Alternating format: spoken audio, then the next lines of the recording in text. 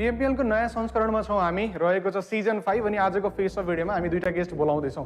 एकजना प्लेयर जो अहिले आइजिएल छन् बट पहिला फ्र्यागरको रूपमा खेल्थे अनि एकजना प्लेयर जो एन्टी फ्र्यागरको रूपमा चाहिँ आफ्नो टिमलाई कहीं न कहीं म्याक्सिमम एफर्ट परफर्मेन्स चाहिँ दिइरहेको छ। म कुरा गर्दै छु स्नाइप वाइटीको जो सिजन 3 मा टप फ्र्यागर मध्ये एक थिए बट अहिले आइजिएल मा कन्भर्ट भयो बट अर्को प्लेयर इन्कस एउटा राइजिङ प्लेयर बन्न सक्छन् जो क्वालिफायरमा पनि राम्रो खेलेको थिए एन्ड आई बिलिभ PMPL को टप फ्र्यागरको लिस्टमा सायद उनलाई हामी देख्न पाइनेछ।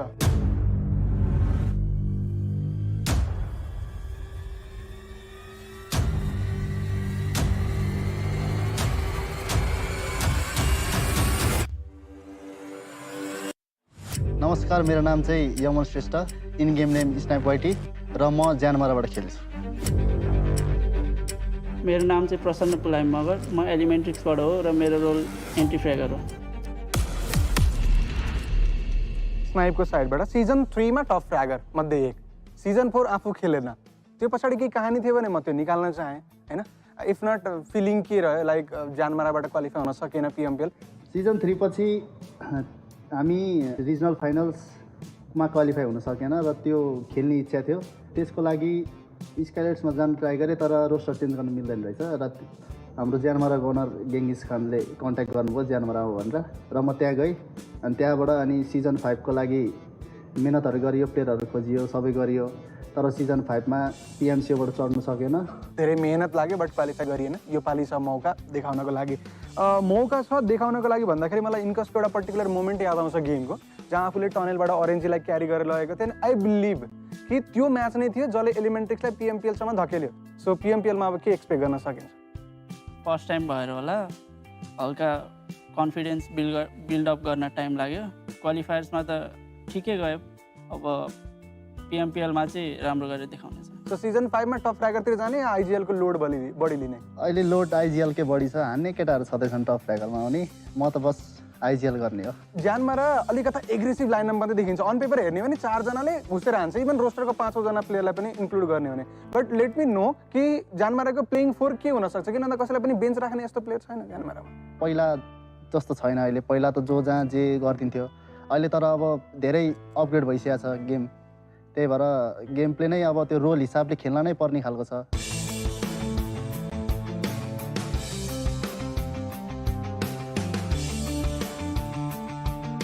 मान्छे रोस्टर चेन्ज गर्दा नि त्यतिकै बिग्रिन्छ जस्तो चाहिँ मलाई लाग्दैन। हनाइमै हो सबैजना मेन चाहिँ, तर पछि अब हनाइ भन्दा पनि मेन भनेको सर्भाइभल पोइन्ट धेरै म्याटर गर्नेछ र त्यसको लागि म मेहनत गर्छु र केटाहरूले हनाइमा मात्र फोकस छ सबैको। ओके, स्नाइपले JyanMaaraको लिड लिए चाहिँ एलिमेन्ट्रिक्सबाट युजुअली चाहिँ most of the IGLing and then leading pattern चाहिँ आफूले सम्हालिरहेको हुन्छ। सो म जान्न चाहेँ इनकस आफू इन्ट्री फ्र्यागर भएपछि आफूसँग त्यो फ्रिडम थियो कि थिएन पहिलो कुरा, अनि दोस्रो कुरा म जान्न चाहेँ थोरै फ्ल्यासब्याकको रूपमा PMPL क्वालिफायरको जुन अन्तिम दिन रहेको थियो, टिम क्वालिफाई हुन्न कि जस्तो पनि भएको थियो, त्यतिखेर भएको background टकहरू, Tim म्यानेजमेन्टको टकहरू?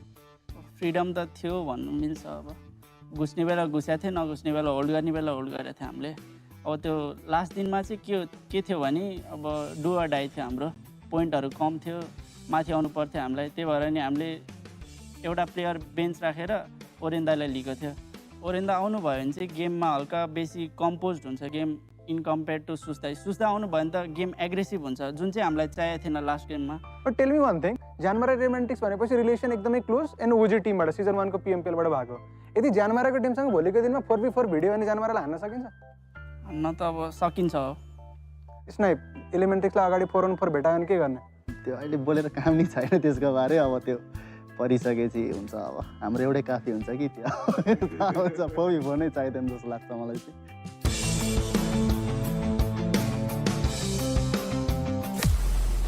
Last day PMPL क्वालिफायरमा हामी फेरि पार गइयो, यो बारेमा पनि भनौँ न कि खोज्न गएको हो या के थियो? त्यही देखाउन भनेर लास्ट डे फेरि पार झरेको, तर भेट भएन। तर जोक सपाट त्यो होइन, हाम्रो सोलेस भाइको चाहिँ त्यहाँ झुकेर जम्प भयो चाँडै, अनि अब त्यो भाइलाई अब एक्लै छोडेर हामी जान मिलेन, अनि त्यही भएर फेरि पार झऱ्यो। जोन पनि ठ्याक्कै पारि पऱ्यो नि त, अनि भाइलाई लभ बोर्ड समातेर हामी ब्रिजबाट गयो भनेर, अनि छरपष्ट थियो नि त हाम्रो सबै लास्ट टाइममा, त्यो भएको मेन रिजन चाहिँ। एउटा कुरा म जान्न चाहेँ, JyanMaara as a team 2 split पछि PMPL आउँदैछ, सो कुनै डिसएडभान्टेज रहन सक्छ अलरेडी PMPL खेलेको टिम र JyanMaaraलाई त्यो कुरालाई यदि कम्पेयर गर्ने भने? डिसएडभान्टेज त धेरै नै छ, एक्सपिरियन्स मेनै हो र गेम स्टाइल पनि धेरै नै डिफ्रेन्ट। र अब हाम्रो टिममा 2 जनाले PMPL खेलेको पनि छैन, गनर म, समीर र बाइक, सुजन र सोलेस भाइले खेलेको छैन PMPL, र त्यो पनि डिसएडभान्टेज नै हो। तर they are the rising star भनौँ अब हाम्रो JyanMaaraको टिमको।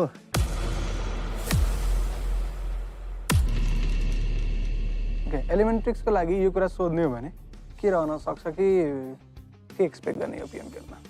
PMPLमा त राम्रै एक्सपेक्ट गर्न सकिन्छ, किनभने लाइनअप पनि चेन्ज भएको छ, एग्रेसन त्यस्तै छ योपालि। सुस्दाई, म, लिक्युदाई, ओरेन्दाई, युजदाई, हामी 5 म्यान राम्रो हान्नेछौँ योपालि PMPLमा। हामी उनीहरूको लागि त अन्डरडग्स हो नि त एक प्रकारले, त्यही भएर नि हामी त्यही स्पिरिटमा कमब्याक गर्नेछौँ योपालिको PMPLमा। सो कन्भर्सेसन एन्ड गरौँ, बट म जान्न चाहेँ कि आफ्नो हिसाबले यो PMPLको टप 3 को रहन सक्छ? पहिलो स्टालवर्ट लाग्छ, किनभने उनीहरूले देखाएर नै राखेको छ सबैमा। त्यसपछि DRS अहिले one of the strongest team of Nepal भनौँ, त्यसपछि SC र हामीलाई राखौँ न। ओके, सो थ्रो डिप्लोमेटिक आन्सर। एलिमेन्ट्रिक्सको साइडबाट म जान्न चाहेँ टप 3 प्रेडिक्ट गर्नु पर्यो भने? फर्स्टमा त म स्टालवर्टलाई राख्न चाहन्छु, किनभने उनीहरूले ग्लोबलमा नि राम्रो गरेर आएको हो। अब सेकेन्डमा चाहिँ म राख्छु DRSलाई, किनभने उनीहरूले नै अब हरेक टुर्नामेन्टमा कन्सिस्टेन्ट पर्फर्मेन्स देखाउँछ। थर्डमा चाहिँ हामी अब EX और JM। So both of Dalai चाहिँ म गुड लक भन्न चाहेँ for the PMPL. Hopefully both of the टिमले जुन भनेको छ एटलिस्ट टप 3 त्यो चाहिँ निकाल्नेवाला छ. So good luck दुवैजनालाई.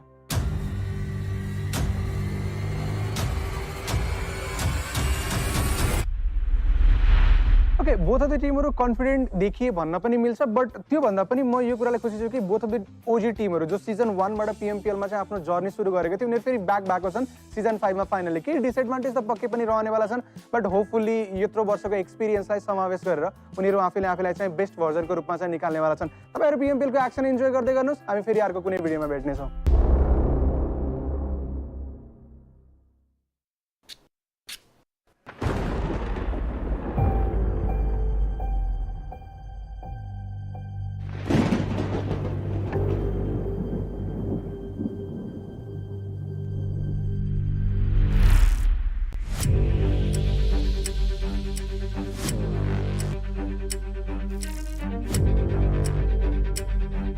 Each new era needs new champions.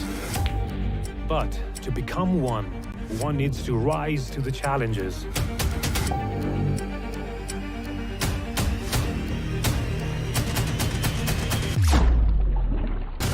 Persevere through failures. One needs to fuel the inner fire.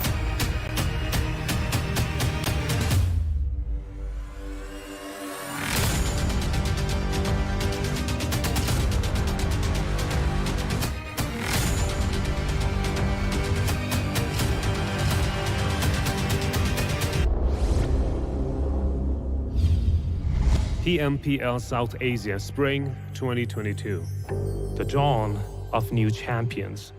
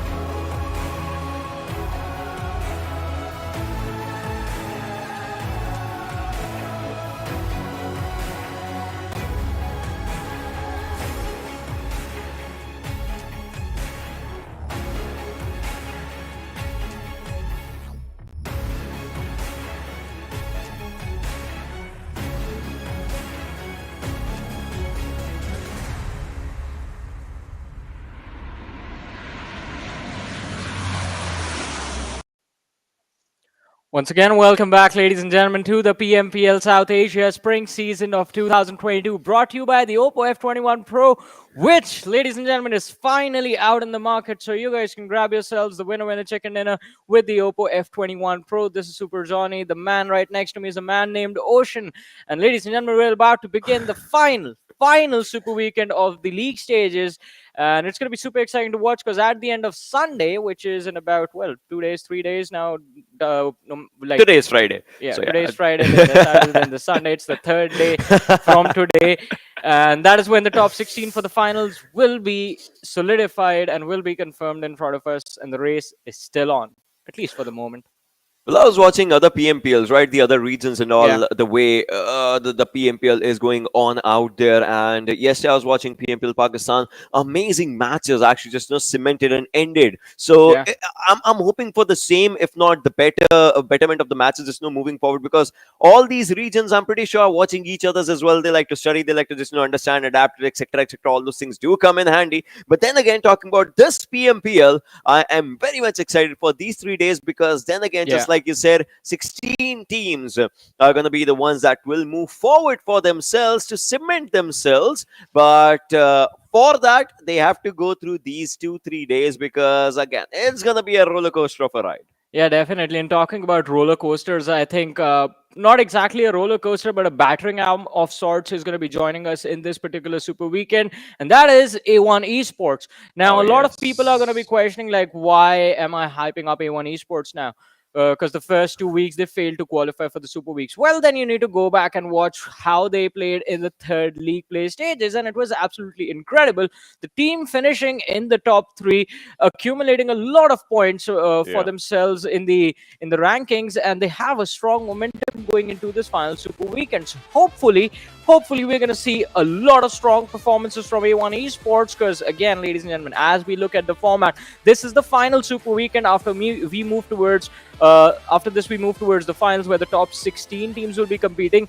And since Ocean has mentioned other PMPLs and also the region of Pakistan, what is happening over there, ladies and gentlemen, for the SA Championship, we have 10 teams the top 10 from the finals will move to the SA Championship, and top 6 from the Pakistan region will move. Will be joining us in the SA Championship over there. But again, that's how the slot distribution is going to be. That is a thing of future, just like we said, and that is definitely how it's going to be. But right now, if you talk about the prize pool for this one, we see a total prize pool of $150,000 with yes, it's back, every winner chicken dinner giving you $1,000. And just like you said, hyping up A1 Esports, well, it's their chance to get more and more amount for themselves if they are coming up. Make the most out of it. And just like we have that headline, top 10 squads qualified for PMPL South Asia, well, that is gonna happen, definitely. So we'll see. Yeah, I mean, it's gonna be super exciting to watch exactly which are the teams that will be moving forward. And I mean, one point of concern that I think, Ocean, you will agree with me on this, is going to be the fact that Skylightz Esports, a team that have been doing really well for themselves as far as the league stages are considered. You talk about the Super Weekend, you talk about the league play days, they have been very consistent, but going into the finals, can they replicate the same level of consistency? I think that is going to be a point of concern, because even they want to make it to the SA Championship this time. And again, ladies and gentlemen, the story overall remains the same. Every single game that you play, you need to get those points, you need to get that chicken dinner, because along with the chicken dinner, you get $1,000. Yes, that is correct. And 13 to 16, though, just like we have that standard point structure, it always comes down. This is not where A1 Esports would want to be right now for the start for themselves, because then again, their points are starting from zero itself, getting a big blow at the first game. If not getting points, then they'll just, be left with less number of games for the Super Weekend to just, cement themselves. And then again, all the other teams are just, getting good points. And for a few teams, staying in top 16 is important. Why we are talking about this? Because this is where it all is. Seal 373 points versus Stalwart, that just lost their lead in the final few days for themselves, and now they're at 329, which is really close to IHC's 325. IHC would want to get themselves to the second position. If anything, Vibes, a team that is doing phenomenal, I would want them to get, multiple chicken dinners for themselves, because if they do, right, if they manage to get multiple chicken dinners now, they might as well surpass Stalwart and IHC together. Train to Kill is a pretty decent name. Deadeyes Guys, we talked about this team as well, is doing good, is doing consistent. DRS and Skylightz, I mean, these are not the old Wizards with Vibes and DRS that we are seeing for now, because I believe things have changed. But talking about the journeys, right, TRZ, oh my god, the journey might just be on an end. Depends on how 70s perform, Atrax performs. A1 Esports, well, they have to go for a start. High Voltage is at 16th. They don't have to worry about anything. Raw, 196 points. Will they retain? I mean, it's a big if Raw Esports are going to be able to stick around. Phantom Esports on the other side did quite decent in the matches that happened yesterday. And yes, ladies and gentlemen, there were matches that were that were conducted yesterday, in fact, and it was sort of a rematch of a few games where technical glitches happened in week 2, Phantom and those matches were redone. Yeah, Phantom got a chicken dinner and DRS pushed themselves into the top 10, and it was an incredible moment. DRS, I think, are already doing quite decent, and in fact, they have qualified for this week, so they won't be in too much trouble. One team, although, whose hopes and dreams have already been shattered, 1952. I mean, they came in week 1. We saw them be very, very nice, but then week 2 was a struggle for them. They fell out of the top 16 and then failing to qualify for week 3. That was the final nail in the coffin. Their journey is done. That's true. But then again, let's have a look at two teams. That is A1 Esports and Atrax, and we'll talk about the differences that they have in their own styles. We talk about the stats, and this is League Week 3 overall. Obviously, if you're including A1, we'll have to go with the leagues only right now, and this is League Week 3, in which you see them getting 10,000 plus damage pointers for themselves and 7,200, like almost 7,300 damage received on them. This obviously does not show efficiency, but this is a big jump for them in terms of damage dealt that they have done for themselves. 50 eliminations on their board versus 38 for Atrax, and then again the survival time, although it's quite close, but that the amount of points that they secured for themselves. This A1 was 100% different and better from the first two. Well, let's see. I mean, the League Week 3 for these teams, as you can pretty much tell from the stats, was incredible. I mean, even that is an understatement, talking about A1 Esports. Dax, for a moment, I thought they were struggling, but then they recovered quite nicely, and the second day was another very nice performance from their end as well. A1 Esports on the other side, the first day, which was Tuesday, they were playing like absolute gods. I mean, for a second, we could see the old A1 Esports return, the one that even Bigatron Red Aliens were concerned about on Miramar specifically. And Miramar is what was played more this week. But, Ocean, now do you think that since we are in the Super Weekend stages and you only get one Miramar a day, will we see A1 Esports struggle because of that? I mean, I don't think so. For them, just again, the earlier they realize, and I don't know if they have realized, it's a thing that, let's go YOLO. If they realize that, it's good. If they don't, then again, we'll have to see what happens for them, because this team has just, been showcasing quite a good stance for themselves, given the fact that they were trying to perform. They have been performing decent here and there, and now for this one, the graph has just gone up and up. That's the only way to just move forward with this. There have been a few stale performances by that team as well, but then again, we can just rule them out for this time, because right now they are having the time of life. Yeah, I mean, definitely. Completely agree with you that A1 Esports, they are playing one of the best matches that they have ever played, and that is an incredible level of consistency that they've brought into the matches. But again, the main point of concern is you have to play sort of in a similar manner even in the Super Weekend. Otherwise, there's no point in playing very well, playing like absolute gods on the league play days, and then just bombing out in the Super Weekend, because the Super Weekend points count. The league play points are just to get you to this mark. It definitely is, and league points now, they are just they have done their job. Now it's time for you to just cement yourself and do your job, just like we are saying this. And in a while, obviously, definitely we're going to be starting off with the match really soon, and in that we will have our own conversations as for what's going to happen. But then again, if you're talking stats, then obviously we have some other stats to talk about as well as right now, because Wipes, just like you said, this team is doing phenomenal, is doing great, with Jiggle having 23 minutes of survival time for himself in League Week 3 as of now, which is incredible. And Vibes, I mean, they had their share of multiple chicken dinners in League Week 3, so I get it. It makes sense. Well, let's see. I mean, Vibes, I just want to... I'm very desperate about this, Ocean. I've never tried to hide this. I want to see Vibes in the top 3, at least once. I mean, they did an incredible job in this league, in the League Play Week 3, because they managed to hold on to the first position for the entire week, for the entire 10 matches that happened, out of which 8 Vibes played. They managed to stay on the first. And they were very consistent, they were very dominating, securing 2 chicken dinners on the first day itself. I mean, making sure that there was no competition around them. And they have to do the same thing again in the Super Weekend, and a little bit more, because IHC Esports already have an advantage against them, and getting into the top 3 won't be easy for Vibes. Yeah, that is correct.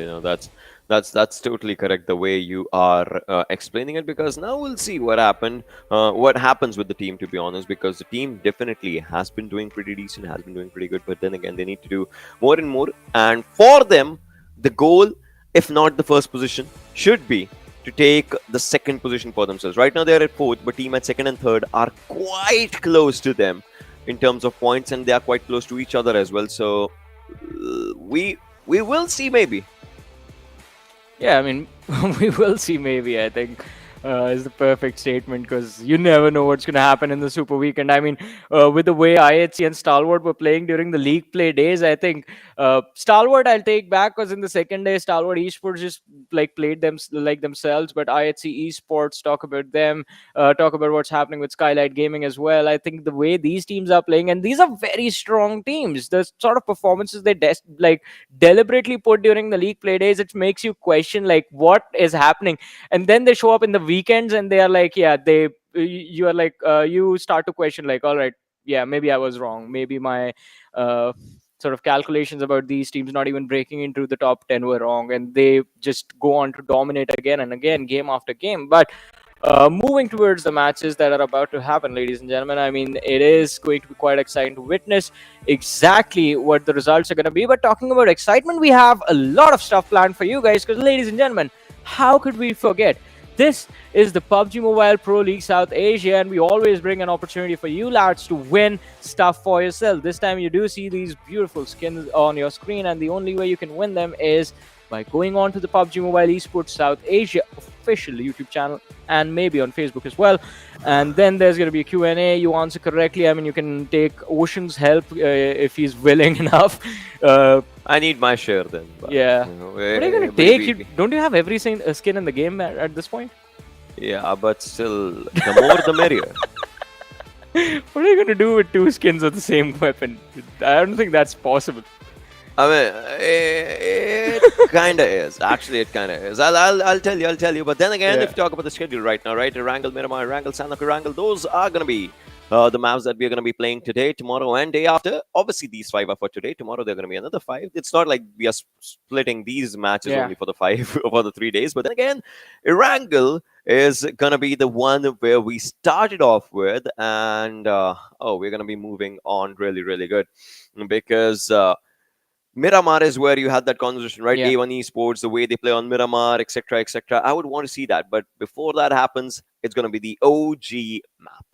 Exactly. It's going to be the OG map. Erangel is what we will be starting on, like always, ladies and gentlemen. And again, the fight for the top 3 was going quite intense. I mean, Seal Esports leading the charge with 373 points. Then there's Stalwart Esports with 329. And then IHC on the final few matches in the second Super Weekend, they did manage to break past the 300-point barrier and bring themselves in a much more comfortable position. But Vibes, they never let IHC get too far away from them. So IHC is at 325, Vibes is at 286, a difference that can be covered up in day 1, and tomorrow Vibes can look to see if they can topple over IHC Esports. On the other side, the Vibes, they have their own pressure. Train to Kill has been charging on like a tank. Basically, they have been climbing up the leaderboard at a crazy speed, and that is something that can definitely put up a lot of pressure on the 16 teams that are qualified. Because as far as the second Super Weekend was considered, Train to Kill was a team that walked away with the most points. They got 182, whereas Seal Esports only managed to secure 180 in the entire week. So it's going to come down to whether the teams can stick to the same game plans and whether they can be the same level of consistent as they were in the second week, especially with T2K. I think even the matches yesterday, they were looking very strong, very solid. So I'm going to be quite hopeful with T2K also moving up and getting quite close to Vibes Esports, but we'll have to wait for the game and see what exactly is going to happen. We definitely have to just wait for all those things, just like you said. But then again, if you talk about I get it. I feel like we're making it more or less like about A1, but then again, it kind of is needed because as of now, A1 Esports, they would be starting off their journey.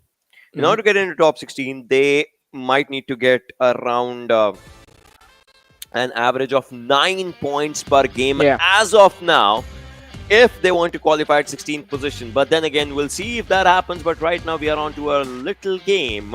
Can you spot the odd player out? Well, it looks like a few of them are having their own happy time. I see multiple camera angles in which a few players are just happy here and there, just looking out and just enjoying their time. But they might not be enjoying a lot because the game's about to begin. Yeah, I mean, it's no time to enjoy. It's time to get serious. Godless, stop looking at your phone. Get ready for the matchup. It's about to begin, lad. And, I mean, it's going to be super exciting. The first well, the first match of the last weekend, the beginning of the end, if you will, ladies and gentlemen. And there's the plane, there's the banner, Erangel. I recently found out they pick up these banners after the plane has taken off, which I think is a pretty, like for us, the general public, it's the information we have no use for. But it looks pretty cool when they do that. But, ladies and gentlemen, the trajectory of the plane is in front of us, starting from the western edge of the hospital area, well, towards the shoreline of the hospital position on the main island, going all the way just north of No Rep Noise. So, as I always like to say, I mean, Stalwart Esports would have been pretty happy had they been playing this match, and in fact, they are this time, because this is not the league play days. We only have 16 teams now. They will be happy again, but if the circle is on the northern side, then it becomes a challenge. If it's on the southern side, if it's towards the southwest, the southeast, as we've been seeing in the first 2 weeks, then it's going to be a pretty easy game. And there's the new team right there. You see the purple in the center of the map, A1 Esports. They'll drop down to the back lines of farm. You'll see them in quite a split with the ElementriX on one side of these players. All right, that is just one of the things. Skylightz has changed their drop location again. I am surprised with this one now, because look at how close they are with Venom Legends. I'm pretty sure they were not expecting Venom Legends on this area. Venom Legends, sometimes they used to drop down to the areas of Milta Factory, as we have seen them. So with the team coming down here, it becomes a big challenge for Skylight's players to just get out. 7C on the other side. Looks like one of the players of 7C just went to slide southern area of Pochinki to get that vehicle for themselves. A1 Esports players in that decent split for themselves. JyanMaara quite behind DRS. The team that likes to drop down to the area of Milta, and JyanMaara's moving north now with Savage. That's going to go to Yasna, 110%. Atrax to the George Bull area. And T2K, all right, they're going to their northern place. That is Severny. The only challenge they'll have to face is to come back to the circle. Seal is in the military base area. No, nothing wrong with that, because they're inside the circle. But looks like Savage's Sanchir was caught off guard. I want to see how he was knocked. I want to see, maybe with a buggy only, but I want to see. Yeah, 191 damage coming up on Snipe. 100 would be with that buggy ram in, I'm pretty sure. And 91, it's like 95 HP is what a person gets once they are knocked. So 91 is with his punches that he has taken the play down. So I get it. I mean, it's going to be pretty incredible now to see how the teams are going to adjust. But JyanMaara, they're going to be in a happy bunch. One early point secured as soon as the game started. And on the other side, Venom Legends returning this time, ladies and gentlemen, missing out on the second Super Weekend. And they have the lads of Skylightz Gaming going past them. Rafat, he won't try to take them down, since he is also in an isolated position right now. It's going to be a massive, massive risk that he will undertake if he starts shooting. So, especially at this early point in the match. Although, I mean, Ocean, I need to ask you a question. Have you gotten used to how quiet it is for the first 10 minutes in South Asia these days? Yeah, it is different. I mean, as compared to the other regions, or maybe the previous PMPLs, right? Exactly. It's quite different. Yeah. I get it. Everyone wants to just stay alive, because at the end it's a battle royale survival game. You have to survive till the end. But then again, everyone they take risks, but they it's like they take risks really, really slowly for themselves. They don't like to just get into the fights and just start it off right off the beginning. They're like, yeah, let's read the lobby. Let's try and understand the lobby and all those things. And with each and every game, you're seeing like every team, not even every team, like most of the teams are still playing with their own drop locations. So you never know what sort of a thing just comes down on you, even if you're prepared for something else. Like even if you're prepared to take down the players, some other thing. Look at this, right? It was just a normal day. Savage's players are like, yeah, we're dropping down. We might just find up a few weapons or maybe a few vehicles, and they're done. One is done. Well, let's see.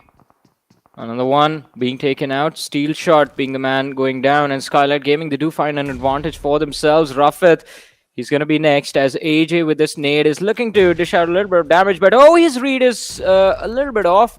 Rafat just positioned right outside the door. Now AJ with the second nade might just be able to do the trick, but there's one thrown in his direction as well, and this one was quite brutal, because it's not just AJ. Gyalzen HP is also very low, but Gyalzen steps out, and with the UMP, Rafat is going to be taken out, but from the flank, Dictator is going to be dictating the pace of this fight. taking down Gyalzen. AJ could be in a world of trouble if he does not heal up soon. Ale from the distance has made sure Mafia Ninja won't be participating in the action anytime soon, taking him low. Yeah. But the first aid will help the lads from Skylightz Gaming just sustain a little bit more. Now Nima is also out in the open, so he needs to be extremely careful about how he decides to push towards the house. And we talked about this, right? We talked about this, that this is happening. As now Gyalzen just, that finish, the elimination just comes to him. They have lost down on Gyalzen, but then again, the job is done from Gyalzen's side before he was just taken out. And Mafia Ninja, AJ, and Nima, they have to make a run for themselves. See, this was the exact thing that we were talking about. The drop location changes. You think you have a plan, but then again, the plan just changes against you. And you were not at all ready for that. Right now, we see Dictator. He's trying to understand what's happening quite close to him, so he would be just moving from here to there, just trying to find his own place.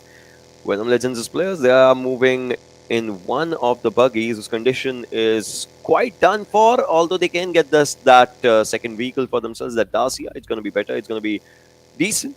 And now Nima and the gang is moving to the other side. I don't know, see, all right, they're coming quite close to the players only, but I'm pretty sure they would not want to be a part of the fight anymore. But then again, they're getting shot at from the other side, and that was supposed to happen, but I guess it's time to disengage. See, Johnny, Skylightz. First they went to Northern Georgia Pool, then they went to Pochinki. There was a game where they went to Yasnaya, and now they are going to Gatka. They are dropless. They are dropless. That has to be a new thing. I mean, come on. I just don't get it, right? A team that is just so good, just so dominating. I hope they find a decent place, because if you change your drop, right, your rotations, your strategies, everything changes. Yep.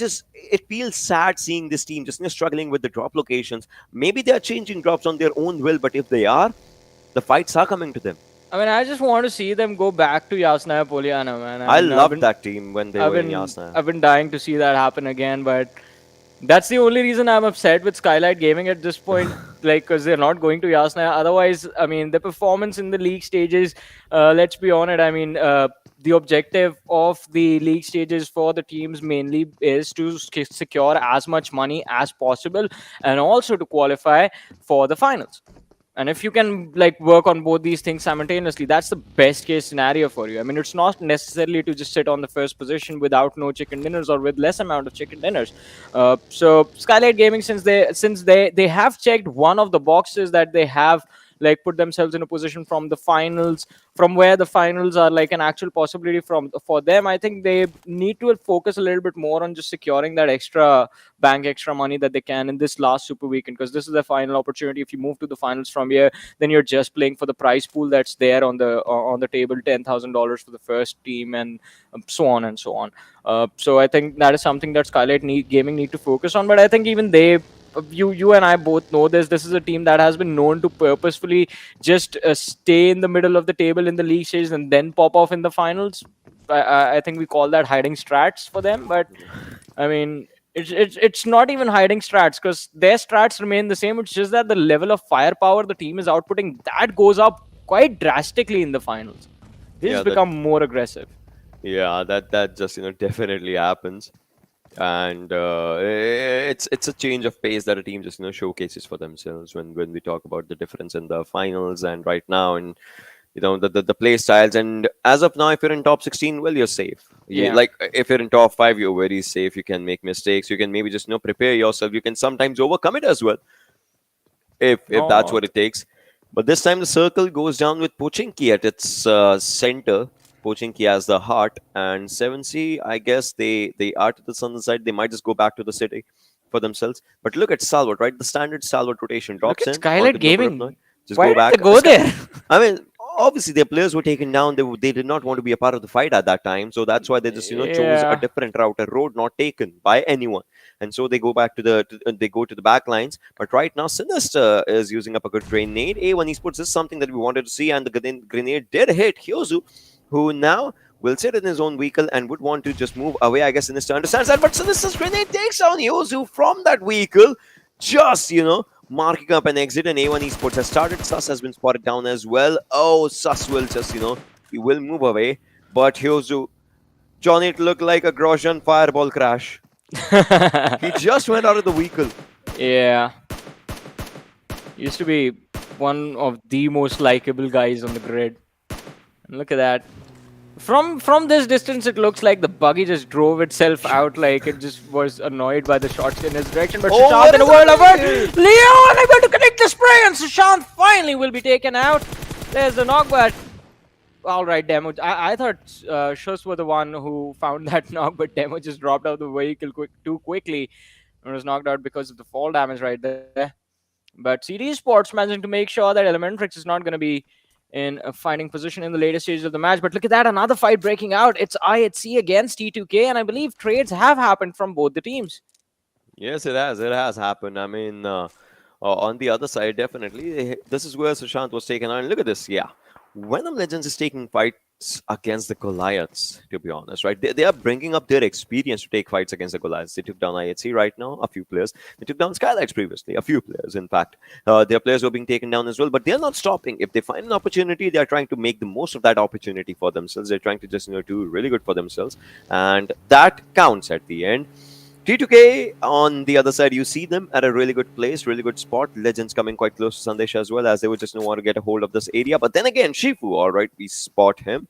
The Potato Hill contestation, this is going to be a good one because these teams understand it. But, Incus, if you arise out in the open, I am pretty sure Jax would want to just get that confirmation. But then again, does Incus know? Well, let's see. He's the final player left standing for ElementriX. This could be the first squad wipe of the game. A1 Esports, they have his number, have his address, because he's hiding inside the house, not on the phone, right? Well, he's on the phone in real life, but yeah, it's a little confusing. But still, A1 Esports, they have his address. And Jax is just keeping a vision of that house from the corner of the window using the third-person perspective free look mode. The eye icon that's there in the game, but Incus on the other side just jumping around in the basement, can't really do much as well at this point. All he can do is just hide and hope the zone stays on him as long as possible, and the zone is closing in, ladies and gentlemen. In the next 5 seconds, we will have the third zone in front of us. Let's see where this one will go. Goes to the sidelines of Pochinki again, just like we see. So IHC, 7C and High Voltage have a really good position for themselves for the next zones as well. They just don't need to hold their, just leave their grounds for themselves. They have good ground. Seal, they come in from the military base area. They are quite to the backside of High Voltage. Might as well just take those houses for themselves. And Skylightz, for them, getting inside the circle is going to be a big challenge because Venom Legends is still there. And right now we see top, like we see Stalwart is trying to hold up a decent ground against A1 Esports. Now, this is a fight that if A1 would want to take, they'll have to just beware of everything, because with Stalwart, the thing is, if one player knocks up, gets knocked down, the other one is ready for a cover, and Sinister, 6-9 gets taken down by top with that headshot, and this is where this team likes to go just YOLO. Well, they are trying to go YOLO right now, but it won't be easy for them as well. But let's see what the end result is going to be. Sinister is going to be there with his teammate now. So it's going to be an easy revive for A1 Esports to secure and be back to the, fighting numbers, basically. Stalwart Esports on the other side. I was hoping like this fight was going to be absolutely berserk, but A1 Esports, even they are playing for those $1,000. So they're not going to go as ham as they were during the league play days. Now they will be extremely careful about this. Skylightz Gaming and Venom Legends find themselves against each other once again, ladies and gentlemen, from the start of the match till now. These two teams, did pick off 1-1 players each from each other's side, but in this 3v3 now, as Skylightz Gaming, they have taken control of the edge of the circle. Venom Legends, they are waiting just slightly inside the zone with concrete covers available. So it's going to be quite interesting to see how the fight will begin on the other end. Sinister now just taking the tires out of that UAZ. Yeah, just trying to do everything to the vehicle so that they don't move. And he feels like there's going to be someone. He might just be reeling that information as well. But then again, he's just seeing the vehicles and not the players. Right now, this is where A1 Esports is. Stalwart quite close to them. The revive was given. And Venom Legends on the other side again. That Skylightz Venom Legends IHC confrontation that is happening. Vibes is coming from the northern side, which is good. T2K is quite close to them. Atrax, we see them on one side as well. DRS on the back lines of the zone as well. But look at JyanMaara and Deadeyes, guys. They're trying to make up their home in Pochinki. We don't know if it's a good idea or not because the next circle's formation, it's coming. I mean, if it's on Pochinki, it's perfect. But if it's anywhere towards the southwest or the southern side, I mean, then it's going to be a world of trouble. Oh, Pika, I want to see this happen. I mean, this man has given us a lot of bolt action clips in the days, and now his eyes are all set towards the lads from Savage Esports. And the shift is not entirely outside Pochinki, but still quite a lot of the area is outside the Pochinki city. So Deadeyes guys will have to abandon their spot. Vibes will be in a perfect position to pick off Deadeyes guys and IHC if they play their cards right. But T2K Jane being spotted out by Dictator, quite an easy takedown for the side of Venom Legends, and they are looking to push forward in this fight. Jane is going to be completely finished off, put out of commission, while Steel Shot cooks up a nade to toss on the first floor. The rest of the lads from the T2K team are showing up, and this nade is going to be, well, a bit off. But Sandesh is going to be taken down by High Voltage Praveen as the third party has been initiated, and the fourth party is going to be there as well. Skylightz Gaming chime in and Train to Kill out of nowhere become the first team to be taken out of this match, ladies and gentlemen. Oh my god, it's just, started off right now, and with one team out of the picture, it's not looking that good. DRS definitely just trying ElementriX. Oh, they follow up. So many teams are marking up their exit all of a sudden, as we will see Savage as well following up. 13 to 16 gets you no points. And now there's going to be one more team that might as well just follow up, because we are down to 46 and 13 teams alive all of a sudden, Johnny, all of a sudden. Well, let's see. I mean, 3 teams. Savage Esports also another big surprise exit this time. But Deadeyes guys, I want to see what they are going to do, because they have teams towards their left, they have teams towards their right. There's going to be Vibes Esports with a high ground advantage as well. It won't be easy to leave Pochinki right now. They're barely on the edge. So for this shift, at least for the blue zone that will close in, they can still stay indoors and survive. But for the next one, they will definitely have to move out. On the other side, though, with the nade being lobbed towards the lad from Atrax, will dish out a little bit of damage, but no knock secured. None as of now. Spike on one side. And Venom Legends, though, is starting up their fight against Skylightz again and again. That is happening, just as we were talking about it. And Stalwart's action is taking its toll over Memo, who has been taken down now. And the other players of 7C are on the other side. That means they will have to be careful. They'll have to beware of Stalwart's rush onto them. Pika is just trying to move forward with the other players as well. The nades are being lofted down. It is really, really important. AJ on the other side goes down as well. This time it's Seal taking a toll on the players of Skylightz Gaming. 7C, these players, I don't know if they know what is coming quite close to them, as Stalwart is trying to move forward. Precious, my Precious, he's being taken down right now. He's still surviving, though, but on a sliver of HP for himself. And Memo, there's no way in heaven that he can be saved now. Well, yeah, completely agree with that. Memo is going to be finished off.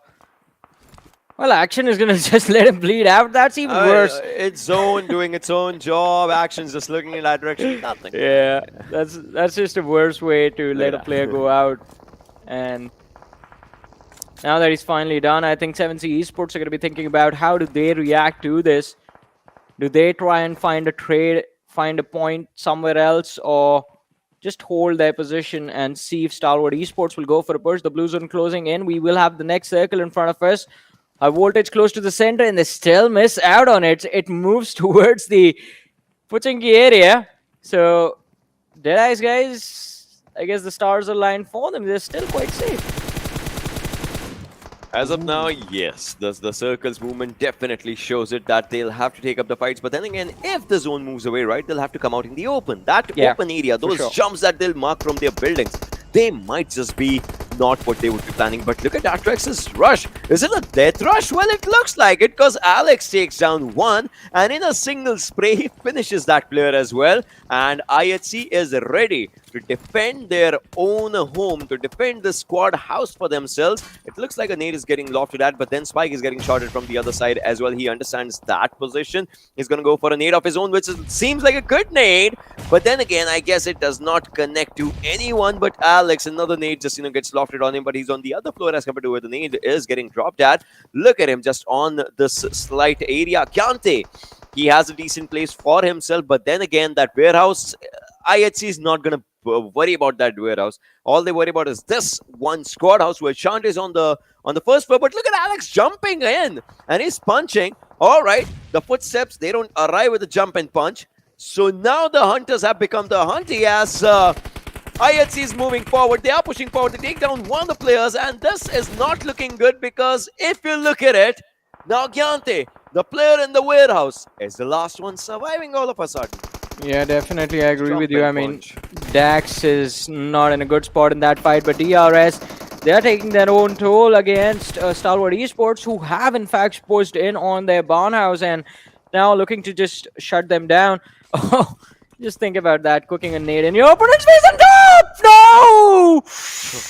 No! Ooh, that has to be heartbreaking. Oh, rules! He wasn't that Molotov somehow. He wasn't that Molotov, and he gets taken down by Stalwart's actions. Molotov, steel shot. He just takes himself down, though. And now DRS's players are trying to do everything in their power to take up the fight for themselves. Stop needs to heal, and then they might as well just rush to that upper ground as well. Delta is going to go for a throwable. Look at him just cooking that throwable for himself. We'll see what happens, but Stalwart, I guess they are ready to just get that movement flowing, that momentum flowing on for themselves. DRS killer, he's in that upper area. They are trying to survive, but then again, are they not seeing this? What is happening from the backlines? It's Action who just arrived. Whoa, Killer's gonna go for that finish. 100% he's gonna go for it, but then again, he might as well just not be able to finish the other players. But then again, he takes one more down. 6 bullets remaining for himself. Would want to go for a reload, or would he want to go for the heal? Well, he cannot heal right now. The time is not there. One more shot to him, and he will be taken down. But then again, he has done his job. He has taken the main man Action out of the picture.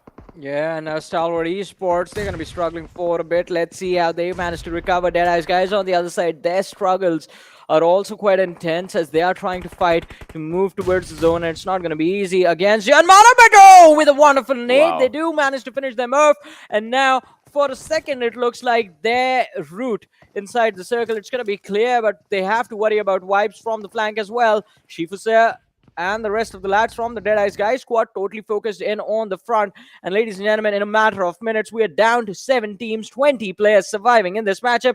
Extreme, he's up against Dictator right now. And Venom Legends, they have to be extremely careful about this since Dictator is the last player for his team.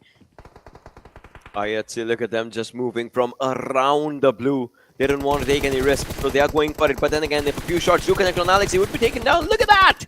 He goes down by Joker with a brilliant 4-time straight. We loved it. Everyone loved it. But Venom Legends, well, they might not love their elimination as they have been taken down on only 4. Joker, he's just around the corner. Ryu in that vehicle as well. He wants to get in that. But then again, oh, Deadeyes Guys, these players, they are looking forward to 7C. Does 7C know that there is a team coming from the backlines? I guess they do. Now they do.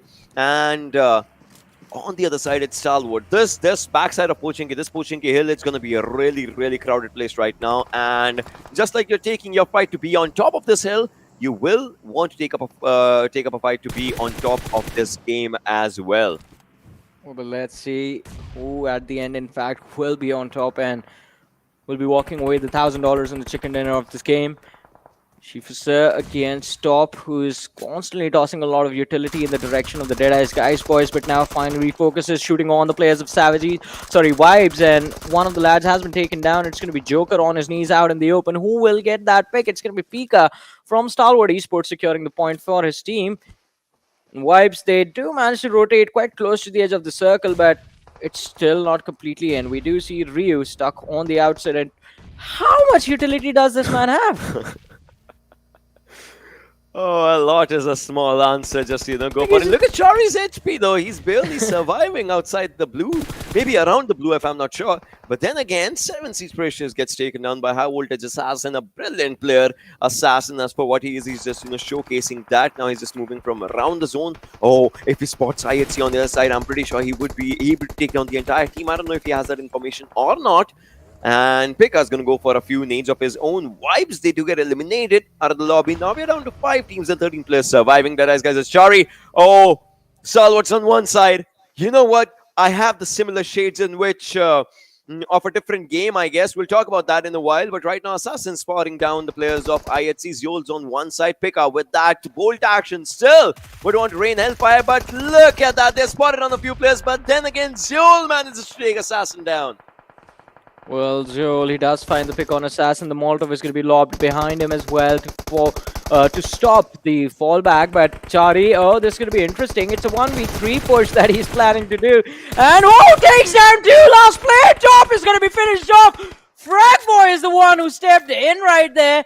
And well, even after Fragboy was taken out, I think Chari was the man just finishing off the job. Who got those points here? Chari took down the last player, but still, Deadeyes Guys, ladies and gentlemen, managing to wipe out Stalwart Esports from this match. Now, IHC are the only Mongolian team in this fight with 13 eliminations secured. 2 players remaining, Zeol and IC. IC has spotted out Chari out in the open on that slope. Who is going for a few shots, hiding behind the buggy, prone down. Steps back up to go for a duel again, but Chari is going to try and escape from this one or try and at least reposition himself, but will get spotted out by Precious from 7C. A damage trade between the two teams. And well, IC gets taken down. Yeah. IC gets taken down. This can be an opening for the other teams to just capitalize. Look at that. Ripson just gets that. Chari is burning, but he barely survives. What is it? Is it like 9 lives of the cat as he's just surviving everything on him? But now he might not, as I guess Ripson has spotted him out. He's going to go for a few shots again. Now he does. Has he spotted him? Oh my god, now the zone's coming up for 7C Ripson as he has to move forward. And Chari was going for it, but not this time, says Precious as he takes him out. Zeol is the last man surviving. Zeol has 7 individual eliminations. High Voltage is surviving. By the numbers, by the probability, 7C might get a chicken dinner. But then again, Extreme on one side, Joel. These players, if they manage to have the similar sort of a thought process, imagine these 2 players from different team taking down 7C. We might just witness that, we might not. But then again, we'll see what happens. They know IHC's position as they took down IC on that area. But do they know High Voltage's Extreme's position or not? I guess they're shooting anything that they see as a potential cover. But will they be able to get that potential chicken dinner? That's the question. Well, quite an intense question as well. I think 7C, they have what it takes. They have the man advantage. They know exactly where Extreme and Zeol are. Look at them. They're not looking to stop. I think Precious especially is quite eager to just take down the individuals and secure the first chicken dinner for 7C Esports in the Super Weekends.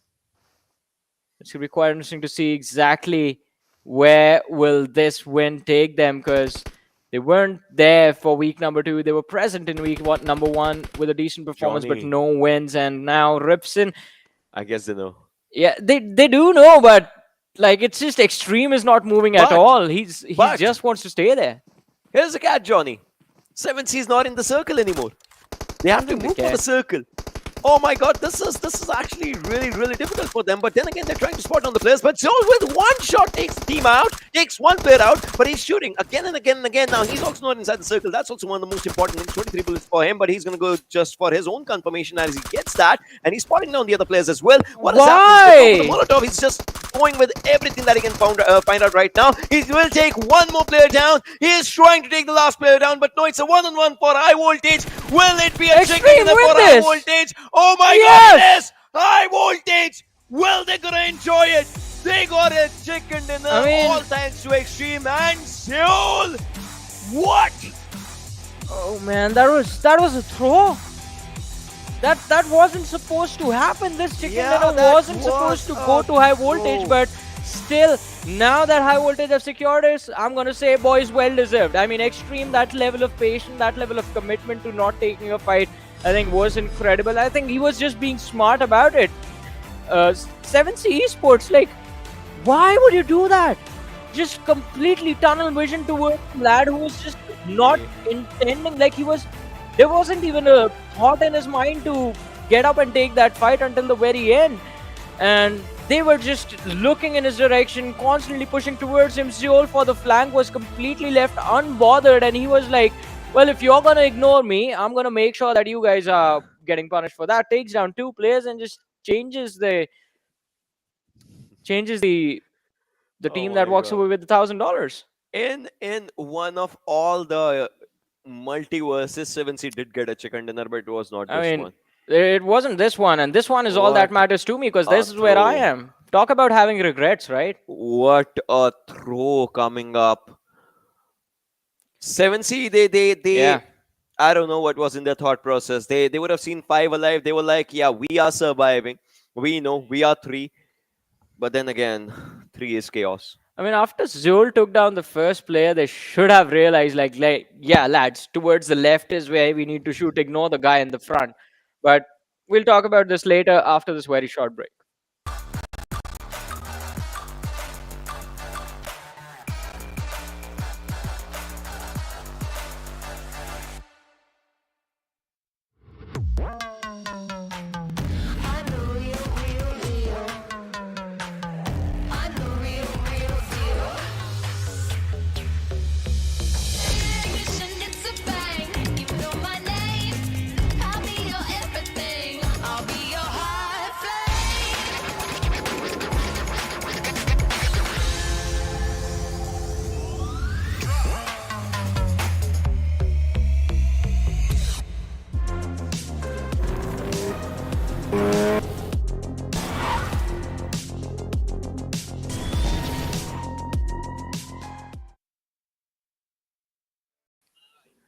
Once again, welcome back, ladies and gentlemen, to the PMPL South Asia Spring Season of 2022. This is Super Johnny, that is Ocean, and both of us are right now very upset with how the previous game came to an end. Yeah, I mean, come on, that game was not supposed to end like this. Yeah. But I mean, well, I'm happy for high voltage. I'm happy for high voltage, Johnny. but 7C Esports, you better get your game on point. we've always That's said not that. how you win. Yeah. I have always said that. It's been historical the way I've said it, right? Third week is always chaos. Third day is Yeah. always chaos. All those things happen, and it starts off with such a good chaos that everyone, I guess, everyone's gonna enjoy it, but no one's gonna believe it. It's there in the history books now. It is a part of history, a history that happened a few seconds back. But then again, we'll talk about that as we look at the MVP as well. And Johnny, I guess it might just be Zio, as he has what, 8 eliminations, if I'm not wrong. Yeah, I think so. That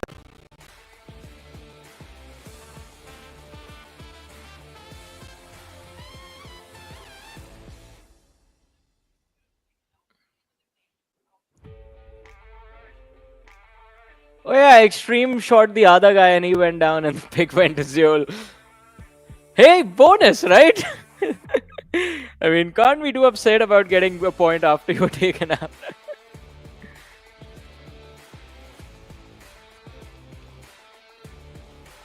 I think they had... Yeah. Yep. I think the whole team put together has like 14 or 15 eliminations, maybe. Yeah, 15 eliminations in total. So yeah, IHC they're definitely going to be going to be doing quite solid, and this match just pushes them further into the top 3, quite close to Stalwart Esports, and maybe they've taken the second position away from Stalwart Esports. Who knows? I mean, we'll have a look at the overall standings for that. But ladies and gentlemen, looking at the top players, Zeol is going to be there sitting on the first position with 1,048 damage dished out and 27 minutes 15 seconds of survival time. His teammate IC is on the 5th position, so IHC Esports, they start the top players list and they end it as well.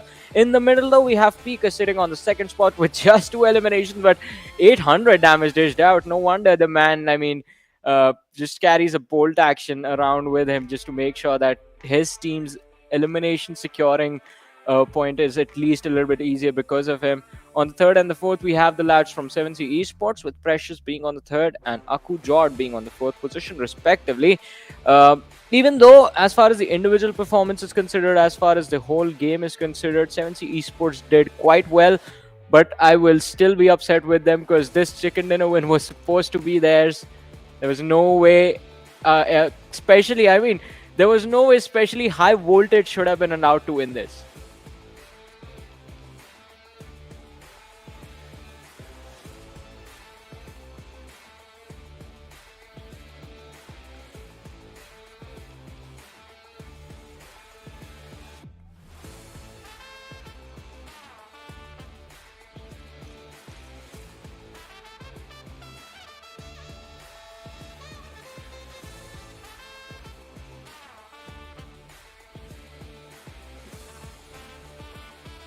Yeah, I think. Yeah, they're gonna be first. I think they have the most points. I'd see. Yeah, it is what it is, and I think another interesting thing to mention right now would be the fact that out of the top three teams that were there, IHC, High Voltage, and 7C, only IHC are the ones who were doing really well in the overall leaderboard. High Voltage and 7C are the teams from the bottom five, with High Voltage who were on the 16th position and 7C Esports who were on the 18th position before this game.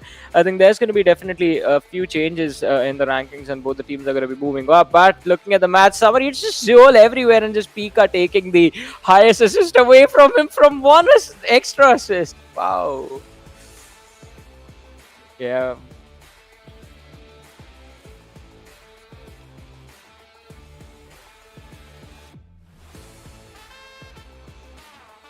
Yeah, at the end, they did really good for themselves.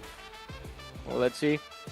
I mean, they did quite well for themselves. I'm just waiting for the overall rankings to see exactly what the changes are going to look like, and whether IHC Esports are in fact going to be on the second position right after Seal Esports, and what is the situation between Vibes and Stalwart Esports, like what the difference is going to be. And there it is, ladies and gentlemen. We predicted. I mean, I have a maths professor sitting right next to me, so it's quite easy to get the numbers crunched at this point. And IHC Esports sitting on 25 points on the first position. The tally works out for them. 7C Esports on the second with the more eliminations than High Voltage. 20 points for them. High Voltage, they don't care. They got 20 points, but they also got $1,000.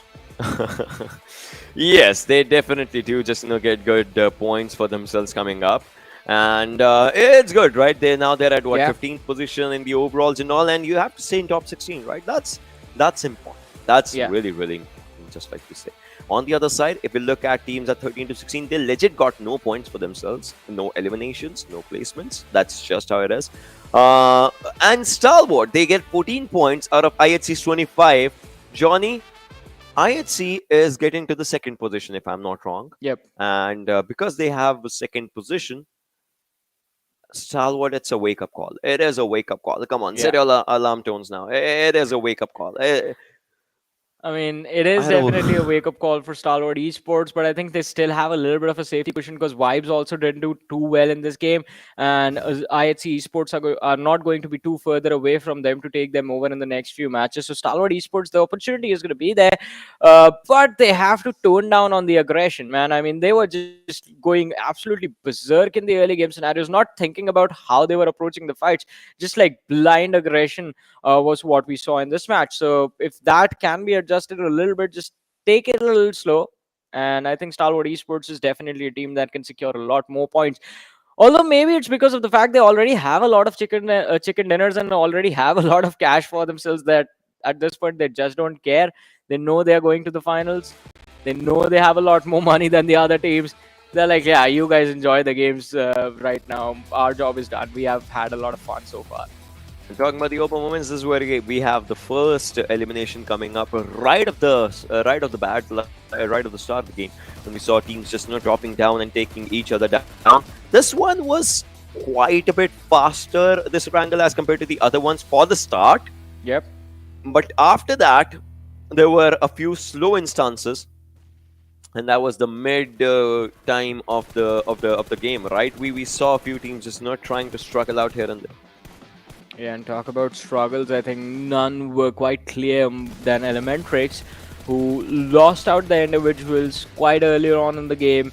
It was Enkus, the last player surviving, and even he failed to secure a lot of points for his team. IHC on the other side were quite brutal on everyone they saw since the early stages of the match, not looking to stop anytime soon, and in fact they didn't till the very end, where Zeol just stole the win away from the lads of 7C Esports and gave it to High Voltage, basically. He was the kingmaker in this match. Yeah, Zeol was the playmaker. Look at him. He did not have any helmet. He had nothing on for himself. His vest was totally done for. He was like, nope, I'll confirm this one.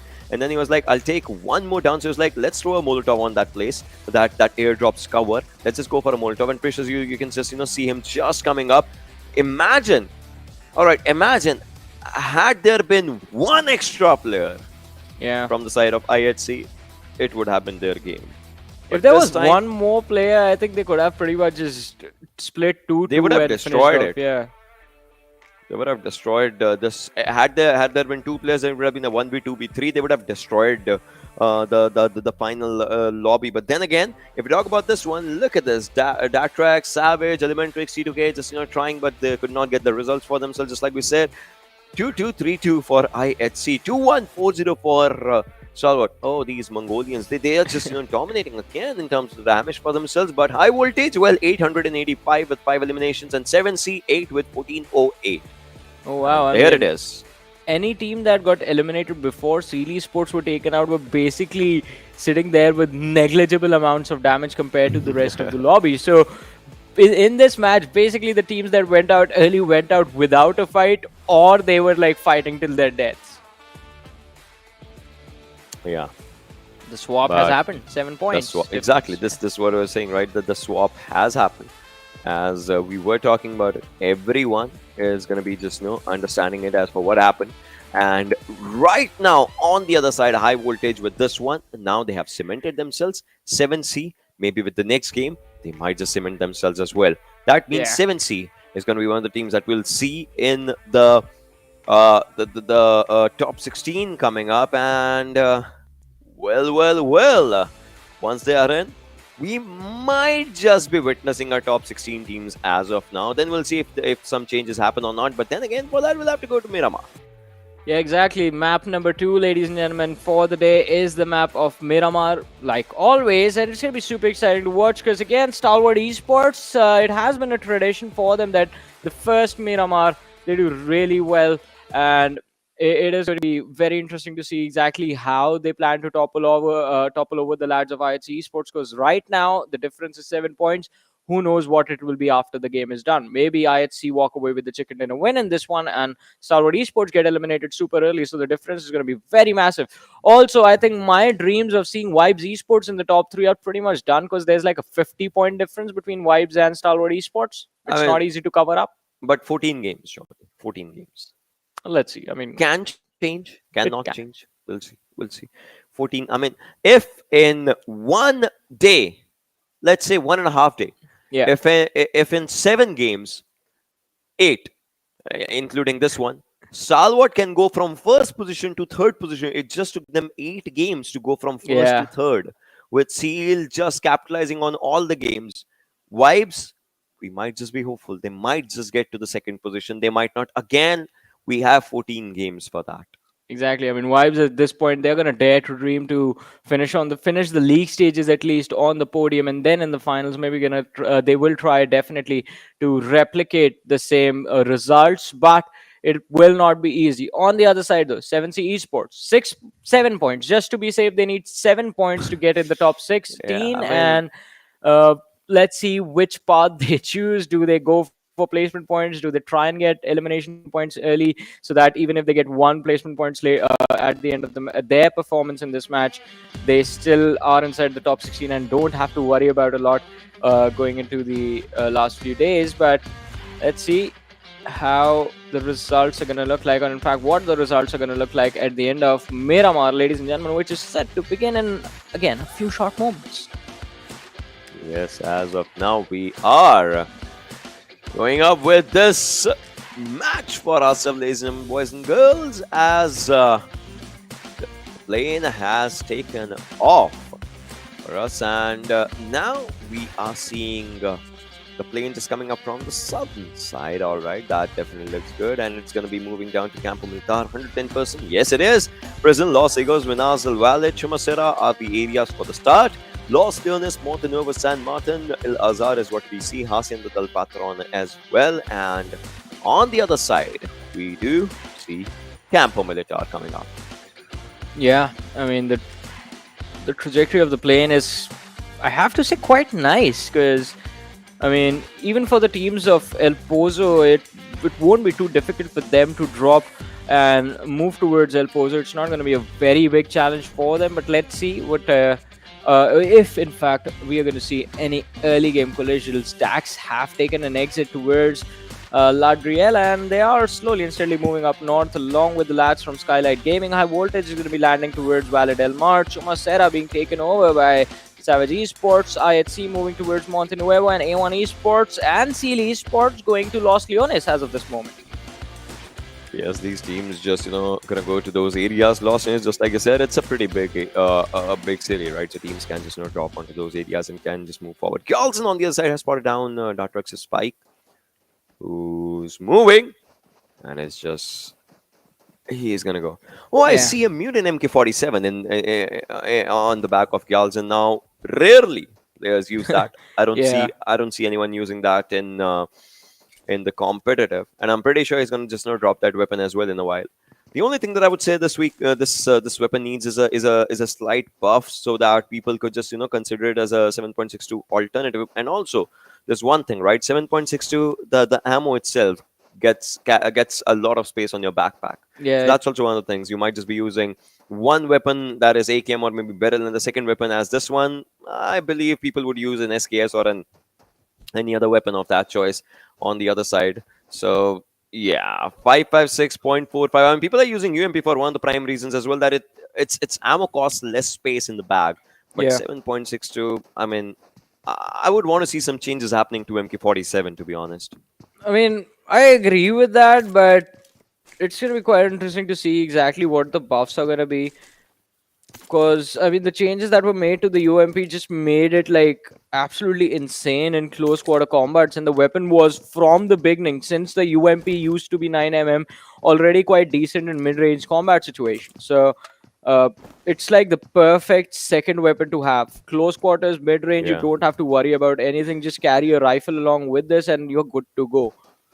On the other side, though, I think one more reason that the UMP came, as you mentioned, the backpack situation, the amount of units ammo take in your backpack, I think that has also become quite important because in the recent days, not recent, well, in the past year, we have seen the team sort of rely more on utility to get those openings in the late game stages. I mean, you won't see them just step out in the open and take those fight head on. They will try to set up at least rotation covers with the smokes, try to block out certain angles for the opposition using Molotovs, and try to dish out some early damage before charging in using the nades.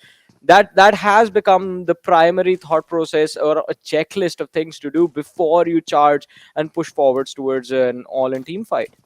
Yeah, that's just how it has to happen. But then again, right now high voltage is extreme. He's just Let's going see. for his own loot. Eisenberg is like everyone just is gonna go for their own loot as of now.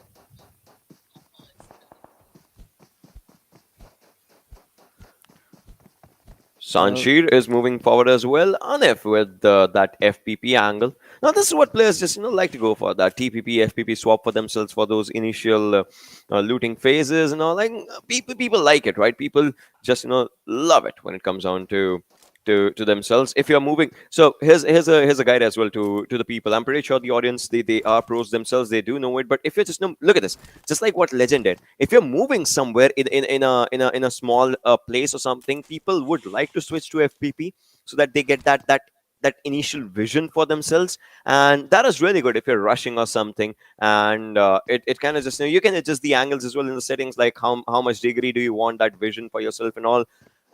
I love it how these players just like to go for that. And right now we see Stalwart. All right, they have their own area, that is San Martin, right? They start off, their first rotation is to that hill, then they start moving to the other sides wherever the circle is. Right now the zone's on them, so they don't need to worry about anything. So yeah. Well, let's see, as you mentioned, they don't need to worry about anything for now in this match, and that's the situation for almost every single team in the lobby, since, I mean, we have already gotten to the 5-minute marker in this match, and it's going to be quite interesting to see exactly when the fights will break out. I think the first few points of action that we're going to see is going to be that ElementriX vibes, Deadeyes Guys, Stalwart DRS cluster right there. We see 7C Esports moving in on the players of DRS as well. T2K is going to be there, quite nicely spread out. And Sandesh, I think, is one of those few people who knows how to, well, play in a solo isolated position. But I think in a few short moments, we're going to see him regroup with his team. Although, look at Los Leones Ocean. Now, A1 Esports and Seal Esports will be, well, moving in towards the center at the same time. And if that happens, A1 Esports will constantly have to check their backs. They'll have to, right? They will have to just look to the other sides to find, if they can find someone, as it is going to be really, really important, just like we said, just like we had this conversation. And right now, for a few teams, staying in the center is going to be a really, really good thing. Again, the circle, it looks like it's going to be a north side of Power Grid plus San Martin, that sort of a circle. The players would just want to, go and stay there for themselves. Maybe would want to take up a few fights here and there, and then nothing else. We'll see. Vibes is Jiggle. He has that high ground for himself. Deadeyes Guys on that lower ground, in fact. Jiggle, he knows, he understands the positionings of the players. But then again, if you have a look at the minimap, there's one more team, one more player that just, is moving from around the whiskers. But then again, I don't think so he's going to be bothered with anything that's going to happen out here, because Jiggle, with that high ground, he might just be having an information. And Shifu, he's trying to move forward as well. Let's see if he goes to that high ground and if he finds someone. Well, let's see. Well, Jiggle is there. Shifu is right underneath him, making a lot of noise. And the rest of the lads from the Deadeyes Guys squad, they're going to be joining Shifu sir as well. Do they know where that Jiggle is going to be on the high ground? I mean, they're constantly checking that summit. Ryu from the distance is looking to close in. If the lads from Vibes Esports, they collapse at the right time, Deadeyes Guys can be finished off from this point, because there's no way they can take Jiggle down apart from stepping out in the open and tossing nades towards him. And if you're going to be tossing nades, that means you don't have the weapons to retaliate against the teams, against the players that are going to be shooting on you. But Jiggle is completely cut off from his teammates, who, as you can see on the red, are slowly and steadily closing in. Yeah, they definitely are just closing in onto those places, those positions, in fact, for themselves, just like we said. And Deadeyes Guys, I'm pretty sure they would want to just be ready for whatever is gonna just arrive at them, as it has to in a while. I'm pretty sure Jiggle just has that understanding, and Vibes players are coming as well, so that info has been given. Now it's all up to True Love if he can get a good angle. This definitely has to be a good fight. And also the circle shift, all right, it happens onto a good place. And Hacienda del Patron, that's where DRS is right now. And that is the center of the zone. And for the first time, Stalwart is not marking any rotation. Again, we know it. Stalwart likes to rotate, but the circle's coming onto their home, right? So they don't even need to worry about it. I mean, for now, they don't need to worry about it. And I think, again, out of desperation of trying to secure more points and get more $1,000 for themselves, Stalwart Esports have decided to play a little bit slow this time. But with IHC closing in on their position, is a fight about to break out between the Mongolian Titans, especially with the airdrop right between them. And we do see one player from the Stalwart Esports lineup moving towards the airdrop position. IHC Esports are going to be closing in on that location as well. So it's going to be quite interesting to see, and you have to be extremely careful. Action, you can be completely isolated top, and the other players from the Stalwart Esports side are on the extreme end of Hacienda, completely opposite to where Action is, and towards the southeastern cluster as well, towards the southeastern edge of the circle as well. There is a massive cluster spot. Well, Jiggle, quite an easy knock, and can secure the finish as well in this situation from the high ground. Just an easy nade being lobbed. But will he go for the rest of the players as well? Now they know that against this fight and against Deadeyes Guys Vibes, they will for sure have an advantage. There's no way to get that lad back into the fight. More damage dished out, barely around 50 HP. Jiggle, he's looking to drop down from the other end of the cliff and try and see if he can get down to the ground floor. Yeah, it's quite a lot of distance. He won't be able to make it safely, and the elimination is secured on its own. So now what he wants is maybe, he was just changing his position to see if someone moves from around the lower side and revives True Love on the other side. That's why he was just, going there. But then again, before that could happen, the player was taken out. And now Deadeyes Guys is left with 3 players. They know someone's constantly watching them from up above. And now we'll see. We'll see what he can do. I mean, Vibes' other players, they were just encircling the area. But look at that! Oh, the Mongolian Goliaths fighting with each other as action gets taken out. I love it. I love it, to be honest. I mean, yeah, it's going to be super exciting to watch, but let's see. Atrax against High Voltage as well. T2K taking on the lads of A1 Esports. Extreme was taken out from the High Voltage lineup. Now, Wauduji is going to be a nade perfectly lobbed towards Chante to take him out. Can he take down Octopus as well? Waudu, he does stand a chance of winning this fight, but needs to be careful about the util that Octopus is tossing. Does manage to secure the finish on Chante. Now, Octopus behind the tree is going to get his boosters on. The energy drink. Going He's for the moving. push with the UMP. Up Yep. forward, just jiggling left and right, trying to see if he can pull some shots from High Voltage earlier on. The Molotov is going to be lobbed as well. If High Voltage's Wadu runs into the Molly, then it's done and dusted. The next util is going to be a nade, and it's a bit of an exchange between the two lads, but from the flank, Praveen, Octopus never saw him coming towards him. Now Spike is stuck in the blue zone as well. Still in the early stage, the Maz and DRS, they're taking a massive hit. As you look at this, right, the circle shift as it happens to Hacienda del Patron San Martin. Stalwart was there, but then INC just arrived, and DRS is coming up as well. These 3 Goliaths are actually inside the circle. JyanMaara Snipe takes down Seal Baron. On the other side, for Spike, it's really important. Look at this. He's last one surviving. He would not want to be the first one to get taken out, because if he goes down, the team gets eliminated with only 1 elimination to their marker. So he'll have to go for a really long rotation. He only has 3 first hits. He might make it, he might not. Depends on how he's moving. Look at Spike. From the left-hand side of the circle, would want to enter from Power Grid. But then again, so many teams on the area of Power Grid as well. Oh, this is really bad for him. Yeah, this is not looking good for him, and it's going to be quite difficult to survive in a situation like this. But let's see if the lad can make it happen. If he can make it to the other side without getting taken out.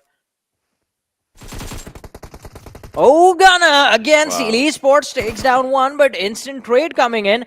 Now, Snipe from the distance is going to look down. Look to see if he can snipe out a few of the lads from the side of Seal Esports. Try and see if he can find the trade, but the opportunity is just not going to be there. It's not going to present itself. Deadeyes Guys stuck in these compounds. Vibes, as they try to rotate, will lose out on Ryu. So there's another lad being taken out, and Jiggle, he can't go anywhere. He's just stuck. I mean, Johnny, the way these fights just started, right? Maybe 30 seconds ago, we were just seeing few teams just watching each other, and then all of a sudden, so many players, they do get eliminated. So these things did happen. And now Snipe is moving forward, right close to 7C's players. I guess he's just, taking a bit of information and nothing else from that side. Oh, did Sanchi not spot someone? I guess maybe not. And right now, Sanchi has just dished out damage of 2. If you see on his stats, right? I could just see damage of 2. That's all he has dished out. And if definitely just gets that 1 confirmation for himself and the team. 55 players still alive. 16 teams surviving. Hyozu gets taken down by Sinister. A1 Esports and ElementriX, it's happening again? Well, I don't think there's no one there to just referee the fight between the two teams. It's just going to keep on happening. Jiggle is going to try and see if he can dish out a little bit of damage on the players of Deadeyes Guys. Just barely managing to escape, but he has a little bit more area on the cliff to move around in. And Shifu is just going to be taken out as he drops out of the vehicle. Oh, it's going to be blown up, and Savage just capitalizing on the damage that was dished out by Jiggle. Will he be upset about this? Like, I do all the hard work and they take away the rewards for that. Last player from the DE squad making a run for the circle. Eisenberg sees Chari, almost, finishes him off. That's it. Oh my god. The way this fight happened, Deadeyes Guys, they become the first team to get eliminated. JyanMaara Snipe, look at him. This is a really daring place to be in, if you try and understand it, right? This is a very, very, very daring place to just, be at. The zone's coming. The players are just there. And it's getting really difficult, to be honest. He has to move out, but then again, his teammates are also outside the zone. So things might just, might just not look good at all for him. And that is where he might as well just get pressurized. A lot of cylinders. So now JyanMaara, they need to understand how they can move inside the circle. On the other side, top takes down ElementriX's orange, which is not looking good for him, as well as ElementriX. Well, they are being pressurized now.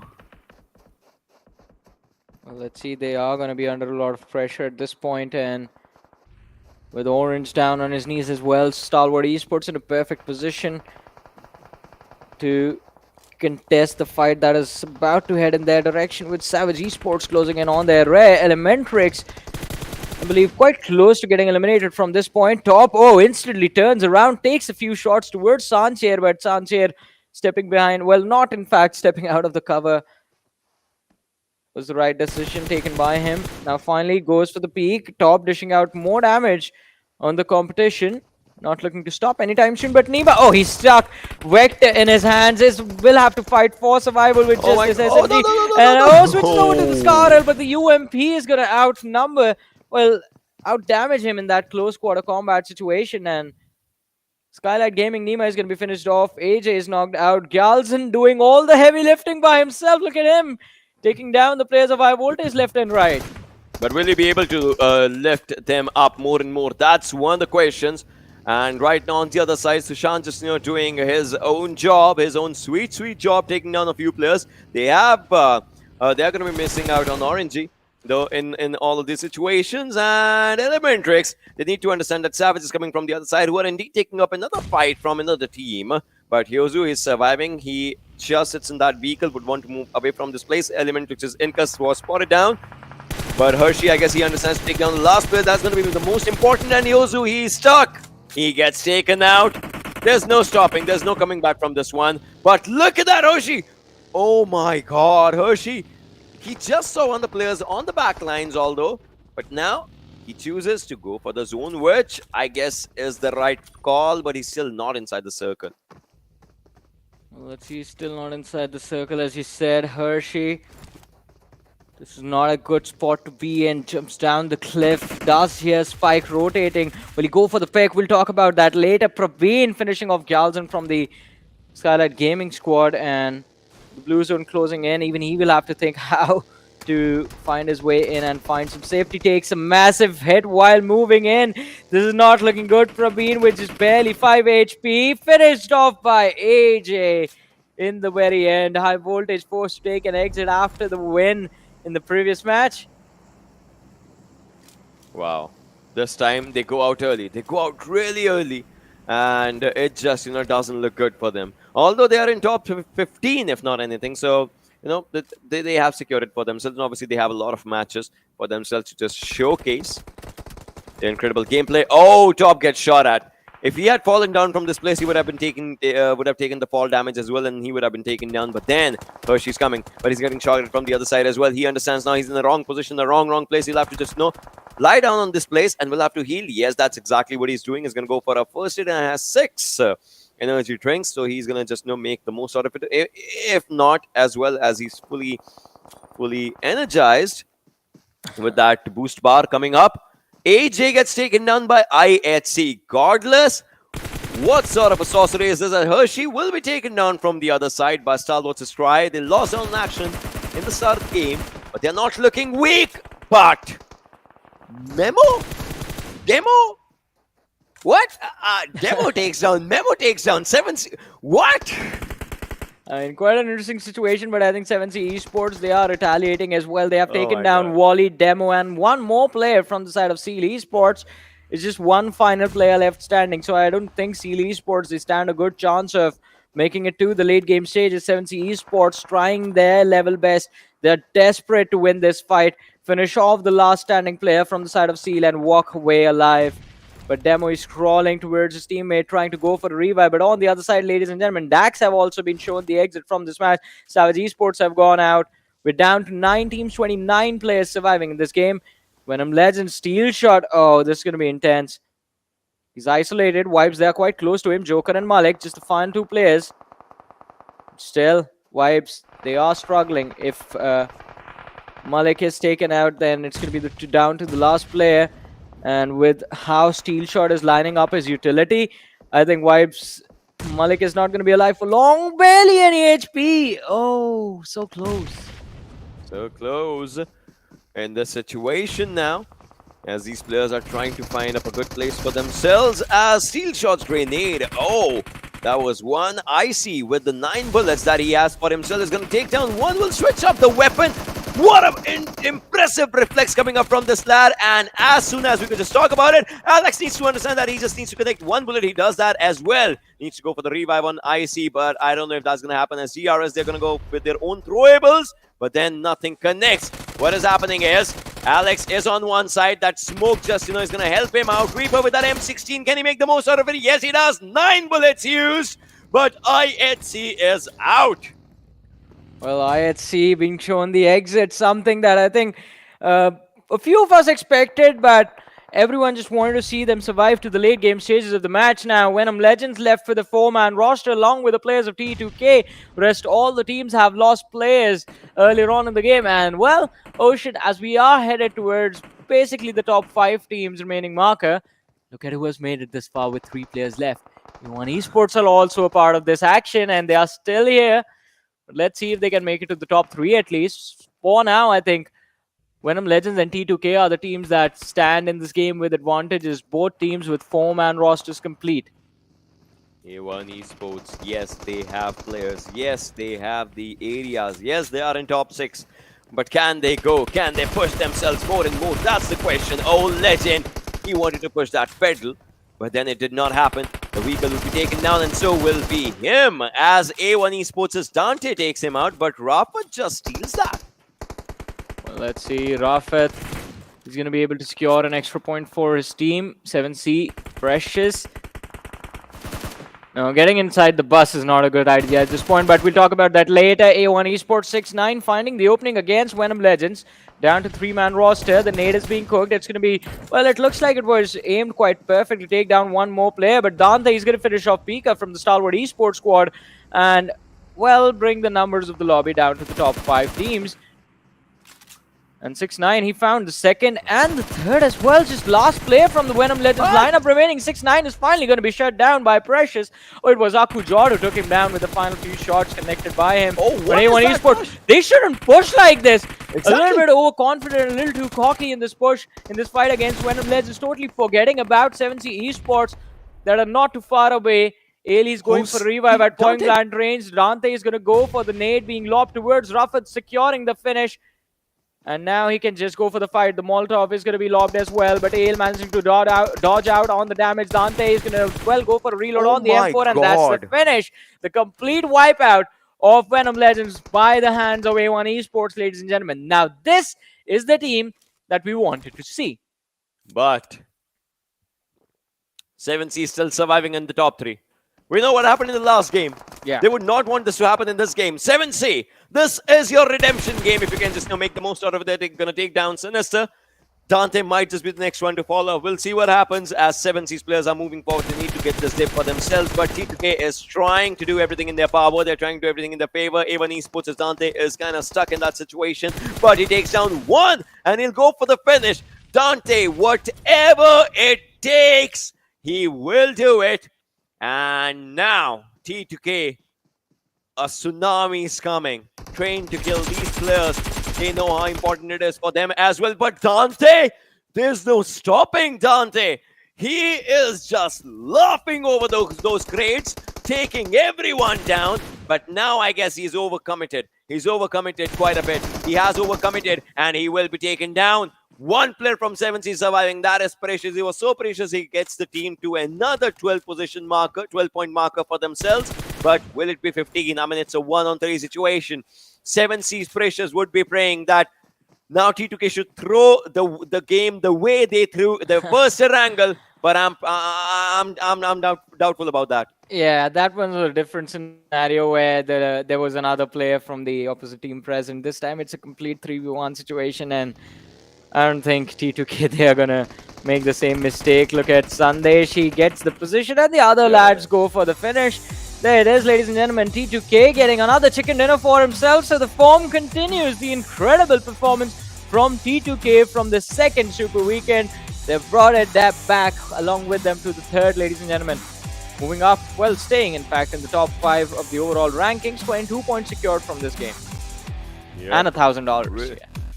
Really good place coming up for themselves as well. They are at the 5th, and right now, as we see them, 1 to 5 to the damage stat coming up for them, 22 points, just like you said, with the 7 eliminations that they have for themselves. But A1 Esports is Dante. Appreciation, the way this guy just played in the final zones, appreciated that play. I mean, he is the one who has had brilliant games for himself in the past as well. I still remember his Paradise Resorts Zeus 1v4 that he did in the previous PMPL seasons. This time as well, just coming up and doing really good. Although A1 Esports, yes, they are a bit late to the party, but then again, they are making sure that they got the invitation right. Yeah, definitely. And I think as we are talking about A1 Esports, we need to mention 7C Esports as well. Because even though they missed out on the chicken dinner in the last match and we were very brutal on them about it, they are being consistent. I mean, finishing in top 2 last game, finishing in top 2 this game, 12 points each time secured comfortably. I think if they finish on a second every single game from now on, even though they will miss out on a lot of money, they will still be walking away with a lot of points. And after this match, I think 7C Esports have pretty comfortably established themselves in the top 16. Yeah, they have. They definitely have. And I'm pretty sure they're going to be enjoying it for now. And everyone's going to be just loving it because they were playing consistent. They were playing for positions and they got good positions for themselves. Yeah, they have good position for themselves. But for now, ladies and gentlemen, we're going to take a very short break. So just stay tuned, keep watching. We'll be back after this.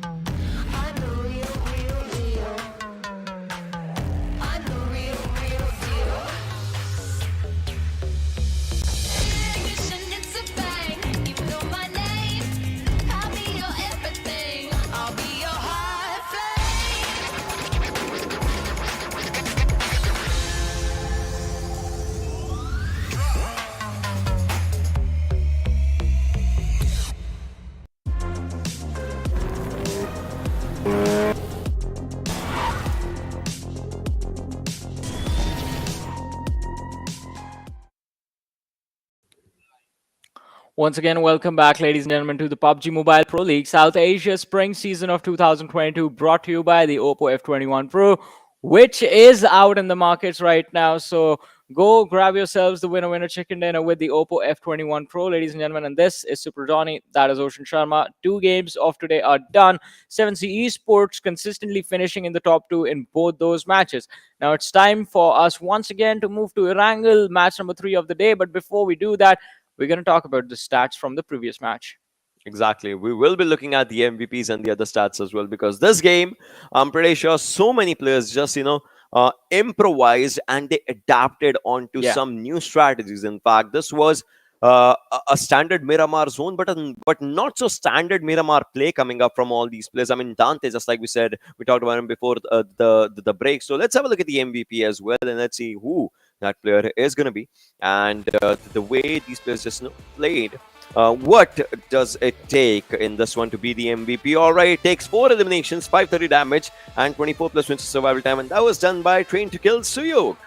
Yeah, I mean, just 4 eliminations, 530 damage, and as you mentioned, the 24-minute survival time as well. It's going to be pretty intriguing to me. Like, all right, what is the rest of the lobby going to look like? Did no one dish out more damage than this?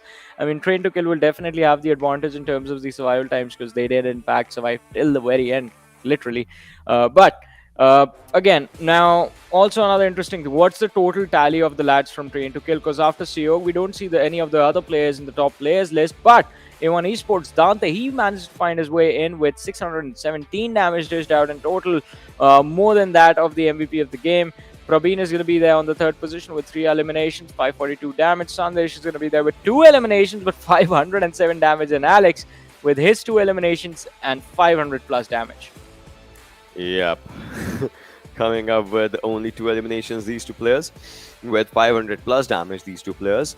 Prabeen was there as well, Dante, just like we had this conversation, right? So yeah, this was the A1 Esports that we were missing, but now they are coming back, and they're coming back in a really good form. And talk about this. Well, that exact difference of survival time, right? That shows 7C struggle in this match as compared to their previous match. But then again, at the end, they managed to get a it's good not kill. just the survival time that shows the struggle. I mean, the average survival time 20 minutes being the fact that look at the damage dealt to the damage received numbers. It looks like 7C Esports, they barely made it to the top 2, just struggling from the start till the very end. No fights going their way quite comfortably. On the other side, T2K as well weren't part of a lot of action, but whatever they took, they made sure they were coming out on top. Yeah, they definitely just tried and made sure that they were coming out on top for themselves. And talking about this one, we could see all these players right in front of us, the way they were just taking up good fights. In fact, we just understand it. Highest damage for Dante, highest knocks for Dante. Everything just coming up here onto the favor lines of Dante, as we just can see it. Have a look at it. And well, yes, at the end it came out good for Dante. Alibu on the other side with the highest assist. 269 is the longest assist elimination from top. And Suyok, well, he is the MVP, so yeah. I mean, Suyok is the MVP right there. Highest eliminations being there, 4 being the number. And after him, we have Akujot, Dante, all on 3 eliminations. So I believe, yeah, exactly what I was about to say, that the elimination points in this lobby were completely, easily divided amongst all the teams. We do see Train to Kill with a total number of 7 eliminations, 22 points secured. 7C Esports with 17 total points. A1 Esports with 16 points from this match. Seal Esports is there with just 1 placement point, 6 elimination points secured.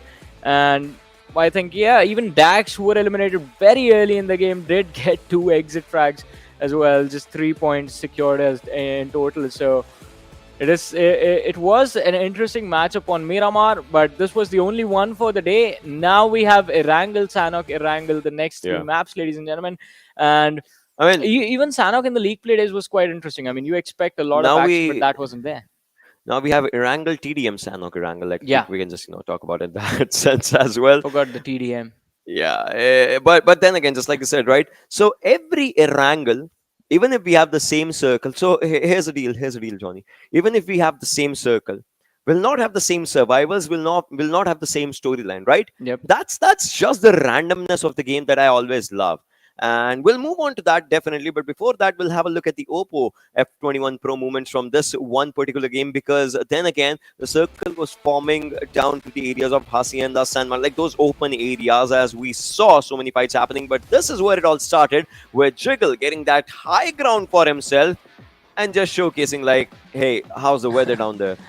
I mean, he was stuck there for so long, and because of him, Deadeyes Guys were also not allowed to move. And I think that just made the entire fiasco a lot more exciting to watch. But as we go to the mid to late game rotations, I think this is where Seal Esports were able to get a few easy conversions against the players of JyanMaara, because JyanMaara were also sort of quite keen on overcommitting into those fights. On the other end, though, I think quite an even pacing between the action that was dished out, and a lot of teams just not being able to make it during the mid-game rotation points. I mean, as we see 7C Esports struggling, they lost 2 players in that fight, and then the other 2 lads were also sort of put in a world of hurt. Akujot taking down the lads of Seal Esports, quite important, otherwise their backs would have been exposed. And IHC, I think this was a game where a lot more could have been done from their side, but situation just not working out. Yeah, like not exactly kind of just working out when we talk about it. But then again, this was where Dante just he went for the chaos. He chose violence. It's like he woke up today and he was like, no, I'll just fight anyone I can see. Although this was just the last moment, and it was like, if you just get up, you get shot down, because he was spotted from the other sides. And everyone just enjoyed this game for themselves. But 7C, now it's just one thing that I'll say for them, and it is a chicken dinner curse. Oh, JyanMaara with 600 damage and no conversion. Wow. Wow, 610 damage and no elimination secured. I think that's that Seal Esports fight we are talking about. Because the first two players were picked off quite early, and the next two players who were left behind were sort of in an extended fight against Seal Esports, but because of the distance, they weren't able to secure their picks. On the other side, though, I think Dax did quite a brilliant job. Just 307 damage dished out, but they got 2 exits. 2 picks. That definitely just happened. And now, if we just talk about all the eliminations and all the pointers that we could just see there, right? Vibes this game, I mean, somehow they just struggled a bit. IHC, Stalwart, if we talk about these two teams, I'm still sure that IHC is gonna just retain that position for themselves. And then the Seal, right? They have such a big lead for themselves that they are still here. Now, I want to see if Seal can actually get to that 400 marker in the next game or not, because then again, that's what everyone would want to see. Who's the first team? Which is the first team that's going to get to the 400 marker? Right now, Seal is quite close to that. So we'll see. IHC 357, Stalwart 350. If anything, right? No changes. No changes in top 10, to be honest. Phantom, well, they are at the 10th right now, not playing. Doesn't matter. They have cemented themselves at 200 point markers. So I'm pretty sure they're not going to just they're not going to be out. Yeah. They're not going to be out, but it's going to be quite interesting to see exactly how low will they go. And same can be said for Raw Esports as well, since they are also not playing in the Super Weekend. But 7C Esports finally find themselves inside the top 16, ladies and gentlemen. And there's a little bit of difference between them and Dax. So I think 7C Esports are going to be inside the top 16 till the end of the day at least. Unless Dax actually do manage to convert the next 3 games, consistently finishing in the top 3, the top 2, and figuring out a way to get a lot of eliminations in doing so as well. On the other hand, A1 Esports, just 19 points secured. I think this team just needs those chicken dinners. There is nothing else they can do. They just need those chicken dinners. And ladies and gentlemen, what you need right now, well, if you need something right now to get excited, to get hype, well, here we have the skins, the item drops that we have for you guys. And make sure you are watching on the official PUBG Mobile Esports South Asia YouTube channel or on their Facebook page, because that is where these items are going to be dropped. And there's going to be a small quiz happening as well in the live chat, so make sure you're participating in that as well. It's going to be super exciting to watch. If you do end up winning something, do make sure to let us know. Tag us on the social medias. We're going to be excited for you guys as well, and happy as well. And talking about happiness, Ocean Erangel returns. Erangel comes back. And talk about this Erangel, right? In the first one, we saw 20 points overall. Second one, we see 22 points overall. Yeah. I'm still waiting to see a game with 20 individual elimination points coming up, right? That's something that I would love to see, and that's where we'll see a lot of jumps happening for a team. We want to see a 20 elimination bomber game if that can happen, right? And yeah, I hope in this one. I really hope in this one. I mean, it's going to be very fun if that happens right now, and even more fun if it's one of the teams from the bottom of the standings or from the bottom of the leaderboard. Like, imagine A1 Esports dropping a 20 bomb in this match. That's going to be very fun. I mean, I'm going to blow the roof of this place if that happens. I mean, it's going to be very exciting, but it's a big if. The reason I say that is why it's going to be more fun if it's from the lower part of the leaderboard, like any team outside of the top 10, because that's 35 points that you're talking about. And that can basically give you a jump of 2-3 positions easy. And it's going to make the mid-table situation, the sort of the teams that are there in the middle of the table, a lot more exciting to watch, because right now everything is just stagnant. There are massive gaps between the teams. They can just like play decent again, not make it to the top 5, and still stay at the exact same position that they are, unless their competition ends up winning the game. I mean, if that just happens again, just like so, unless their competition ends up winning the game. But then again, for winning, for being in the final circle, you have to play the entire first 2, 3, 4 zones. Like, those are really, really important. Like, especially if you know Erangel, right? 3rd to 4th and 4th to 5th circle. Out of those 2 circles, one has to be a hard shift. If you can play that, if you can understand that, well, you'll get inside the circle. You'll find a very good place for yourself. You'll move forward with that. That's extremely important for these players to just understand and just get it there for yourself, because flight path might just be something you might just be understanding that yes, it's your drop location, etc., etc., etc. Someone else arrives and just steals it from you right before you could think. And obviously, we'll be going on to the player cams right now to just witness and see what they're doing, how they're feeling. Someone just Godless just left. yeah, they're like, nope, okay, bye. But then He's again, not they're even there. just they're just wait, what is assassin doing? Alright, just that pillow or that gyroscope pick functions, just that using it all. And now our game is starting up, ladies and boys and girls, as this is the second Erangel, or you can say third game of the day. Yeah, the second Erangel or the third game of the day. We have one more Erangel, and that's at the end of the day. But we have to get through this first. And the match is live. The trajectory of the plane, well, this time sticking towards the west, starting from the shooting range, going all the way towards the military base. So teams towards Yasnaya, teams towards Lipovka, JyanMaara are going to be in a tricky situation in this game. Milta Power, Farm, all these teams are going to be in a little bit of a tricky situation because as soon as they drop, they have to be extremely careful as to how they move towards their preferred drop spot on the map. Yeah, that trouble situation, it's definitely gonna come for a few of these players, a few of these teams. Just like we see T2K, they're dropping down. Sibani is their drop. Atrax, oh, those northern sides are coming up for them. IHC, we see them on Georgopol. We know they are on Georgopol, but Skylightz and Venom Legends. Is history repeating itself? Well, let's see. Looks like it. Skylightz is dropping. And well, Venom Legends is dropping out that at that exact, like, it's shades of the first Erangel. Yeah, shades of the first Erangel, but is it going to be an even trade between the two squads this time, or will this one just be a complete wipeout for one of the teams? Now, Venom Legends, they have gone for a split wherein Dictator has been left quite close, but look at this! Oh! Wow, dragging the bike away with him, and he's almost flipping the US. Sanchir just managing to hop on the vehicle right in the nick of time, and oh boy, he's gonna be so happy that he made it. He's not knocked out right now. No fear on the other side. I mean, for JyanMaara, it was kind of a tricky start for them in Savage as well, as right now you can see Snipe. He has an SKS, a DMR. He can try and snipe with that. Maybe. That marksman rifle definitely just, is quite good. And looks like they're going in for a fight. I don't know. Eisenberg's just there.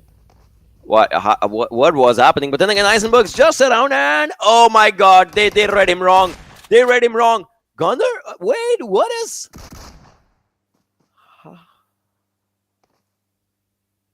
The DBS.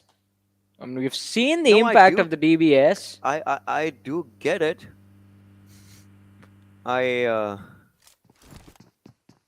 No words. Loss of words.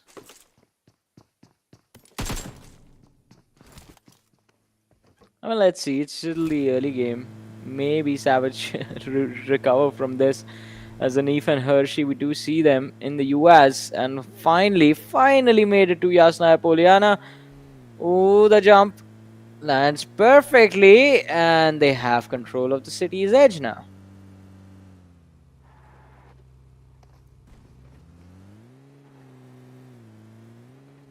Hershey's moving forward. Savage displays, I mean, they like to drop down to Yasna, and from there, they try and just, move for themselves. Obviously, that initial loot is what they would want.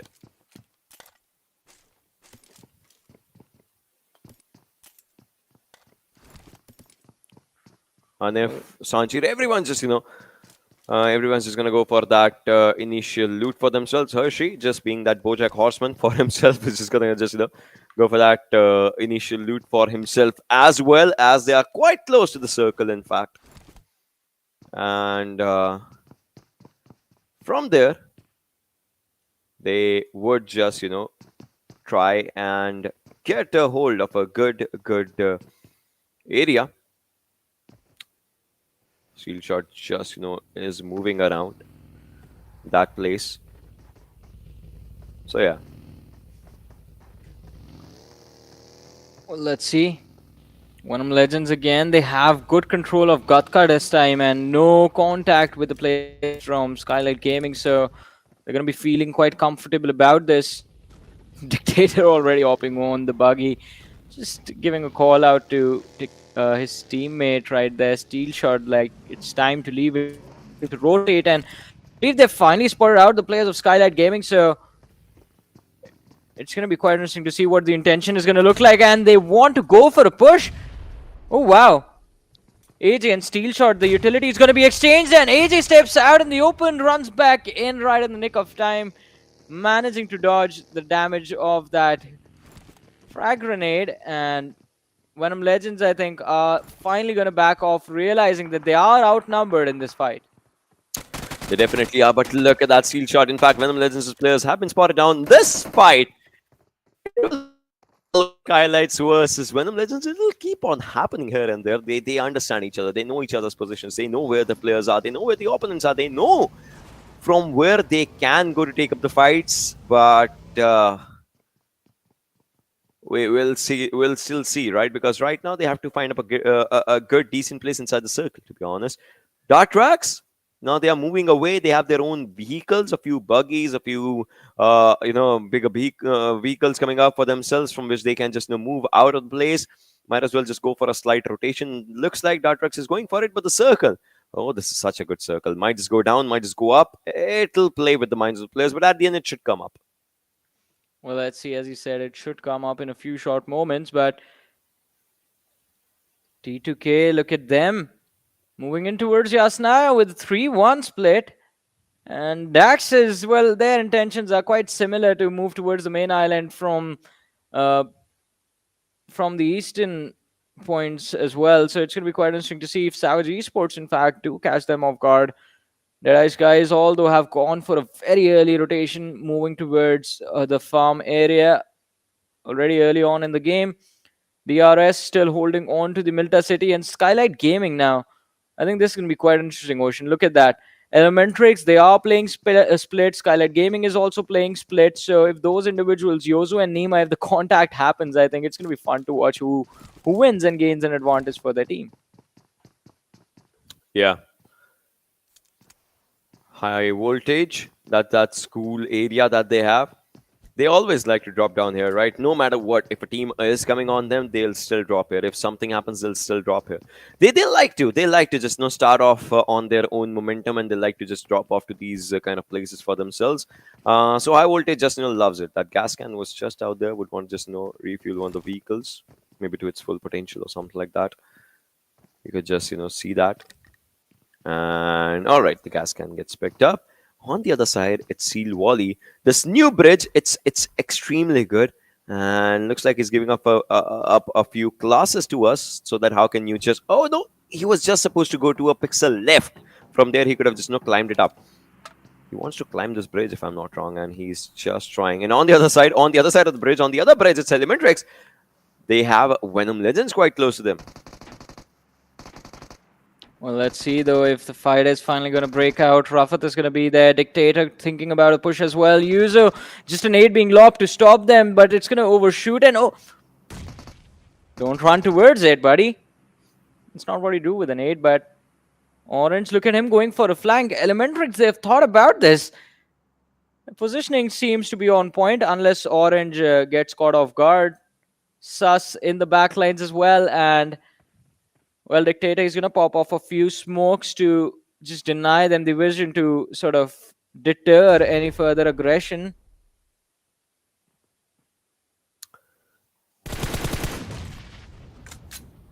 Rafat is spotting down a few players, but oh, Orangey from the other side takes down Rafat. That was just so good.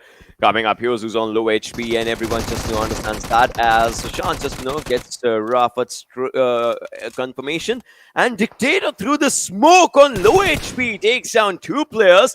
Steel Shot surviving. That desperation finish is what he's just gonna go for as well. ElementriX is Sushant will be taken out. Hyozu still surviving, but look at that, Hyozu.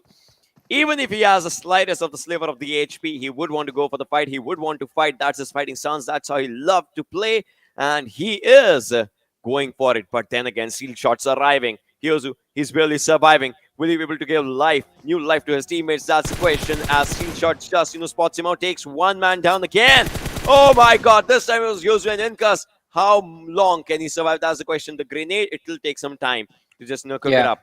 He is going to go for that cook. Grenade will throw it. Damage has been done. Incas has been spotted. ElementriX, they are out.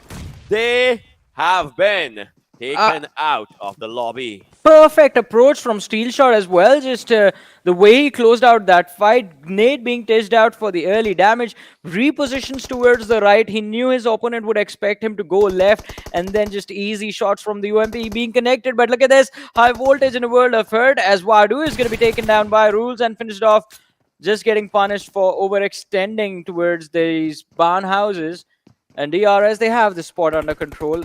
It's locked down completely. Completely just, taking down players. Extreme thinks it's a good day to go for a swim. What do you think, Johnny? Well, is it a good day for a swim? Yeah, it's quite hot. I don't know. I mean, DRS above your head? I don't think so. But then again, that thing is happening on the other side as Extreme gets taken out. Look at that. Would you look at that?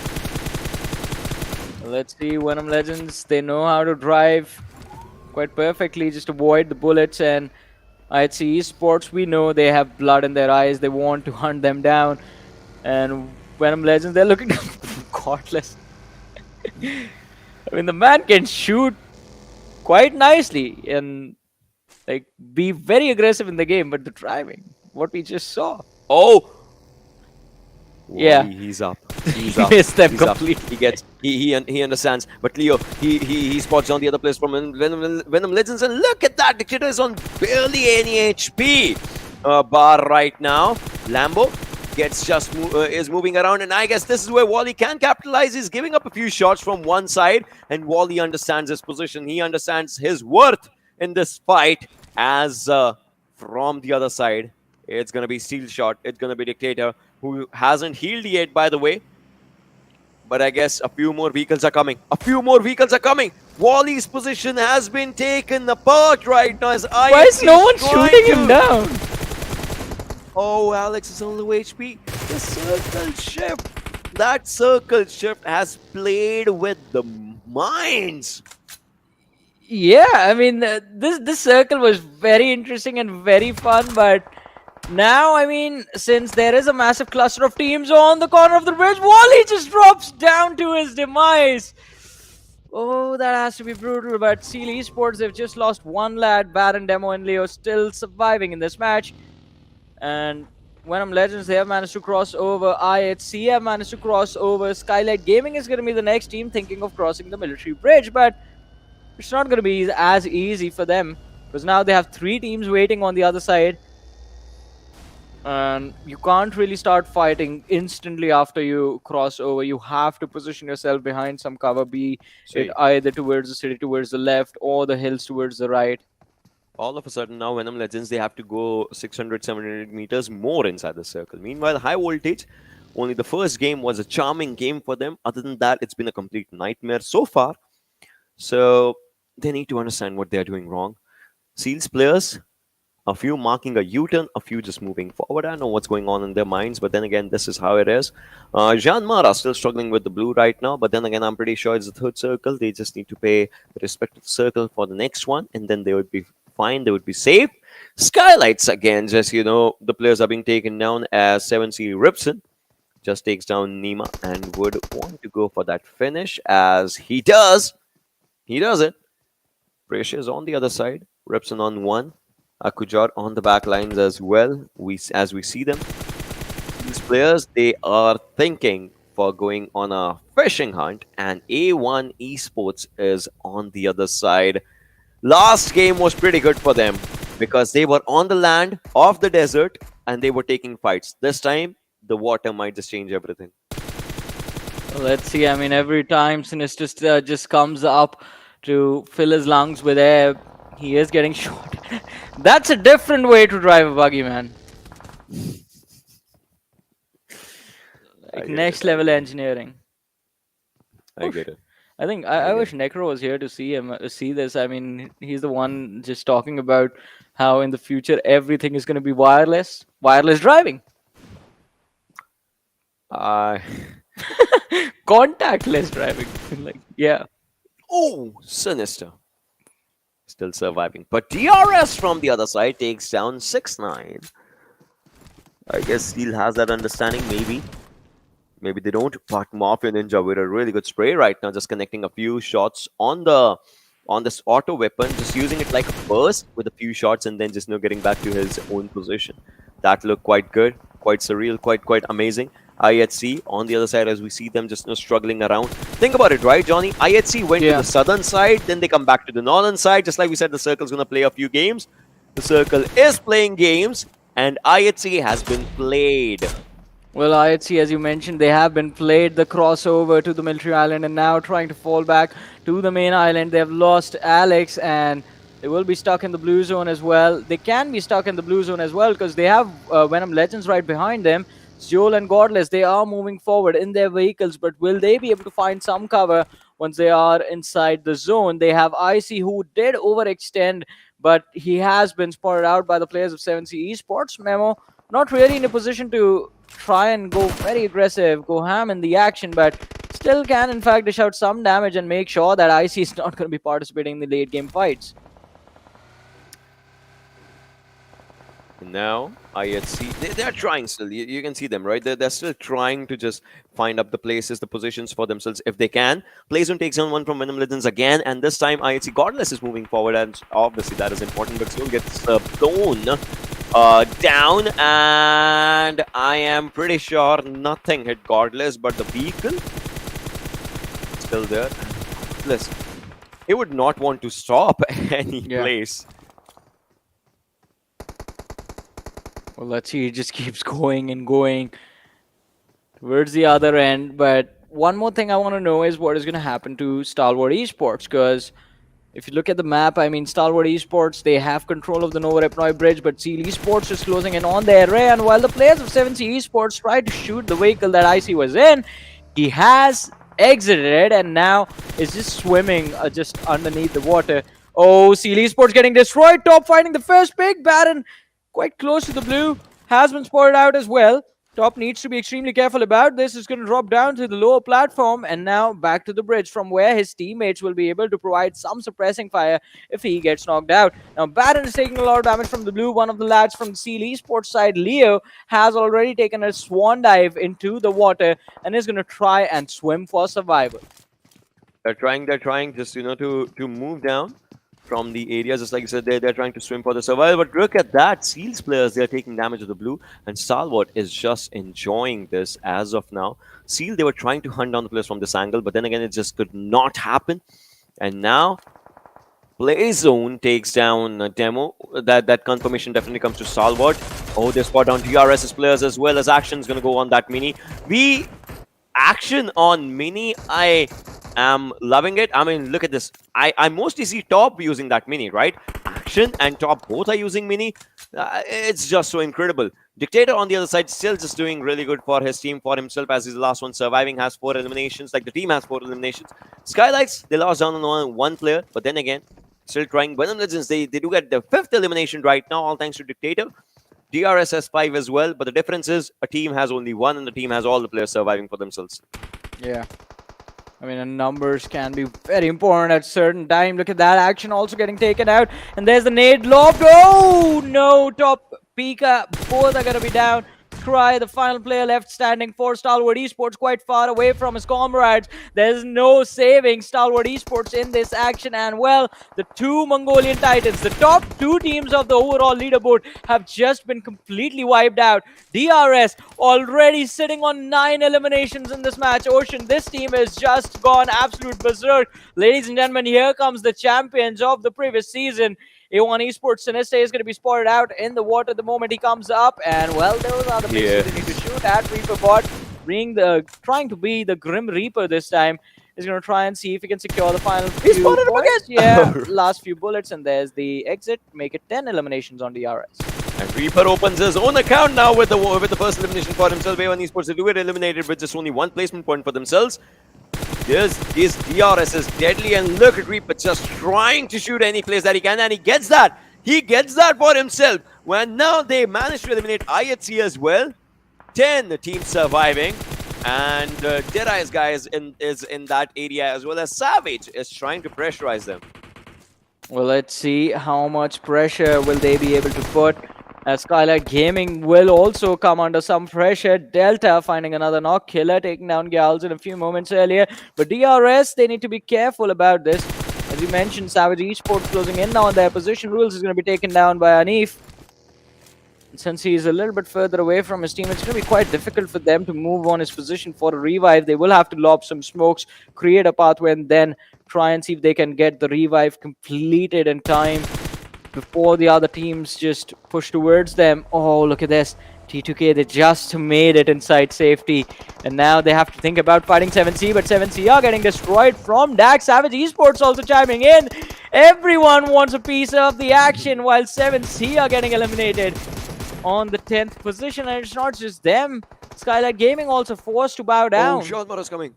Savage understands as JyanMaara's coming. You see those smokes, right? They have that understanding for themselves. And they would want to just, hunt the players down of JyanMaara as they are going to be in the open grounds for themselves. Savage, yes, they are struggling at the edge of the circle. But then again, we'll see if the next circle just forms on them or not, because we are out of the 4th and the 5th circle's importance as we understand it. So York with his own grenade takes down Atrax as one player, but then again that finish has not happened yet. And look at the difference, right? Venom Legends is Dictator, still getting those 6 eliminations for him. I guess he's been spotting down one of the players, but Gunnar, he manages to actually just lay around in that area, but that smoke's just going down and using anything. He's using a pistol as well, whatever it takes to take the players down. He was just trying to go for it, and now he understands that someone's just coming quite close to them. He's just going to go with the jump and the punch for himself. But JyanMaara, they lose on one of their players. In fact, Venom Legends, all right, gets taken out finally as we're down to 7 teams. Well, let's see, down to 7 teams, 24 players surviving. Hershey taking down Gunner quite nicely and easily as well. No fear, and the backlines is just left there with 50% HP. He's going to have to put on a first aid before he runs forward, try to take down the players of Savage Esports. But Sanchir is going to look to close things out. No fear, switching over to the UMP, will go for a gun battle, taking down one, finishing him off as well. Finally securing a point, and this is a perfect trade. Now Sanchir, he has blundered this up. It's going to be quite difficult for him to recover, lobbing the nade towards the broken wall, but the opponent has already repositioned himself. Ghana has gotten quite close. And on 50 HP as well. S12K? Come on, what is he nuts right now? He's running with an S12K in this situation. Oh, I love it. I love the way he's just, playing this game. And he's they've not swapped positions now. Yeah, but then he's not just, he's not giving that weapon down. He's still using that weapon. He would want to use that weapon in the final circle. If he uses that, that's just going to be brilliant. Now look at him just jumping around and using it. And he uses it. S12K coming up. The shotgun era's coming, I'm telling you, in this region. The way we have seen the use of DPS, the way we have seen the use of S12K. Wow. Wow. Yeah, I mean, S12K is still, I think, going to be the more interesting of the two options, because DBS, at least you can just press the trigger and just keep running forward in the close range situations. Rules from DRS just been revived, back in the action. We'll have to heal up before he steps out from behind the smokes, behind the covers, and this is going to be quite interesting. I think DRS, the 2-2 split might not work out for them. They're going to be quite exposed when they go for the push for the circle, and moving towards the players of Vibes also will have to absorb extra bit of pressure from them. Deadeyes Guys, True Love Sir sees the players from DRS moving, trying to shoot down Delta in that Lamborghini, and dishing out 50% damage, but the other two lads have been finished off already by Vibes. So DRS, from doing really well in the match, now doing not so good at all. Delta is going to be finished off as well. Last player surviving, Killer YT behind the smoke. Jiggle, will he be able to take him down? Right now, Vibes' Ryu is on with the other side as well. Jiggle, he understands the position. Killer is just surviving, I guess. Yes, he gets that damage of the nade, but then again, it's not faltering down at all. Jiggle's gonna use another grenade. Let's see if the second time actually just becomes a charm or not. Oh, Killer survives that grenade though, and he's just repositioning himself. Vibes would want to get this game, and if they do, Johnny, I won't be surprised, to be honest, because we know what they're in for. But Yeah. DRS getting that major chunk for themselves with those 14 eliminations. They are out finally. T2K is doing good. They would want to get a hold of multiple chicken dinners today as well, as we see them. Atrax still struggling as the players are down, but then again, we'll see where the struggles go because the circle Oh, has to move Shante. forward. But Legends Grenade takes down Shante, and Octopus is down already. That means they can try and rush, and they'll have to because the circle is on Darktrax's side. Yeah, exactly. And if Dax gets finished off, that allows position for T2K to move in. Deadeyes Guys on the other side. True Love, sir. Look at him. He's trying to capitalize as well. Picks up one kill from the knock that was secured by the lads of T2K. Savage Esports, they're going to be finished in this matchup. Down to the top 4. 13 players still alive. DE with all 4. There's going to be the lads of Vibes trying to close in from the back lines. There's the players from the T2K squad as well present in the matchup. And I mean, still, Dax, even though they have lost a few of the players, still holding on towards the edge of the circle, not letting go in a situation like this. But Jiggle, Malik, and Ryu, as you mentioned earlier, Ocean, I mean, Vibes, if they win this game and win $1,000, I mean, we're all going to be happy because Vibes, they have been struggling just securing that money. They have been very consistent as far as the points are concerned, but the vehicle overshoots. It goes in the blue, and well, even though they try to pull back, it's a little too late. True Love finding 2 knocks, and Shifu is just going to go for the finish. So Vibes, all of a sudden, just a small mistake, and they have lost 2 players. They're down to the final player in the match. It was important for Vibes because they had to get to that second position as well. But then again, it looks like the players are being taken down. And this fight now is kind of majorly situated between T2K and Deadeyes Guys. Obviously, there's one more lad still surviving. But T2K, a team that got Miramar for themselves, is trying to get this Erangel as well. Can they go for a hat-trick chance on their own side? Can they go for a double chicken for themselves? That's the important question. Or will Deadeyes Guys snatch this opportunity away? I mean, both the teams are inside of the zone right now. So if not by the throwables, I'm pretty sure we might just witness another circle. Well, let's see, down to the toe teams, 4v4 again. T2K, the players will have to heal up completely before they push forward. And it's going to be more fun, as you mentioned. Where does the next shift go? Because right now, both the teams, they don't have any incentive to force this fight, but they have to position themselves to prepare for the inevitable action that is about to begin. Shifu sir behind the broken wall is going to lay down the smokes, lay down the pathway for him and his teammates to move around inside the circle. But T2K, they have the perfect spot for this. Look at this. They are inside the dip, so there is the cover due to the curve of the landscape that allows them to take these fights. But still, Sanhok is going to be the first man going down. Now True Love dishing out more damage through the window. Will try to take down another one. One nade being lobbed in that dip, and T2K could be done. Shifu, he rams into his own teammate's vehicle and is going to try and readjust to a spot from where he can, in fact, be relevant in the action. True Love in the balcony is going to toss out a smoke just to deny vision to the lads of T2K, but T2K, they are being extremely careful. Even Sandesh is back, and it's a 4v4 again. 30 meters is the distance that DE has to go for themselves to be inside the circle, and that is where T2K might as well just win this game. I mean, Chief was trying, and he's actually at the edge of the circle for himself. But then again, you know, to take up the fight, they have to move. They have to move to T2K, who indeed have to move in the circle as well. I mean, they have a 15-meter distance between them and the zone, and the circle is on this side. Think about the circle curveball as it has happened. But whilst all this is happening, Jane is finding his own position. That smoke definitely dishes out. So if they take Jane out of the equation first, that would be good. Legend, what is he doing? Legend's out in the open, and Fragboy just punishes him out for that. But there's an instant trade. This comes up, and 2 players, 3 players in fact are down. Deadeyes Guys might have been in a world of trouble, as Fragboy is the last one surviving from Deadeyes Guys. And look at him, just surviving around this place. But that grenade just changes it, and we have with a brilliant winner chicken dinner again. Train to kill. Quite solid on that 5th spot still. 6 eliminations secured, 21 points, and well, $1,000 as well with this win. But I love the way this game ended. That nade just underneath the vehicle and just blowing that the final player from the Deadeyes Guys lineup, Fragboy in pieces. Train to kill. They do know how to finish in style. I'll give them that. They do know how to finish in style. It was an incredible match filled with a lot of chaos, especially with the mid-game circle shifts.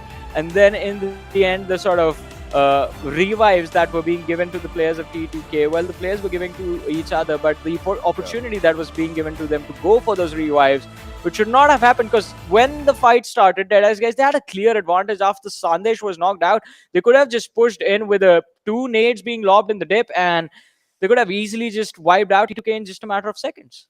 Yeah, they could have. They could have just wiped out T2K in a matter of seconds. But then again, we saw this game just moving forward with its own great momentum. That zone shift to the southern side, then the zone moves to the northern side. I told you, right? The circle will go here and there, but the circle will come back to the northern side, and well, that's how that's how the cookie crumbled, and then T2K just found their sweet spot.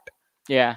Had Vibes' players had not done that hefty sort of a rush, I believe story would have been different. But then T2K just manages to get it for themselves. Kudos to the top three surviving teams. Vibes was there, Deadeyes Guys was there. T2K, well, they are getting the money this time. So yeah. And definitely, as you mentioned, they are getting the money, and the money is also going to be important. But ladies and gentlemen, we're going to be talking about the stats from this match. You know when, right? After this very short break.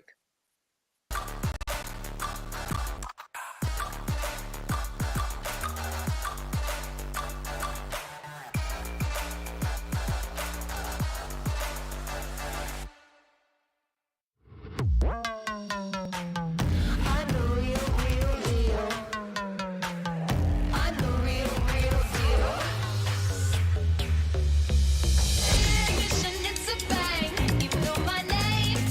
Call me your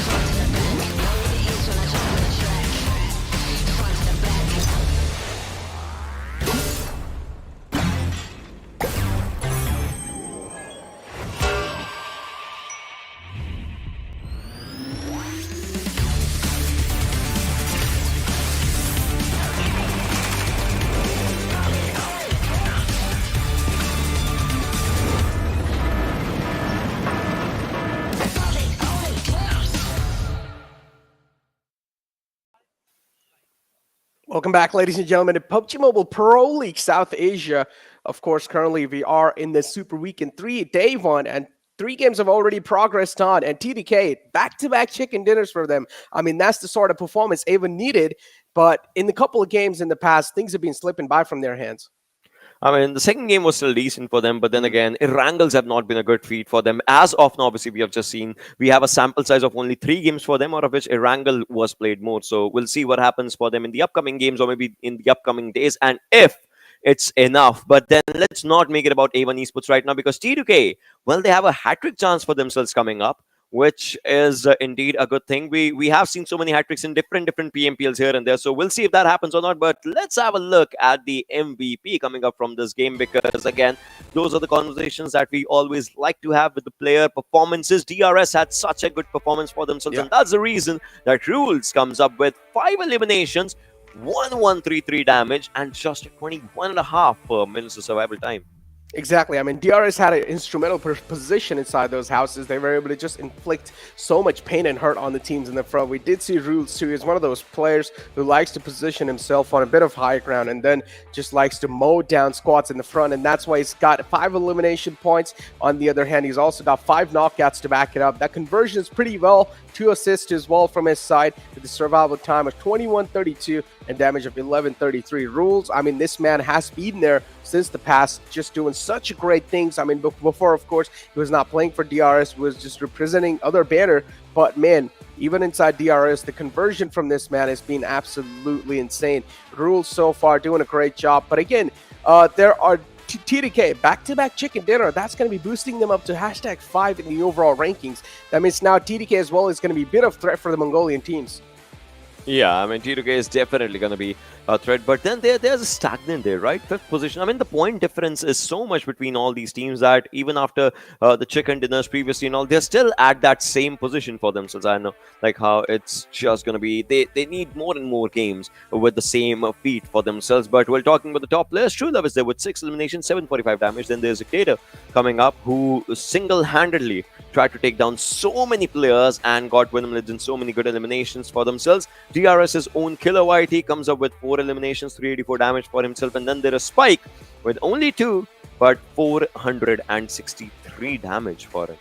Man, I mean, Dax too now, just stepping things up, amping the aggression up too from their side. I mean, Dax is usually one of those teams that don't really like to challenge those fights in the early phase of the game, and they like to preserve themselves for the late game stages. And Dax, Spikey's of course one of those players that has always been a man who's putting on some outstanding performances, and over here too now in the top players in the previous game, Spike is able to show himself up. But Venom Legends too, not really that bad of an outing from the previous game. Decent points wrapped up, decent elimination points to back it up as well, but that's not going to be enough for Venom Legends. Again, they will need to try and get some much more better points to try and just nail that spot down in the overall rankings.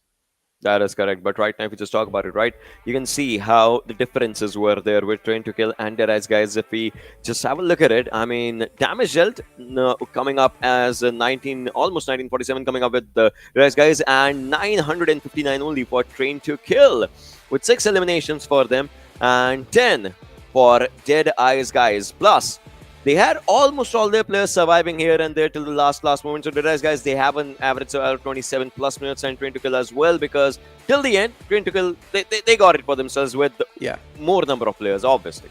So, yeah. Man, now, not gonna lie though, in the end, the tables were kind of flipped against Deadeyes Guys. I thought for a second Deadeyes Guys have the chicken dinner, especially that buggy play that came in. They just straight up sent it inside the next zone, and Deadeyes Guys had an upper advantage over the players of TDK, but still they somehow messed it up, and TDK just won those initial duels. And that's what it really came down to later phases, because we saw Turulov on top of the house. He was able to hold the players off at bay for a really long time, but then TDK just found a counter to that. They used the smoke grenades beautifully to block out the entire vision of Turulov, and now you can see here him even in the highest elimination points. Turulov, of course, is a man who positioned himself so well in the previous game, and he's also able to show himself up in the overall rankings. And now today, so far, man, these teams are doing really good, right? TDK, they got themselves chicken dinner again, back-to-back, and now Deadeyes Guys too with a consistent performance. DRS too wrapped up so many elimination points, and Rules has to be an instrumental factor behind it. Yeah, I mean, Rules definitely just played a vital role for himself when it comes down to it, because you see him out here. Had to have been with 5 eliminations, and Rules would have been at the top, obviously, if it does talk about it. But then it would have been Rules all over. Although Trulov got it on the highest elimination marker for himself, but then again, Rules' contribution for DRS was just so good, and the team managed to get what, 14 eliminations? Yes, it shows there, with only 4 placement points, and that's why they're at the 3rd position in this game's rankings. Deadeyes Guys, they got 1,000. They did not get 1,000, and was T2K just coming up. So that just just shows that even if you're aggressive, there needs to be a full stop just coming down to it, right? Yeah. Anyone can take you down. Deadeyes Guys and DRS are 2 prime examples of that in one game, that they missed on such a big feat for themselves, and Train to Kill just got it by playing smart.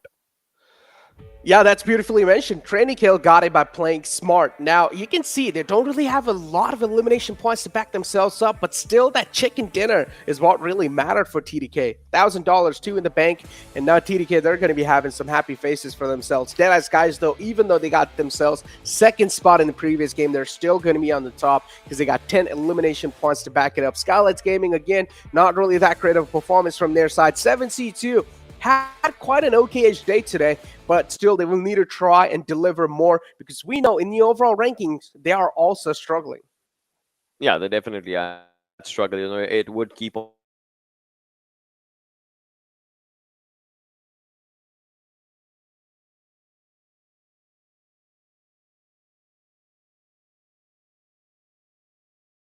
If you talk about a team like T2K, they are having their own time of life. They don't care about anything else. They're getting good games back and forth. They are enjoying those games. They are definitely gonna just cherish it, to be honest, till the upcoming 2 days or something. Like they will love it. I mean, I also had like this little conversation with Johnny, but before that, let's take a look at the map rotation from the side of TDK, and let's see how they were actually able to play that so smart and so well. So I'm pretty sure TDK, they just started things off right there near Severny and shooting range, and then they just came down along. I first thought this might just be military ending, but then in the end, things just kind of changed, right? Just kind of an off circle right there. And I personally love to see those off circles. Just like everyone thought, I also just pointed out that the circle will go down south and then it will go up. That happened 100%, because look at this, right? Yeah. This is where everyone thinks that circle has to form on that lower side. So everyone tries taking that bridge area, moves around, etc. etc. But TDK, they were like, let's just play with the gamble of the zone. Let's just try and stay where we are. Let's just not overcome it, because if something happens, we have to do good. And you see, as soon as the circle follows, the circle forms up, they just go for that right side rotation, and they're like, yeah, we played it. We played just like circle played everyone else.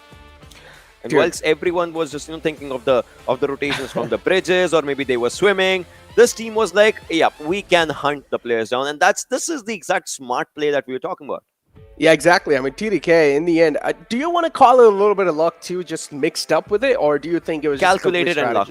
I don't know. Okay. All right. Yeah, because again, like a lot of teams, majority of the teams, we saw them just engaging in so many fights. For example, CO2, they were just camping the bridge lines. First, they went up against one of the teams, and then later on, IC2 followed it up. So a lot of teams were trying to move down south because they thought it's probably going to move there. But then TDK, just because they dropped all the way up north, they did not really have that much time to move down south. And we know, usually in military islands, if you're going to be making a late rotation, that's pretty much going to be an invitation to your own demise. So TDK, they just took their chances, I guess, and they just tried to stay on that island, and it actually worked out for them. And TDK, in the end, a beautiful chicken dinner to back themselves up. Back-to-back chicken dinners too. That's going to be boosting themselves up pretty well on the overall rankings, and also the confidence is going to be all-time high. Now, the question that I really wanted to ask you was, A1 Esports, if day 1 they're not really able to do that great, do you think in day 2 or day 3 they are going to be able to catch up to top 16? I'd say just $1,000 is what would be left. Obviously, we'll be looking at the open movements as well. We might just catch up a few glimpses of A1 Esports here and there, maybe on the giving side or the receiving end of the damage. But then look at this, right? Gunner, he had just these 2 shotguns and he just went forward with it. And I was surprised, right? These players were having, they were using shotguns till the final moment as well. They were just, loving it. for themselves. And Dictator, he just changed everything in this game once he started taking down the players of ElementriX and he started moving forward as well. I love the way Dictator played, and ElementriX, well, he was the one showcasing them a few exit doors in the start, and then it was Steel Shot capitalizing on it. And DRS, they bullied people in the water lines. This is what I said, right? DRS, they had a phenomenal position, and wow, this shot from this spray from Zell, I was watching it from the backlines, and I was like, man, that's a great spray. Instantly takes down the player of Stalwart Esports, who was just camping on the top, and then Skylightz Gaming, they get dismantled too. Nima is the man who got taken out, or at least picked off first. 7C so far, though, I'm not going to lie, they're doing quite decent, even though in the previous game, they weren't really able to show themselves up, but the first two games, 7C, they had quite a performance. Yeah, they had quite a decent performance. In fact, coming up on what was it, back-to-back second position. I mean, the first one, I would still hate this team for that, right? I love 7C, but the way they just threw that game, I just can't, I cannot describe that. But then again, kudos to the team's performance, right? They played really good. But then again, this one was not quite the game that they wanted. And look at this Sanchir coming up with the shotgun. I was surprised, right? These players were using shotguns till final moment. That it is a bold decision to just go for that. And I'm not gonna lie, these days we're actually seeing that happen quite a lot too. And it seems like players are now evolving, right? I don't know what to say. I mean, I personally am seeing a decent amount of times. I mean, it's not like every single game, but yeah, a decent amount of times I'm seeing the players also whipping out the shotguns, mainly in Sanhok, because we saw Zell, right, just starting it off with the DBS in the final zone. Zell is an absolute beast without a doubt, and he's able to deliver too. But now even some of the players from Savage, they're wielding a shotgun in their hands. You take a look at damage graph over here in front of us, and TDK, this clearly shows a smart and a clinical and a tactical approach from their side. Their aim here was to win the game, not to get elimination points. Yeah, I mean, it was about, playing smart in every sense that they could just go for. But DRS, 2235 damage coming up from their side, 14 eliminations. That was really good. A1 Esports, this time they went out without a fight. Look at it, right? Nothing. Yeah. On the elimination side, on the damage side as well from them, high voltage 0.48 for them. So this was quite a different high voltage than what we saw in the first game. Obviously, first game they played smart. This game they tried, but it could not happen. 7C, they struggled a bit, but then again, top 16 is the name of the game, and that's where they would want to see themselves. So they have that spot for them. And look at IHC, Stalwart, and Seal just dialing things down, taking things quite slow. They got taken down too. At this point, it's like these teams, they're just here to potentially spoil the game. I mean, I'm not really sure, because look at the chicken dinner numbers right there. Stalwart with 6 chicken dinner, that's like 6,000 points already accumulated in your pockets. $6,000, I mean. And then IHC with 4 there too. The Seal with 3. I mean, that's insane. But so today's day started and we had this conversation, which team will reach 400 marker first, right? Seal, they started off with 385 points. They're still at 386. Think about it. IHC is gaining. The day started, they all thanks to Zeol and his performance, the team is at second position right now. They can contest first. If not today, then by the end of the Super Weekend, they can contest first and they will reach 400-point marker as well. A1 Esports at 20th position with 20 points right now. That's where they are. Atrax, 64 points for themselves. 7C, 16th position is where they are. That means it's over for TRZ in 1952. That's one of the conversations as well. But Raw, they can stay in top 16, but it all depends on how next 2 days plus these 2 games are to be played. I'm really glad that you bring that up, right, about Raw. I mean, yesterday, me and Johnny were, of course, casting those 2 leftover games from the previous Super Weekend, and we were like, Raw, this is your chance to nail down the spot. These are 2 final games in your hands. If you're not going to be able to perform that well, then maybe potentially you'll not be there. But again, considering the fact that taking a look at the points difference too, I mean, Raw is all the way on 196. It's going to be tough to catch up.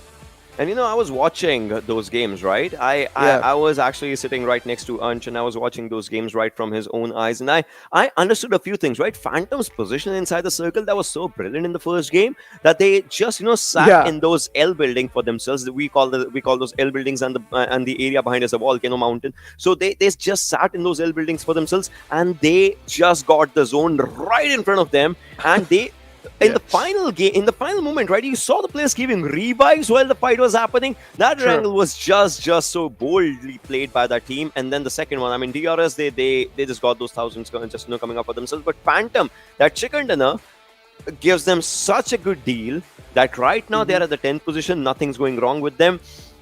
If in order to take them out, if they go out, that means Raw will also have to go out, and that's just a long thing to think about, right? So I'm pretty sure Phantom's going to be in safer hands, although Phantom and Raw are quite close to each other.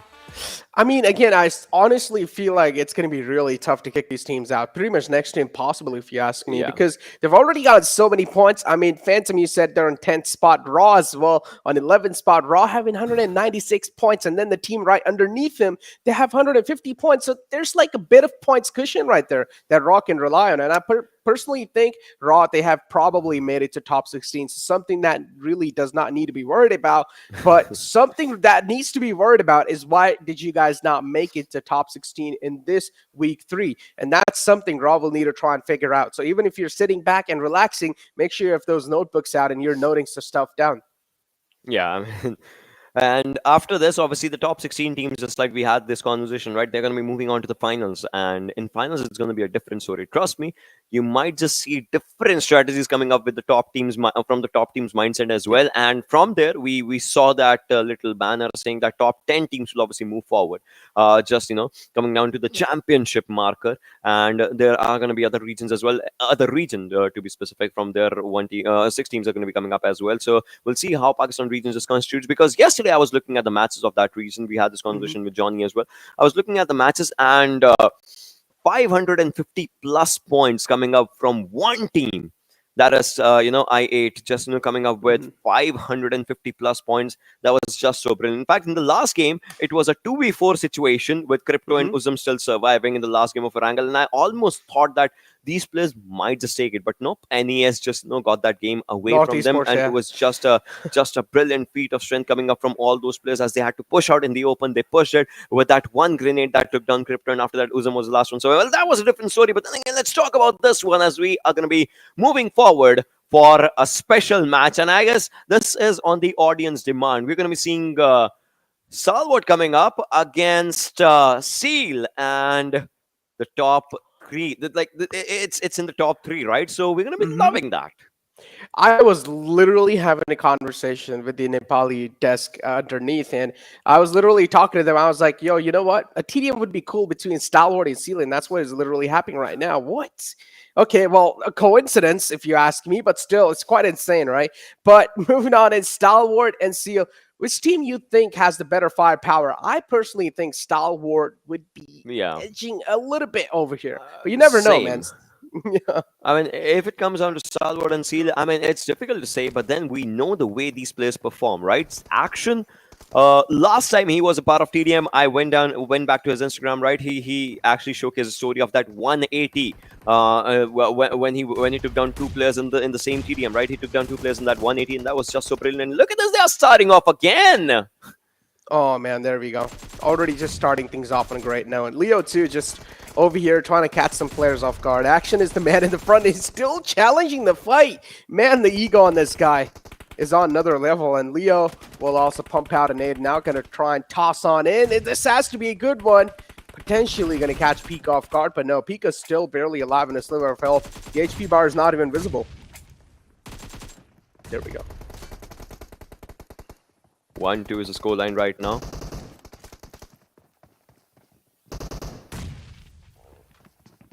And oh boy. Yeah, it goes down to 2-2 as Wally's grenade just takes one down. But top, it looked like he was just taking a decent TPP angle from one side, but then again, he was punished for that. And now Leo, with his own TPP angle, is spotting the players down, but nope, 2 sprays coming onto him, and that was just, that just took the players down. So yeah. They just kept spraying and just waited for him to just like straight up walk into his crosshairs. And then Action over here too, just gonna do the same thing, Wally! Oh, this time you step in the crossfire too. Unfortunately, the players of Stalwart Esports, man, they're just pre-firing every single angle, and this is something I would personally really like to see. They just anticipate where the players are going to be coming from, and now he's quite low, didn't really have the HP to back him up. Demo will be able to successfully take him down. Nice mode down from his side, but then Scry as well from the right side will try and balance things.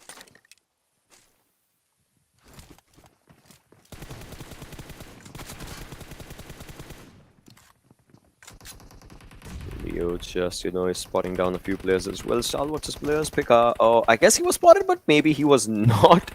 Action gets taken down. Baron on the other side gets straight down. And just like we said, that little bit of the edge that Stalwart has for themselves, that's the reason that the scoreline is only 10-12. It was 11. It was, and now it's 11-13. Oh, man. There we go. 11-14. Seal, they're able to catch up. A bit of mistake, but that drop shot, it's okay. It's going to just reward him with that elimination point right there. Let's try just used he just used a stun grenade, but now look at him just moving on one side, takes on one. Will he go for the other? Oh, he tried, but then he could not. Those crowd spams just were coming up from the players, and now Stry is moving forward again. Action on one side. He spots on Baron, I guess. Yes, he does, and Baron's on low HP, and that's one of the things that just makes it easier for him to take the player down. But then again, instant trade coming up from Demo, who gets traded up from Stry on the other side. Oh my god, he's so low too, man. But it's okay, at least he's alive. He's not really giving away the point. He's just going to back off, play a little bit off of that third-person perspective.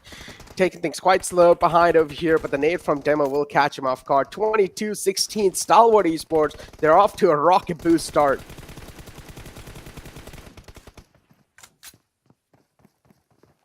Leo's moving forward. And now he just stays there. Maybe would go for a nade on that block. I don't know, he's just, gonna go for that. He uses a good nade, tops on low HP. In fact, he would be taken down. Action gets taken down as well.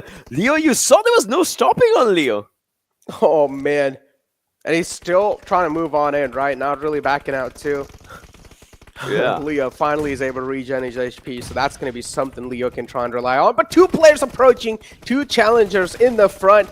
Has barely any sort of HP too, and he almost won that duel 2 action. A little bit of whip, but it's okay. He's able to at least retaliate back and get that frag instantly in his hands. Nades tossed in from both the sides. At this point in time, Seal, they're heavily trying to rely on those nades because they're not really proven up to the mark in the gun skill. Oh, Baron's on low HP. He won't survive this one. He understood, and he actually just admitted his fate. Gave up. He, in that situation, was like, I cannot do anything. I'm just going down. But then I would want to go down with the fight action as well. But look at that top from the other side with that grenade. Takes down Leo. It looked like he was aiming for his own friend action. Yeah. Man, that was quite close, though, not gonna lie. And then Action right here in the back. Oh, that's a great high ground to play with. Action with such a dominant. Yeah, he has 10 as well. Yeah, it's just such like a dominant man right there. He's just gonna try and establish his dominance on the entire TDM here. Oh, Baron, where are you looking, my friend? Try just takes him out. It's 36-27. I'm pretty sure they're ending it. They're ending it. They're 100% ending it. Stalwart would want to end it in style. So this is the edge that they would just want to have on for themselves. Stalwart in the close ranges in those kind of fights, they have a better communication. There definitely is just showcasing. Look at how two players are just moving forward for the lead on themselves. And it's just one remaining. And that one comes up. 12-12 coming up for the players of Stalwart. Try and Action just doing really good. On the other side, Demo tried to reach the double digit, but then again, he was just stopped at 9 eliminations. Was a good game. Man, I mean, Pika and Action, both of those players just getting 12 elimination points on their name. And that's quite insane, right? It's not even just like a normal classic lobby. It's a pro lobby right there. Seal is one of those teams that's currently top in the charts in the overall rankings, and they're just able to do some light work easily on top of the players of Seal. And that's something Seal will need to try and figure out now. Maybe Seal players are just going to start grinding a lot of TDM. Yeah, and that's just, how it was happening for the players. They would. But then, I don't know if you have played it or not, but there's a new TDM that just, has arrived, and it's just so good. Where the random, no, not the 8v8. So there's a new random spawn TDM. It actually happens in Erangel, and you spawn randomly. It's called TDM Assault, Range Assault. You spawn randomly, and it is extremely good. So you should definitely just play it. It's actually I'll brilliant. try it out. Yeah. I mean, I personally am a grinder of just the 4v4 TDM, and then I just try and go into some classic games, or maybe potentially sometimes the 8v8 too, but I'm not going to lie, I just rage quite a lot in the 8v8 tournament because in the 8v8 deathmatch. But it seems like that's going to be it from our side for now. Don't go any further. We'll be right back after a short break.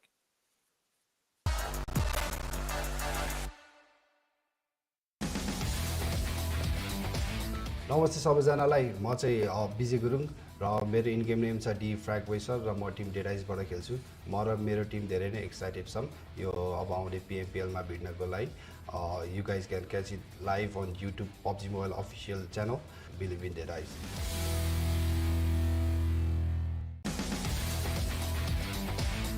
Hello everyone, म मजिद श्रेष्ठ र मेरो in game name चाहिँ orange हो र म team ElementriX खेलेर हो it has been a tough journey but we are finally here so तपाईँहरू आएर हामीलाई सपोर्ट गर्न सक्नुहुन्छ विच इज इन PUBG मोबाइलको अफिसियलको युट्युब च्यानलमा सो आउनुहोस् हाम्रो सपोर्ट गर्नुहोस् धन्यवाद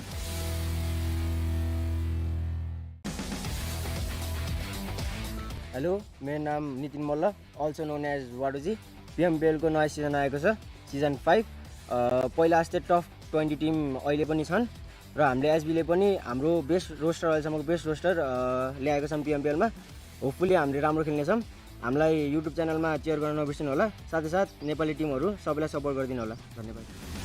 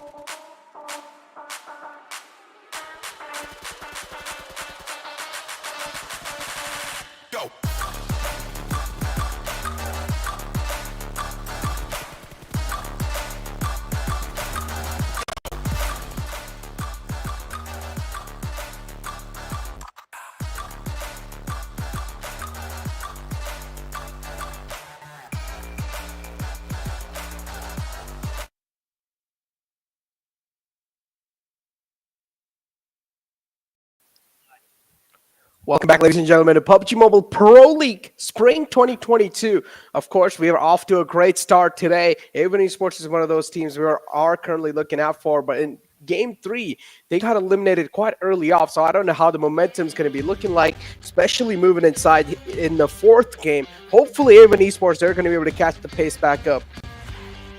Let's just hope. All we can do is just, hope, because hope is all we have, but hope is a dangerous thing, so we would not want to just, stick to that much. But right now, ladies and boys and girls, this is going to be a quick, not so quick match, because it's going to be the map of Sanhok. And I'll tell you, so Necro, there's a thing in science we always rely on, that is the chaos theory, right?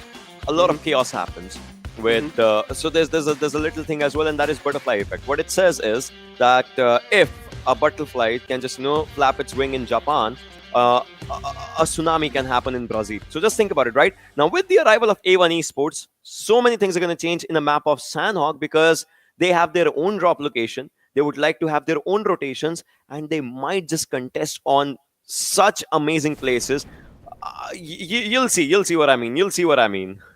And A1 Esports currently, they're just heading towards Paradise Resort. They have their drop, yeah. Yeah, it's one of those, like, the OG drop locations or drop spots they like to go towards. And if I'm not wrong, where is Savage? Oh, so Savage and A1 Esports, now they're going to be having a huge clash, because that's what I was like, wait, I'm not really seeing Savage, but it was just like overshadowed by the A1 Esports' logos. And there you go. Now we're going to be seeing a drop clash, and I personally feel like Savage, they should be able to. I mean, look, I don't want to like sound something, but Savage, their gunpowder, we've been talking about this, and they are pretty good at that. But this time, he's just missing so many shots, just gifting away a point for the player of A1 Esports. Boy. See, I told you, an elimination for an elimination, that would happen, because first things first, Necro, Savage was just 3-man lobby, and oh my god, such a brilliant understanding. Eisenberg, he almost took down RX Jax. Imagine, he was thinking Dante went there, that's why he started shooting. Imagine if Jax was out, he was like, oh wait, I took down too? That would have been such a brilliant thing. And now Savage's players, with Sanchir on such a low HP, I don't know what's going to happen, because they are giving revives, they are doing really good. Eisenberg, he just has an Uzi for himself. The thing definitely goes scrub, but then we'll see what happens. As A1 Esports looks ready now. Dante, although, if only one shot of this Uzi hits him, he would be taken down. But for a second, that Eisenberg just looked in a different direction. Dante crossed this area. Man, Dante Uvu. What a name. But yeah, Dante right here looking at just Uvu every single player out of Savage. Eisenberg's all the way in the top. Dante doesn't really have first. Oh, he actually does, but he's still opting out to use those bandages. Maybe he just wants to be a little bit more preservative. I see easy confirmation on the players of high voltage. I mean, they had a great game 1, but again, they're not really able to deliver after that. A1 Esports right here too. I mean, they're off to a great flying start, because Savage, they only had 3 players to work off with, and now Eisenberg has to be the showman to try and stop this entire flood. Eisenberg just using those bandages. I'm pretty sure they're getting the sound of that, and Eisenberg would be taken down, although Sinister needs to survive at all the costs. T2K Legend, in fact, T2K is arriving out here as well, and Legend needs to understand what's happening, who's fighting whom. All of these situations in Sanchir, what he could do is just, take down a few players, and this is the exact chaos that I was talking about. Think about it, right? T2K, they hear the sound, they arrive. Savage, first things first, the players were with low HP, and now it's just, they were low players, and now low in number, and now it's just one player surviving, that is Sanchir. A1 Esports just changed everything as soon as they arrived in the lobby. Oh my god. What? This is so interesting too, man. Boy, TDK, it seems like for now they're just going to back off, taking things quite slow, letting these two teams duke it out, giving them their own personal space. They do not really want to get too up close and personal. So yeah, TDK, respect this decision from their side. Skylightz Gaming too is a bit on the right side. Spit it out quite well. The circle so far, it does seem like it's probably going to be shifting on the right side of the island unless we see a huge curveball shift. Just like we saw in the Erangel game, which just shifted on the north side and just caught every other team off guard. Then that's going to be something that's going to put every single player in trouble issues. See, the audience and we love that. The players hate that. Yeah. those kind of curveballs, right? The players definitely they will hate that, but then we love chaos and we love to see something just chaotic happening in the game as well. Stalwart's players, top action try, we see them as well. They're just trying to maintain their own composure, their own places, in fact, inside the zone. 6ix9ine's out here. A1 Esports, in fact, the entire team is just out here. They're taking everything that they can get. Sinister, he has 4 bandages, can definitely just use them to boost him up to 75 HP. He's getting more bandages as well. Jax just has 6 bandages for himself, although he's on full HP, so nothing wrong with that. Everyone just healing up for themselves, but amidst all of this chaos, right, they maybe have forgotten that last player of Savage. Oh boy. And he's taking things slow too. I personally feel like he just wants to hurt A1 Esports at this point. He's hiding in the back, hoping that maybe someone will walk in. He gets a free elimination points, and A1 Esports too just completely hurt. Their chances of doing great in this game will be hindered by quite a lot. But so far, A1 Esports too, they're not really overstepping their boundaries, instead trying to stick around together. On the other hand, a lot of teams accumulated kind of in a centralized spot of the zone. Stalwart Esports too right there on the bootcamp hill. Then Dax is there too on the right side. We might just see chaos or at least Hellbreak and lose soon, because so far teams are taking things quite slow. DRS as well, they aren't really under contention. As time's going to be ticking, these teams will start moving on in quite close to each other. But one of the teams I personally want to be eyeing out for has to be 7C in the map of Sanhok. Yeah, that definitely happens. But look at that. The Molotov just comes in and the player comes out, and there is a good crate. Cooked. That's what you call it, oven. It's done. It's done. It's done. It's Savage. A1 Esports, with just their arrival, they are creating chaos. Just like we said, I'm going to say it again like a broken record, but then again, the chaos theory stands. Wait, so you think A1 Esports, all this not qualifying for the first 2 weeks and then qualifying in the third week was like a planned thing they did? No. What I'm saying is, hear me out again. In the map of Sanhok, previously it used to be a team like Deadeyes Guys, right? That they used to struggle with the drops and all those things, etc. Yeah. And we have only one Sanhok per day. Now, with the arrival of A1 Esports, that chaos has been lifted up to a whole new level, because they like to go to this place. They are challenging the teams around. T2K also arrived there. Imagine if T2K would have been a part of the fight and if T2K would have been taken down. So A1 Esports' arrival for this map is indeed utter chaos. And we have always said this, third week, third day, etc., always mean chaos. And this is the third week, my friend. Yep, you're not wrong. It's just going to be all the teams pedal to the metal, do realize it's their final chance to wrap up as many points as possible. But again, from what I heard was Savage and Avon, I mean, even in the past in some third-party scrims and stuff like that, they were clashing on that same spot, right? And then in the end, they came to a little conclusion that maybe Avon Esports are going to be giving that spot up to Savage. And then Savage are going to be taking up the Paradise Resort. At least that's what I heard. I'm not sure if that was true or not. Just like how Skylightz Gaming and Savage had a little bit of a, thing between them. So I'm not sure what just happened, but A1 Esports making that move on the players of Savage, that's a literal statement for a war. And I'm pretty sure Savage are not going to back out from this now. ElementriX's players, they're finding their own sweet spots as well for themselves. Just trying to scout out the areas. Obviously, they are inside the circle right now, so they would just want to be there. If not anything, they're going to be loving it. Vibes, we saw them struggling a bit here and there. Not exactly the struggles, but as of now, if we include them, top 4 teams are kind of struggling. Kind of as in, they don't have to worry about anything, but still you see it, right? They're not getting that good of a game for themselves, except for IHC that got a really good first game. Talk about IHC. I mean, so far things are looking quite great, right? If you take a look at the map too, IHC, they're currently on the top left island, just taking things quite slow.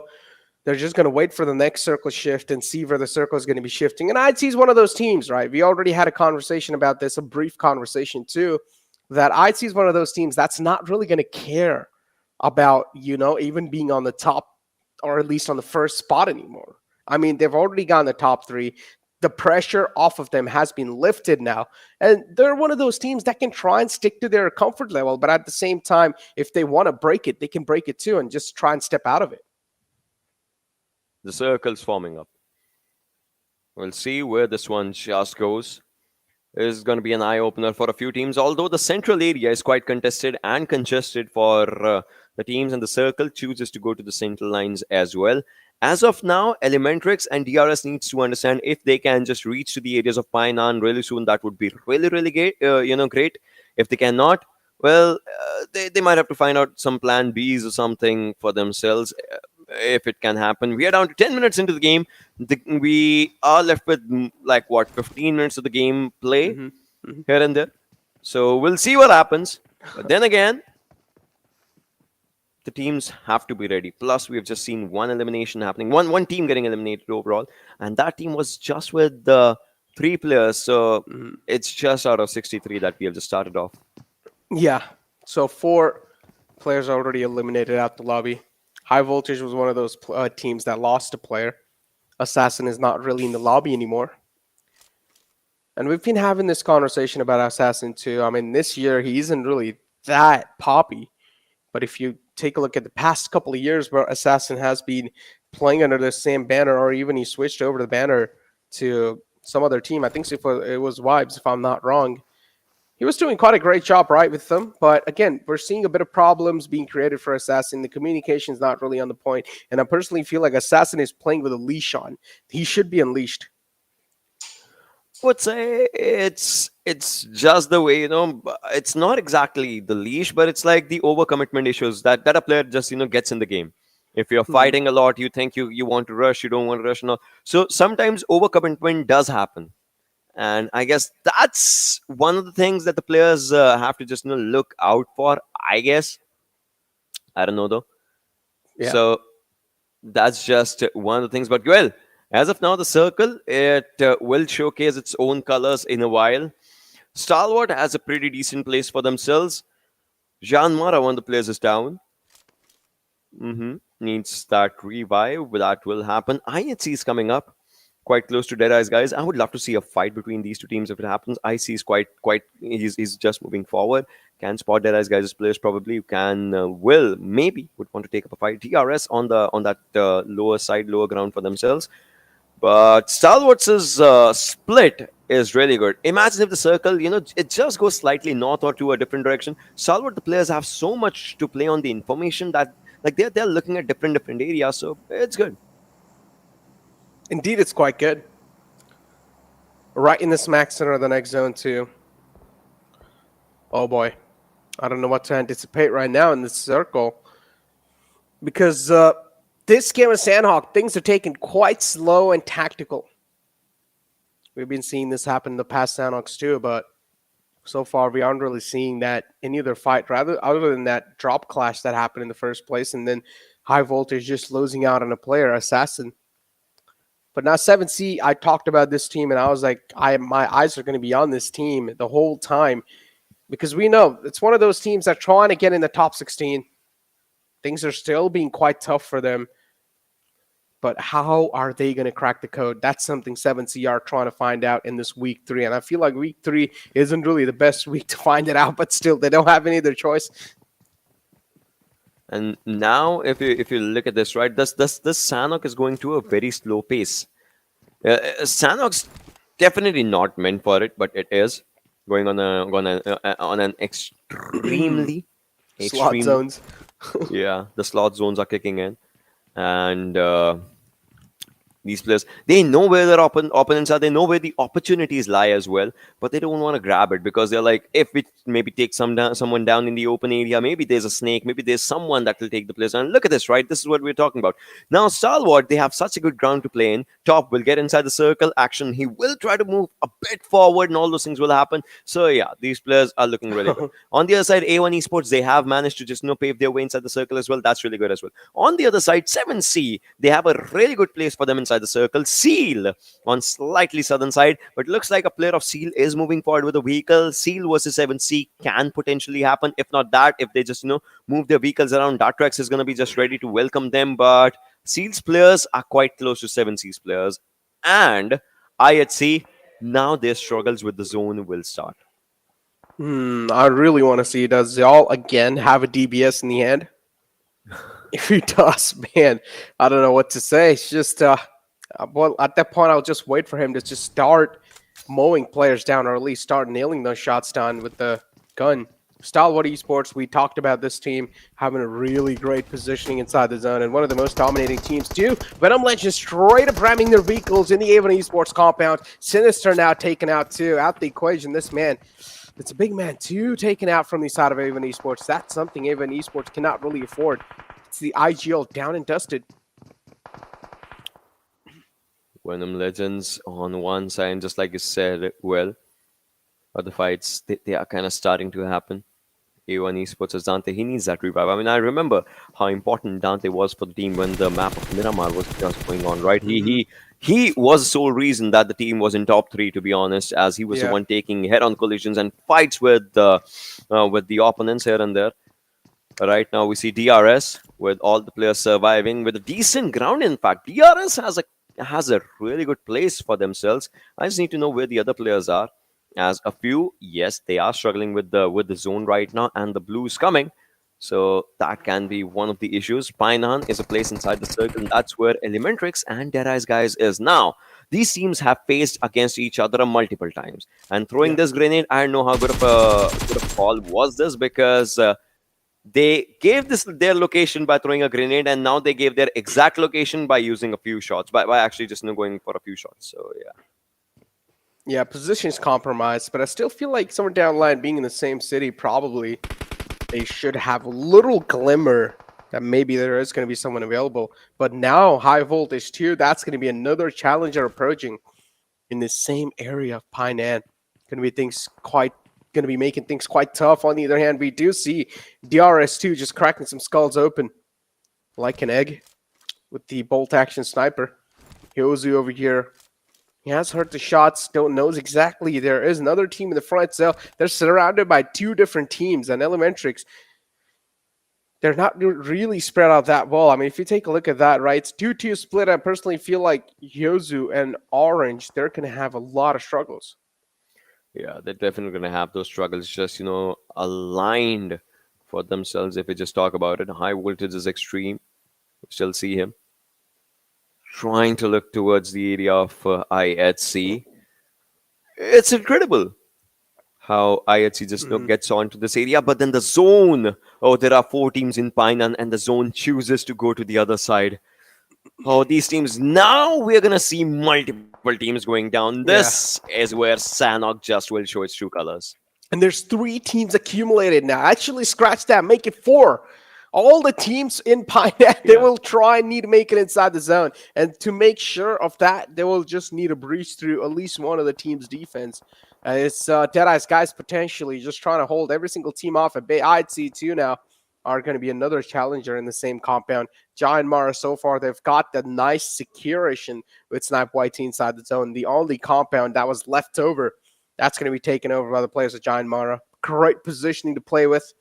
Dax too with another great positioning to play with. Dax is one of those teams, man. Somehow they're just able to come into these like top positions, doing so great too. Not really having a lot of elimination points, but you talk about a methodical approach. Dax, they're so good at doing so. They definitely are really good. But look at this. IHC, the players are struggling, and this is where it starts off in the backlines of Painan. Although Extreme, he does get one shot on himself, but then again, he doesn't care. He would not want to care. He would want to just go for the conversions, and he's getting the conversions for himself. Extreme gets one. I see that conversion should come to him as well. He's just waiting with the 12 bullets on for him. He's going to go for a few more shots. We'll go for the reload as well. On the other side, Stalwart, they want to make their way inside the circle as well, as they're trying to take up a good fight. And Extreme secures too. And this is where JyanMaara might just be getting a few nightmares, as Stalwart is ready to give it to them. They are ready to give, and now look at this. JyanMaara, they're just spread out right here. 2 players left alive, sniping Gunner. Nate's going to be tossed in the front. Does exactly know where Action is too. This nade might just be perfect. Was a bit though. Action taken down slow, so low. He's going to prone out in the open. Didn't exactly know where the nade came in from. And Gunner just taking a capitalization on the exact same fact. Gunner now will need to back off, but unfortunately, it's Deadeyes Guys knocking on the doors of JyanMaara from the back. Today is not exactly the action kind of a day if you just, think about it. And now Deadeyes Guys was just, going to go for a few shots and Stalwart, they do understand it. Although T2K is taking a good fight against Seal, all of a sudden the chaos just has started. The fights just have started. True Love was spotted down as well, as that confirmation will come in the hands of Scry. Just getting that 1 for the team, and the team has 3 for themselves. That's the number of players that they have surviving as well. Skylightz is struggling on the other side as A1 Esports is looking good, but Sushant would be taken down by Top and SQBU. It is Sanhok specific weapon, and Top, the DMR specialist, likes to use it. Oh boy, just 2 tap and dirt nap. Gonna be taking out. The player in the front did not even properly know, or did not even have enough amount of time to realize where the shots were coming from. And Stalwart just easily able to do some light work in the front, and now they're also trying to fight their way in inside the next zone. They're going to make sure they also have the Weekos to back themselves up just for some last moment cover, because they know every single cover now in the game is occupied. Snapboy T is going to be the only man left alive from the side of JyanMaara. He will need to play things slow. He doesn't have any other option. Venom Legends 2 right there. Skylightz Gaming. Mafia Ninja's taken out. Nemo is right here. And take a look at the separation between the players of Skylightz Gaming. 2 players in the back, Nemo in the front, kind of like the insurance policy, making sure that Nemo is going to be there in the front lines and just helping his teammates out. Zol, look at this. This engagement might just be a tough one, because Zol and Extreme, both of these players are tanking a huge load of damage from the Wall of Death, and Zol is just going to patch himself back up again. Somewhere down line, Extreme senses the fear. Just waiting for it. Extreme understands the position of Zeol. Obviously, he knows it. Molotov being thrown onto him, and look at that damage of that Molotov and the zone combined. Zeol gets that elimination. High voltage, they get eliminated on 13 right now. Down to 12 teams, 34 players still surviving. Dictator, he's getting the damage as well, and Aleppo getting the damage of the blue for himself. Still, he wants to take up a fight against Atrax. Look at him, not surviving now, as the zone's gonna just eat him up. And Kyante is going to go for that confirmation. He needs to understand where the other player is, as Rafat is just on the other side. He trades him out for his own teammate. And there it is. One more confirmation coming up for Rafat. He has only 1 first aid. He might well not make it. He might not. Yeah, TDK, though, still in a really strong spot. All 4 players up. One of the players did get knocked out. Killer YT, on the other hand, inflicting pain and hurt in the front. Vibes are going to be on the receiving end this time. 3 players up for Vibes. DRS just subtracting 1 man out of that squad. As now Legend 2 will try and take out the players of Skylightz Gaming in the kill feed. We do see that happening. Venom Legends will follow it up in the 10th spot. Slowly and steadily pushing on in. The march is there from the side of DRS. And Rules, of course, is going to be the man to open the fray up. Definitely they do. And now we're down to 8 teams, 21 players. Still surviving, still just waiting for the fights to just keep on happening as a circle. I don't see any team in circle specifically right now through the minimap. And yes, there's no one inside the circle. Everyone's just playing the edge, because the zone's like dead open place. Demo taking down T2K Sandesh in all of these situations. For a change, Seal is looking really good. They have a good momentum flowing on for themselves. Delta, oh my god, he should not drive this Lambo like this, but then again, he wants to. Ryu is surviving, and look at DRS just going for a push on for themselves, and Delta was going to go for a heal in that smoke, but then again, he gets taken down from Jane from the other side, and DRS looks like they are going to be in a lot of trouble as well. Now, that was quite funny, but look at Seal. Boy, they have the highest chance of winning this game, 400 points incoming. Oh boy, Seal. Are you sure about that? But you never know, man. TDK too. They're a 3-man strong squad, and they can try and spoil the triple dreams. Chicken dinner. Might just happen. 3 eliminations still on the side of Pika. But now you take a look at Seok. He has spotted out the players of Seal. Seal too, somewhere down line, do exactly know what's happening in the front lines. But Seal, they still need to make it inside the zone. And it's not going to be that tough of a call for them. See, I don't know. Whatever happens, history might just be made right now in front of our eyes. Will we see a triple chicken coming up from T2K? That's the question. I mean, they are so far away from the circle that it's going to be extremely difficult for them to just, even walk on the lands of Sanhok. So they might as well just would want to crawl. But then if they crawl, they might fall. Skylightz Gaming did get eliminated on one side. Baron's been spotted down. 7C wanted to play, and Leo made it his own damn playground. Down to 3 teams, 11 players surviving, and look at that trio goes down by Leo, and T2K is in a whole world of trouble. DRS, they made a few mistakes in the previous game, but this time they want to change it. Seal, 400 points is what they want. We'll see what happens in all of these situations. Baron, he gets that revive. They are ready to play. And yes, Seal would want to take this business seriously.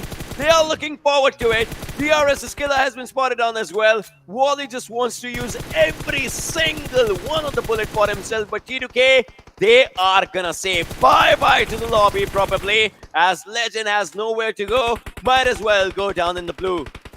Well, and that's what exactly happens. Just wraps up in the blue, gets taken down, and now it's all down. It's Seal versus DRS. T2K out the equation. 2 teams alive, 7 players in total. 3 players for Seal. Or actually, scratch that, make it 4. Now make it 3. As now it's a 3-on-3 situation. Man number equalized. Baron should be confirmed easily. Rules gets the elimination on his hands, and now the blood's being sensed by DRS, and they probably want to taste even more. Demo's moving forward, but then again, a few throwables are coming quite close to him. Demo needs to understand that. And now Wally, he is trying to find out the good places where the opponents are. I mean, he has that high ground from there. He can just scout out the areas. But look at Rules, just, quite close to him. On the other side, this terrace area, this sort of an area gets really difficult to play around. But then again, Delta's grenade takes down Demo. And this is where Rules is moving forward, pressurizing the players of Seal. Leo with that UMP is trying to go for a decent fight. Rules is on low HP. Wally's the last one surviving. Wally gets down, and the real soldiers are in it to win it with that cash. They're going to enjoy it. What a brilliant winner chicken dinner. Finally, DRS. They get their hands on a chicken dinner. I mean, today they were able to put up the numbers, but they're just not able to back up with the chicken dinner. Finally, they get it. Previous game 2, such a solid game. This game 2, 10 elimination points, 25 points in total, and a damage number of 1977. DRS, man, not gonna lie, that proved themselves up in the week 3 here. Just showing up to the mark, and they're also taking a huge jump in the overall ranking to 6th spot. Man, that's a statement. That indeed is a bold statement, the way they have just played this game on for themselves. But then again, Seal, amazing effort coming down from them. T2K just did really good for them if we just talk about it, but at the end it was DRS just showcasing an amazing feat of strength. Exactly. I mean, talk about the strengths, just DRS, man. Not gonna lie, Rules has to be one of the most instrumental player for DRS currently. The way he opens up the fray, the way he engages in the fight in the first place, that's something that has been impressing me over the days in this PMPL. And Rules, honestly, not gonna lie, he's the main key for the success of DRS. And as long as Rules is going to be there all the way in the front lines, things are going to be looking even much more easier for DRS. But a great capitalization, even from the entire team. Try to back him up, even with those nates and stuff. But Rules, and even against Seal, he was able to equalize the man number. Definitely, he was able to just equalize that man number for themselves, and that was one of the things that the team needed for their push. Right, once that push happened, they were like, "Yeah, we can just go for it." Exactly. Well, it seems like it's time for us to push to a short break, but don't go anywhere. We'll be right back in a while.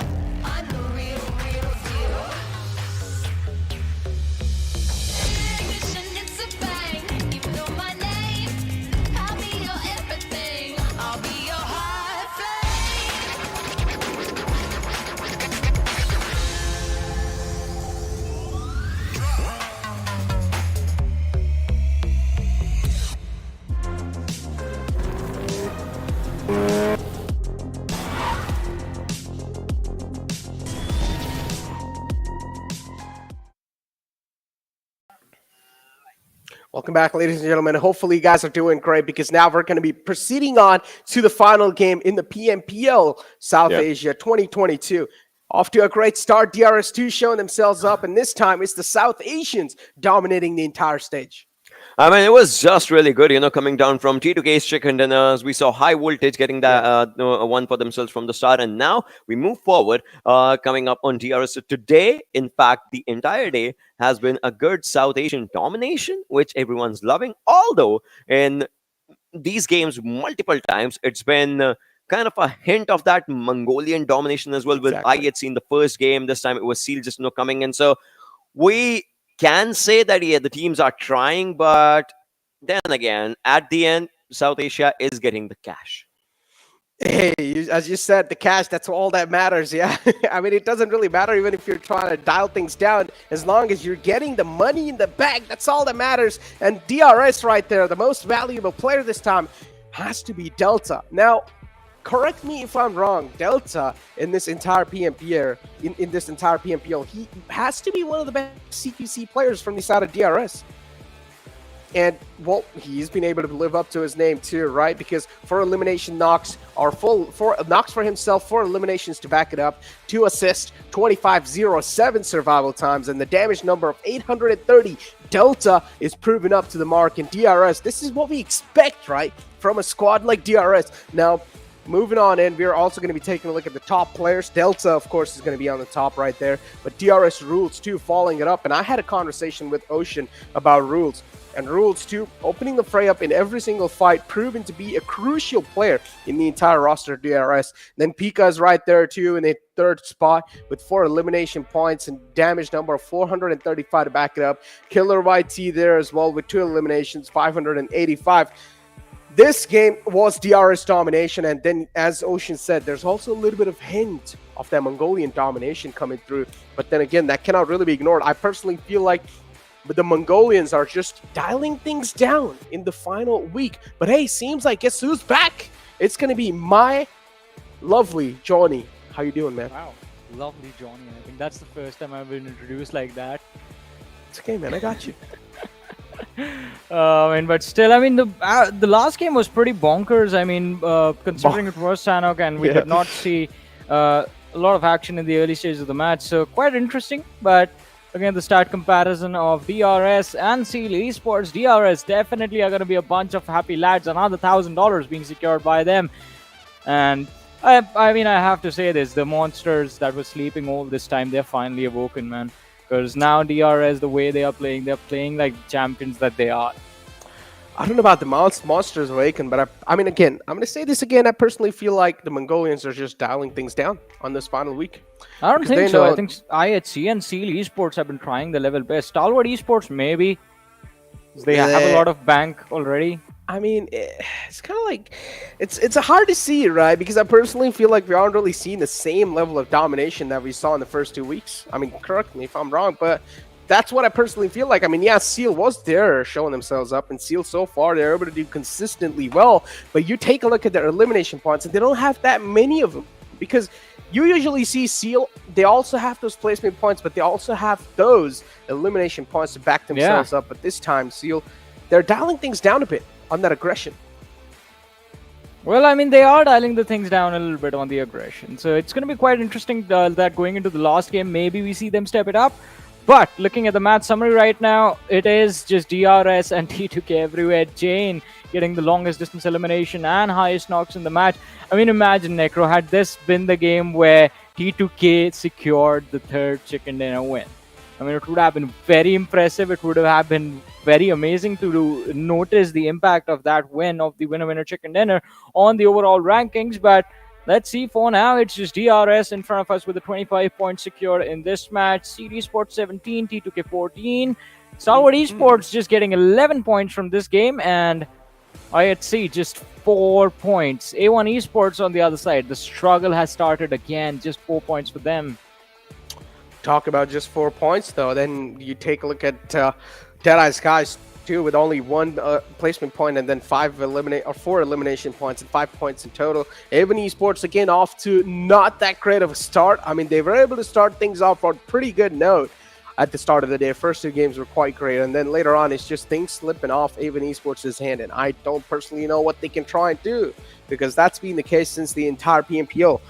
I mean, we cannot even say that they're not consistent, because they haven't even got a chance to be consistent. Well, I completely agree with that. I think that they haven't been given the enough opportunities to be consistent. But still, I mean, expectations are always going to be there from the fans, and the fans always expect their particular team to dominate whenever they are playing, no matter what the situation is in front of them. Which is, well, to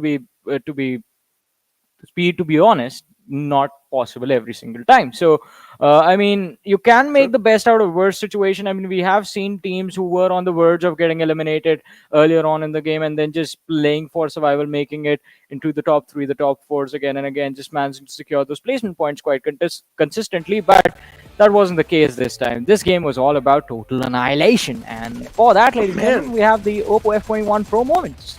Johnny, I also heard Oppo F21 Pro is already out in the market. Yes, it is, man. Bro, I told you yesterday we need to go get it. Dude, I'm running. This show ends and I'm already running to the market. Hey, take me with you, man. So yeah, I mean, if you guys want to play like the players, the Mongolian players, or even any of the South Asian players, for example, Action Top, the top players, man, just buy the Oppo F21 Pro and be them, and represent your country and your region in the international stages. And if you make it to the PMPL, you could. I was saying, if you make it to the PMPL, you also get the opportunity to secure $1,000 for the winner. Make sure to give us a shout out, because we told you guys the secret on how to get good. Yeah, this is the secret to get good. Get the F21 Pro. That's how you do it. That's how you win. That's how you become a champion. I mean, Johnny, I feel like Oppo should like hit us up with a sponsorship. We're such great sellouts. Come on. Yeah, but I think the lads are doing a much better job of. Yeah. And if they also get the device, I think they could do a much better job of actually displaying what the F21 Pro is capable of. Because no matter what you and I do inside of the match, we have a skill cap. These players don't. Oh man, talk about the skill cap though. I don't. Just kidding. I do, and I've already hit that it. movement. Yeah, dude. It's actually tough to even like think about that these players are doing it on mobile devices. Yeah. And just you gotta be so quick with your fingers. I mean, not gonna lie. But take a look at the damage graph. 10 elimination points in 1977. I did take a look on that stat right there. Seal2 on the second spot with 5 eliminations, and then 1431, and then TDK on 4 elimination at 1361. It's just like 4-4. Not a lot of elimination points wrapped up, and then you take a look at Stalwart Esports, and that in itself just proves what I'm trying to say. Stalwart currently, they don't care who they're going up against. They're just going to try to take you down. And it's just, the aggression is the name of the game. At this point, maybe potentially if some chicken dinners do come their way, they'll probably try and secure those. But they've already got like 6 of them, Johnny. Do they need any more? Yeah, that's what I was saying. I mean, Stalwart Esports have already pretty much set themselves up in a very nice position where they have those 6 chicken dinners. And also along with that, I think $6,000 being secured. Train to Kill on the other side, 4 chicken dinners. Vibes, I want to see them get one more. And look at that, Vibes have been. Well, their 4th position has been taken away from them. Train to Kill are now sitting in the top 4. DRS climbing up to the top 6, just a few points shy of Vibes. In fact, quite a few points shy of breaking into the top 5. But either they do it in this game or maybe tomorrow. I think by the first game tomorrow, they should be in a spot from where they can say, all right, we are in the top 5. We've finished the league stages in the top 5. But as always, we're not interested in the top 10. We want to see what's happening at the next page. Oh, man, that's damn right, Johnny. I mean, if it's about money, then we're interested. Oh, yeah. If it's not, then just skip over. Just move on over to the other graphic, please. The other half of the board, that's what we're going to see, because that's where the real storylines are. That's where the real content is made. Look at Dax, man. I mean, today they've been quite okay in the placement perspective, but they still need to start amping things up when it comes to the aggression and those elimination points, because they still need to topple over a team like 1952, and they have a couple of points to go to their way as well. And think about it, right? 2 more days after this, 1 more game to go today. Is it going to be possible that Dax might just make it a top 16? I feel like Dax have a nice head start for themselves, and they can try and capitalize on that. Shouldn't really be that tough, consistent performance every single day. I mean, but it's still going to be very tough. I mean, 115 points where High Voltage is sitting in Dax. They have to finish every single game within the top 3 with at least 4 to 5 eliminations. If they manage to do that, then maybe we see Dax somehow make it to the top 16. If High Voltage also consistently finish in the bottom 3 of the matches with no elimination, my so Dax God, gets wait. 15 points, High Voltage gets 0. And ladies and gentlemen, what you guys can get for yourself is these beautiful skins, but only if you catch all this action on PUBG Mobile Esports South Asia's official YouTube channel or their Facebook page, and then participate in the giveaway. Oh man, wait, I'm opening a channel up right now. I want those skins. That's a cool UMP skin, considering UMP is currently in the meta. Oh man, these PUBG Mobile devs, they know what they're doing, huh, Johnny? Yeah, exactly. Boy, And I they mean, know how to just rule you into that and get those skins. And I currently have the channel open. Man, I'm waiting. You guys in the chat too, do the same thing.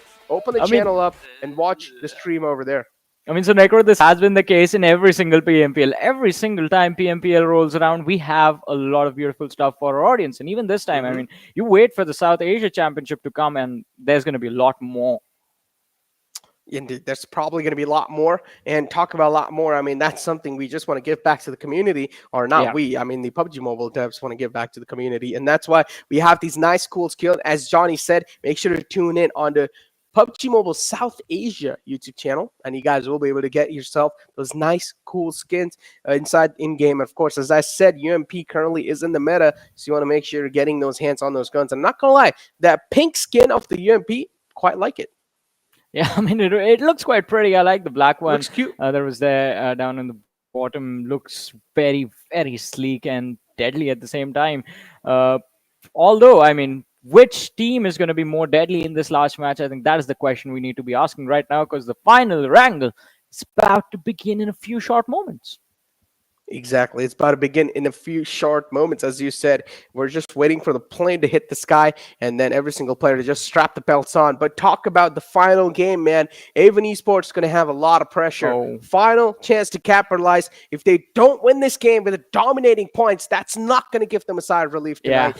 And tomorrow, too, they're not going to have a good head start to kick things off, because at this point you might as well just rule them out, right? It's a little bit tough call to say, but look, I'm a person who likes to hope, right? Because life, as I said in the past too, works on hope. You hope a lot of things, and that's how life just gives you hope of things getting even better. And that's what I'm hoping for Avon Esports. Hopefully things get better for them too. I mean, it's not just about hoping things get better. You have to work to make them better yourself as well. Otherwise, if you're just going to sit there dreaming like, all right, it's just going to improve all by itself, that's not going to work out. And I think that is something that all of these teams have realized, as we've seen a lot of changes as well, especially from Skylightz Gaming. I think they've just been all over the map in every single map that they've played. And it's been catching a lot of the other teams off guard. On Erangel in particular, it has been Venom Legends who are sort of struggling because of Skylightz Gaming landing quite close to them. But let's see if that is going to be the case this time as well. As ladies and gentlemen, the last game of the day is live right now. The trajectory of the plane starting from Nova Repnoi. Well, between Nova Repnoi and military base, it's going to start from there and go all the way towards the hospital position. Savage are heavily screwed. How are Savage going to go to Yasna Poliana? They're going to have a huge rotation to make. And talking about the circle, I personally feel like this has to be a left side circle. Circle that's probably tilted towards Quarry and stuff, but we still never know, because this first circle isn't even on the board just yet. I'm just waiting for how Savage are going to be taking things over here now, because they like to go toward Yasna Poliana, and the plane fly path is just absolutely off from that spot. So Savage, they're going to have a bit much more struggle to try and worry about, as the plane fly path is going to keep on proceeding. V and even Johnny right here is waiting for the first circle to form. My call was towards Quarry and stuff like that, but let's just find out if that's going to be the case or not. Well, let's see. We're about to find out in a few short moments, but for now, I think, alrighty. So towards the western areas again, I believe the final few moments that we're going to witness in this match are going to be towards the Gutka positions. IHC, I think as soon as they see the circle, their game plan is set. Just loot the Georgia Pool containers and the city as quickly as possible, and then just take control of Everest. Just be the gatekeeper, shooting from the high ground, enjoying the free damage that they dish out. But look at this, as I mentioned earlier, Venom Legends, always on Erangel today, have been in a world of hurt, as Skylightz Gaming has been dropped clashing with them, and now it's just Rafat left with a PP Bison in his hands, and has a lot of information as to where the players from Skylightz Gaming have positioned themselves. Exactly. Venom Legends, 2 players in the front. Oh, things are not really looking that great. Galzin just missing an entry he could have found. And now Skylightz Gaming, look at them just punch boosting their way closer and closer to the players of Venom Legends. But Venom Legends too, they know that Skylightz Gaming are getting a little too up close and personal for their comfort. Rafath now just going to prone back in the building, taking things quite slow. Both these teams, they don't have any either intentions of straight up charging on in, but this Molotov from Nima can be a game-changing one. Tosses in the Molotov, clears out the angle, knows exactly no one's going to be holding that third-person perspective. So now he vaults on over inside the building, and the shotgun from Nima might just be a detrimental one too, but he gets even a better one in his hands. Well, but let's see if this AKM is going to help him out at all. Nima on the other side is just going to lob out a nade outside the house. There's not going to do anything in Rafat. What? Did he not hear Nima close in? Because the damage has been dished out. There's the knock, the opening from Skylightz Gaming, and all of a sudden Venom Legends are at a disadvantage. Steel Shot with the shotgun is going to try and see if he can find one knock, but AJ is going to run in with one of his own and does in fact secure the finish on the knock that was opened up by Mafia Ninja. So that's the first blood in the game, ladies and gentlemen. 2 players have been finished off from the side of Venom Legends now. Just the final 2 remaining, and they are in fact on another position because Venom Legends do like to go for a 2-2 split drop on Erangel. Talk about a 2-2 split drop, and this is why exactly sometimes you can be caught off guard if a team does their homework. And Venom Legends, they got completely caught off guard right there. Boy, did not really see this kind of circumstance just coming their way. 2 players are still up, though, for Venom Legends, so now they're going to try and take things a bit much more safe on the map. Deadeyes Guys, high voltage and vibes as always. They're going to be right next to each other near the school area. Haven Esports is one of those teams that we all are going to be having our eyes dead locked on, hoping that maybe they're going to be doing good in this game. Well, I mean, we are hoping that they do good, but is that actually going to be a case? We are about to find out. Deadeyes Guys on our screens right now towards Rosop, a place where that they like to call home. Let's see. Venom Legends again, Ale, Dictator, the final 2 players surviving, and after the initial sort of fight, the fiasco that was there between them and Skylightz Gaming, I think there is definitely going to be small little downtime in the game where no action is going to take place, since now all the teams are in their comfortable, their preferred loot spots, and they are just going to be looking to stay safe in these early game scenarios. But alrighty, so the moment we have the map in front of us, you're going to notice something very interesting. Godless from the side of IHC, and I believe he does not have a teammate with him, has in fact not gone for the Everest position, but they are straight up pushing for Gatka, and quite close to the lads of Skylightz Gaming as well. So it's going to be quite interesting to see exactly when the fight is going to be forced and who's going to pull the trigger first. But on the other side, Dax on the northern Georgia Pole City looking quite comfortable. No one there to bother them apart from the team across the river, but even they won't take those shots because it's not going to accomplish anything. You can't really go for an all-in commitment from that distance. Have a little question to the chat. Currently, we're having a downtime in the game. By downtime, I mean nothing really is happening. So the question for the chat is going to be, how many people in the chat are hoping or at least want Avon Esports to be in the top 16? Let me know in the chat. Just type me in the chat if you guys think that Avon Esports could make it in the top 16 till now, or at least still they can make it in the upcoming days. Well, what about you, though? Look, I like to be on the brighter side of things, right? Yeah. I like to hope things. I want Avon Esports to make it in the top 16, but I still feel like if I want to be just like blatantly honest, I personally feel like it's going to be a no. I don't think so. Avon Esports can make it in top 16. It's too late for them. I agree with that. I don't think they can make it into the top 16, but I think at least in the last Super Weekend, I want them to get 1 or 2 chicken dinners so they don't walk away empty-handed from the league stages. I mean, just securing that extra cash, extra little bit of $2,000, I think should be the thing that makes them happy. But yeah, realistically speaking, the distance between them and the top 16 is quite a lot, even for 15 matches. Especially with the form that A1 Esports has been in the recent days. If they start playing, all of a sudden, if they start playing like Stalwart Esports in week 1, if you remember that, I think then they might qualify. But that's a hard thing to pull off. That's not easy at all. Yeah. I'm pretty sure there's probably going to be a lot of hopers in the chat that may be hoping that A1 Esports can make it. And not going to lie, I appreciate your guys' support towards A1 Esports, and I'm pretty sure even the players do. So keep supporting them, no matter what, even if things are going tough for those players. Never be harsh on them. Don't hate them. They're trying their best to be their best. Sometimes things don't really work out together, and they will try and find a big counter to that, maybe in the upcoming years, and maybe you guys just see, well, a complete new reformed and transformed A1 Esports. Keep supporting them. Show love. Why you want to spread hate when there is love to show people, right? Yeah, that's a very nice thing to say, Necro. But and I think for A1 Esports, I think the main point of concern was like, has the team just completely lost the synergy, the skills that were there with the team? And I think during the third league play days, they have opened people's eyes. Like, yeah, it was just that they were having a couple of bad days earlier on in the tournament, and then finally in week 3 they showed up. Because in the league play days they were very impressive, and to be honest, I mean, they looked like the A1 Esports that everyone remembered, the A1 Esports that everyone used to cheer for. And I think that sort of gave people hope again, like, all right, we can still believe in this team. And as you said, Necro, I mean, you can't win every single tournament, right? You can't just be extremely consistent. Otherwise, what it's going to get boring if we don't have new competition. So if it's not this tournament, maybe in the next one we're going to see A1 Esports just coming back a little bit stronger. But talk about becoming stronger.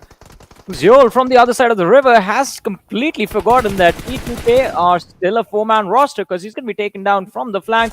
On the other side, Deadeyes Guys find Hershey from the side of Savage Esports. 1 knock and elimination secured. Anif is going to be the next man in that fight to fall down, but Godless,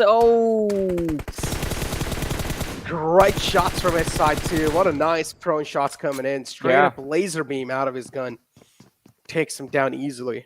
And then Deadeyes Guys too, they're just able to wrap up a kill onto the players of Savage. TDK Jane here will spot out the rotation of IC. And Icy will be able to get out of harm's way for now. Eisenberg is just in the enemy territory, is surrounded by wolves all over the place, and eventually he will be devoured alive, as Savage Esports is going to be the first team to take an exit from the lobby. Another question to the chat. This might just be a bit of a brain puzzle. What is... Okay, if you guys are good at the math side, let me know. But I'm going to ask you guys a bit of a brain question here. What is the answer for 9 divided by 69? What is the answer? What?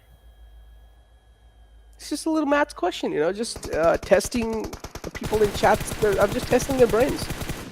I mean, it's just going to go like something in the decimal thing. Yeah, exactly. It's testing their brain. It's a tough question.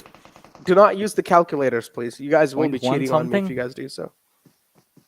Yeah, it's probably point something. Yep. 3 something. Yep. Yeah, I'm not that good. I think probably Ocean could have given you like 5 more digits after the decimal point, but yeah, you're only going to get 2 from me. That was enough to get marks in the exams back in my days. True. Back in your days, man. How old are you? I mean, it's been 6 years since I got out of school, man. Damn. Not 6. It's been 8 years. It's not. Wait, not. It's been 9 years. It's gonna be 10 years next time. So yeah. Boy, quite an old man. I just realized I'm old. Call you boomer. See, it just hit me as well. I just realized how old I am, but. Yeah, but people who wonder in the chat that I'm asking you guys a question, don't worry, man. I'm dumb as hell, okay? I was never a good kid in maths. I'm dumb. I'm really bad at maths. I'm legit telling you guys. But yeah, focusing on the games here a little bit, as A1 Esports they're quite closer to the players of Stalwart Esports. Even a little glimmer from the side of Dante, his head will be cut off. So A1 Esports will need to make sure they're taking things quite slow in this one. I mean, what's happening with Stalwart Esports though? Have they just taken a day off today? Oh as my well? god, the shots! I mean, they do connect on Dante, but he runs behind cover. Action has been picked off super early every single time in the game. Boy, look at the plane here too. Zone's going to be closing in a couple of seconds now. That means a little bit more pressure to be added on every single team. And this time it's also going to be covering the Big Boy Mountain. Hospital's going to be there too, the centralized spot inside the zone, Johnny. I mean, the one game IHC don't take control of Everest, that's the time the circle is there. Oh boy, talk about having a bad luck, man. They still have the hospital control, though. I mean, they have the hospital control, but they're also going to get outnumbered and sandwiched between Dax and DE in a few short moments. And with two players, there's no way you're surviving that fight. But let's see, Stalwart Esports in their own little collision against lads from A1 Esports. Both the teams looking to find their way inside the circle, but it's not going to be easy as DRS is going to be the team blocking their way.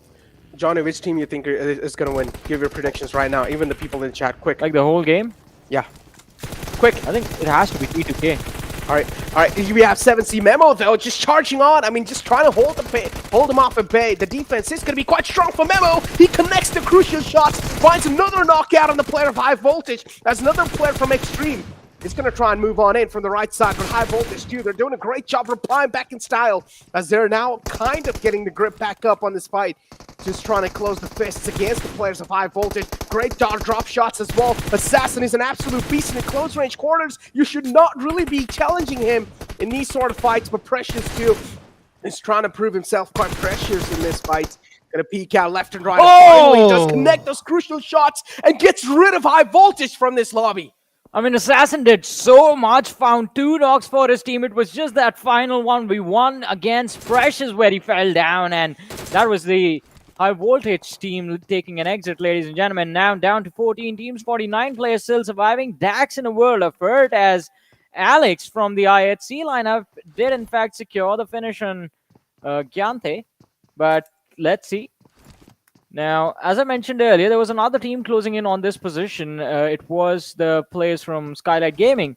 Deadeyes Guys, in fact, who are closing in from Georgia Pole, moving in towards the hospital area, from the containers to hospital. And if they close in right now, they can easily wipe out the players of IHC and then take the fight against Dax, because even Dax has taken a little bit of a hit from Alex and IHC. But it's not going to be easy. T2K. All right. So a few moments earlier, you asked me why, which team I thought was going to win, and I answered T2K. The reason being, Everest is under their control. They have a lot of vision on these open fields, and if they do figure out the right timing of how to come down from the mountain when the circle eventually moves away from it, I think they're going to have a perfect position to just clean up the few individuals that will be left behind earlier on and just protect their numbers. I think they need to focus on just protecting their numbers for as long as possible. If they make it to the late game stage with a 4-man roster, I think it should be an easy game for T2K to close out. Easy game for T2K to close out. ElementriX too right here. Currently not really inside the zone, something they're going to have to struggle with.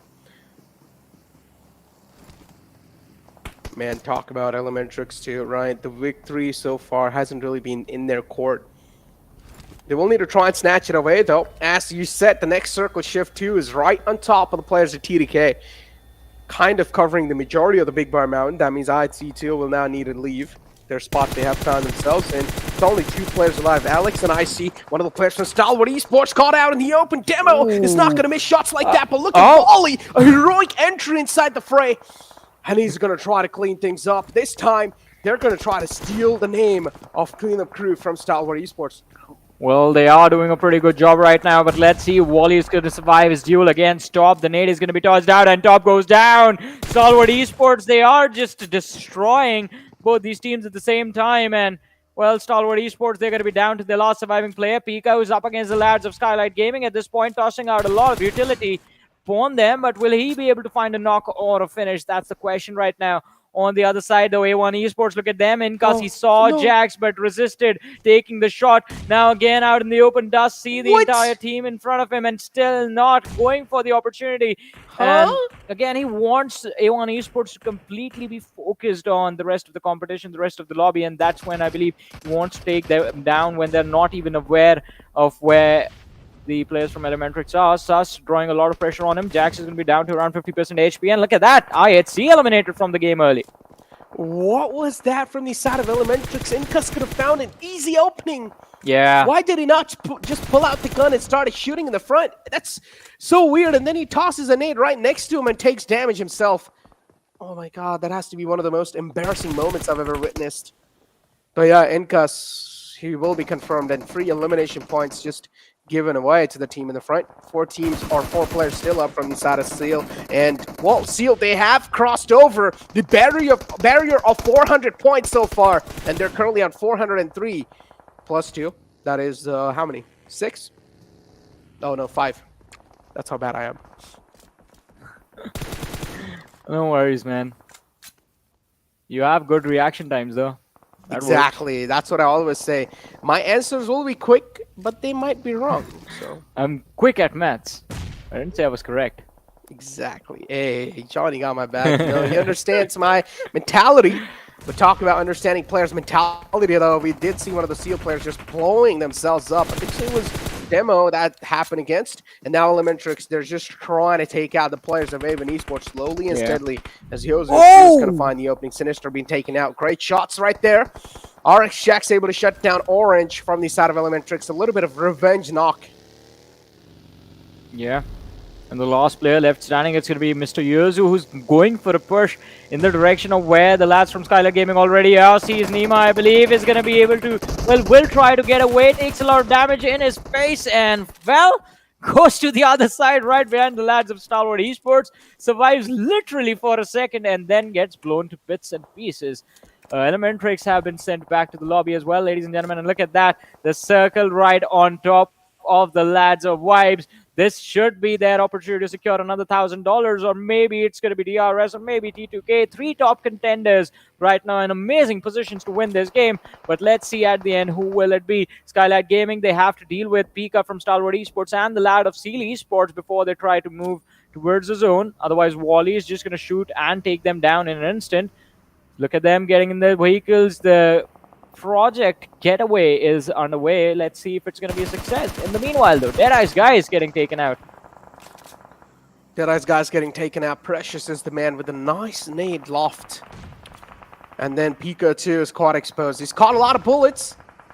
What's going on? Boy, and AJ will be taken out. Almost getting confirmed as well, though, Johnny. Seal looking great so far, but again, they're taking a lot of damage from the play zone, and that's something that should not be happening so far in the game. Seal, they would want to make sure they're making it inside the zone as quick as possible, but this time it's going to be Skylightz Gaming with some precise shots on the players of Seal. Well, let's see. 70 Esports, they have a pretty decent position for themselves as well, but the problem is the same. They have to move towards the circle. A1 Esports, oh no, finally getting taken out of the match, down to 9 teams, 25 players surviving. And Skylightz Gaming have finally decided they're done with Steel Esports. They just want to finish them off and then move forward further in the game. Gunner, he's thrown down. Sees Precious jumping in the air. Should be an easy takedown. And will have to try and go secure the finish as the opposition is just right there in front of him. And that's it for Steel Esports as well, as Skylightz Gaming go on to secure their 7th elimination in the game and wipe out another team. Talking about wiping out another team, Venom Legends too will follow it up. Gunner, the amount of damage is taken. He wants to boost it, but no. Barely could have made it, but unfortunately the zone this time is going to be a bit faster than him. And that's going to be it for JyanMaara too. Another team taking an exit. We don't see any Mongolian teams currently in the top 6. 17 players are still alive though, and T2K now. They're just going to put the final nail in the coffin for Dax. He was laid prone to the ground, and he's going to die sleeping. Yeah, and let's see now. Vibes, DRS, T2K, SG, and 7C remain. Mafia Ninja from the side of Skylightz Gaming has been taken out by the players of DRS, who are just tossing a lot of utility in his direction to finish him off. Oh, it's a bit of an overshot. Mafia Ninja is still going to be down to around 50 HP. AJ and Gyalzen taking damage from the nades, and this one is going to be very close. AJ is out of the picture now. It's just Gyalzen, the last player left standing in Delta. Look at him. He's well in the perfect position to finish them off. This is deal done and dusted. Skylightz Gaming, that's it for them. Down to the top 4 in the match. 13 players still alive. 7C, last player left in the game. And Aku Jord is just playing for survival at this point. It's a 4 versus 4 versus 4 versus just a 1. Man, someone called DRS Kratos because currently they're the God Slayers. Damn. The way they're playing inside this lobby, it's like they're just asserting their dominance. Yeah. And every single team, they have to respect that dominance too. They cannot just straight up try and counter it because the way they're positioning themselves is just so well. And now TDK, look at them. They're sandwiched because 2 of the players of DRS are in the back. Legend is completely screwed over. And that's what I exactly said. There you go. Legend taken out. The positioning is so well, so methodical, so tactical. DRS, man, they're playing it so well. I mean, the push from Legend was a little bit off. Could have gone for the house directly, but they do manage to recover.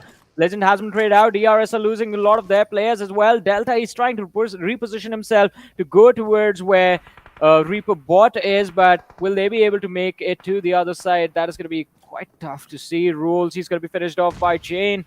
Killer, Reaper bot, and Delta, all that remain for the side of DRS, and all of a sudden, Vibes are the team with the man advantage in this game. A lot of utility being shot. Sandesh is going to be spotted out in the open. Jane as well. Reaper bot taken out from the flank by Malik from the side of Vibes, and Malik is just protecting at this point the lads of T2K. I mean, he doesn't care about them. He might as well just finish them off, but they are hidden from his perspective, so he can just focus on the play, the DRS. Killer Whitey, the last player left standing, and he is going to go try and go for a revive, but even after that, it's not going to be an easy endgame play for DRS. Yeah, I actually get the resurrection up too. So Reaper bot's going to be back up on his feet. Killer Whitey quite exposed.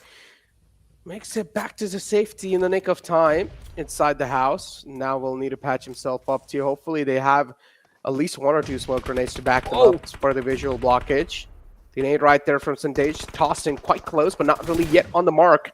As TDK, they're going to be in the front lines of the Vibes, and Vibes, they would want to make sure they're at least taking things really up close and personal to all these teams in the currently left in lobby. 3 teams alive, 7 players in total. Killer of IT, he's being pinned down behind this little house. As I said, 1 little smoke grenade's going to be enough, but that nade toss from the side of DRS will make sure that at least the chicken dinner is being secured by Vibes, and this is going to be their 2nd chicken dinner.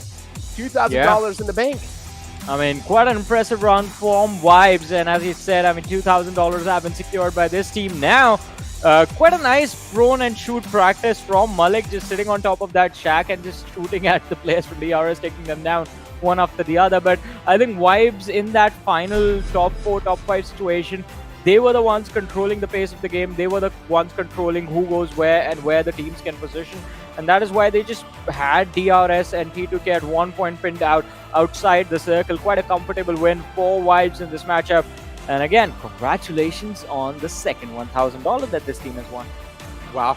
I mean, Vibes, man, one of some of the hottest teams out there in the week 1 as well, asserting dominance in the lobby. Not really that much of dominance compared to the Mongolian teams, but still just trying to find that sweet tuning between the Mongolian dominance. This was the team of Vibes, and now also getting that second chicken dinner, my bad. Damn, sometimes my tongue does slip quite a lot. But yeah, 2nd chicken dinner, also $2,000 secured in the bag, Johnny. I wish that was me. I mean, everybody wished that was them. Or maybe Stalwart Esports, because they have more money. But still, I mean, it's still quite an impressive run, and I guess now all we have to do is just look at the stats and the overall rankings. Exactly. Well, we're probably going to be seeing those stats and overall ranking after this short break.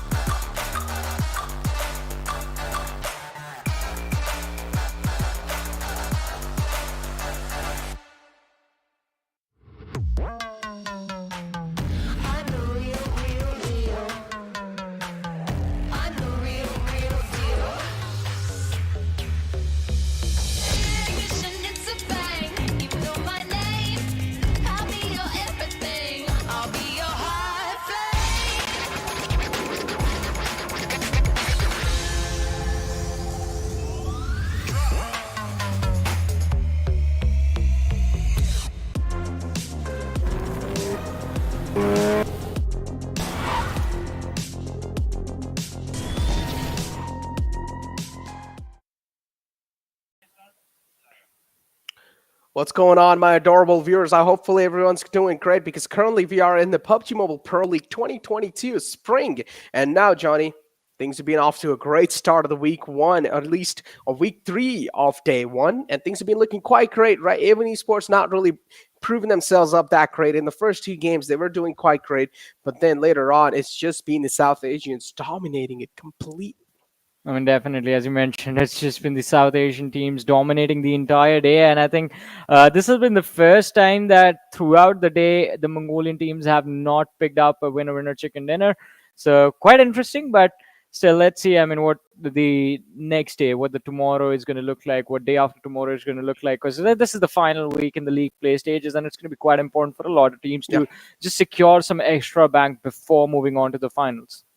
Talk about securing the extra bank. We're going to find out who's going to be the man of the hour, who might just be securing the most to the bank from that previous game. And let's take a look at the most valuable player. It's going to be this Killer YT from the side of DRS, doing a great job. Again, Killer YT is one of those players. I still remember his first ever dominating game in the Pro League. It was back in the PMCO Nepal. I think so, it was Spring Split 2. 2021, if I'm not wrong. And this man was playing on the Miramar map. If I'm not wrong, he was also playing under the banner of Cops. And Killer YT was one of those players that got 15 kills all by himself on the map of Miramar. I remember this guy's performance. It was absolute banger. And that was the start of my casting career too. Yeah, I mean, he has always been quite an incredible performer. I mean, since the older days, as you said. But looking at the list of top players, he's going to be followed by equally impressive players, as Sanhok is going to be there with 3 eliminations secured but 681 damage dished out. Jane is going to be there with 3 eliminations for his name. Wow, all the top players just got 3 What happened this game? What? Everyone's just there with 3. Boy, we took a look at the top 5 players too. But now, Johnny, something we really need to take an eye on has to be the stats comparison between Vibes Esports and DRS, because we saw just Vibes spoiling the glimmers of hope for DRS and third-partying the entire fray and sort of unintentionally helping out the players of TDK.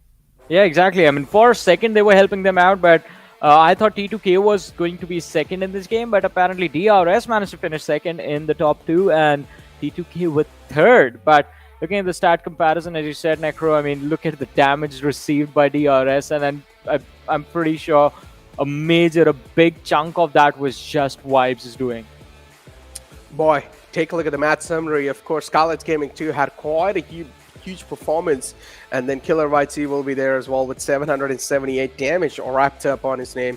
Joker there too with the highest assist. Ryu there too with 285 longest distance eliminations, and then Sanhok from the side of TDK will be there. TDK today has been one of the most consistent teams, and that has boosted them up in the hashtag 3 in the overall rankings, or hashtag 4 if I'm not wrong. Yeah, 4th place in the overall rankings, because the top 3 are still being dominated by the Mongolians.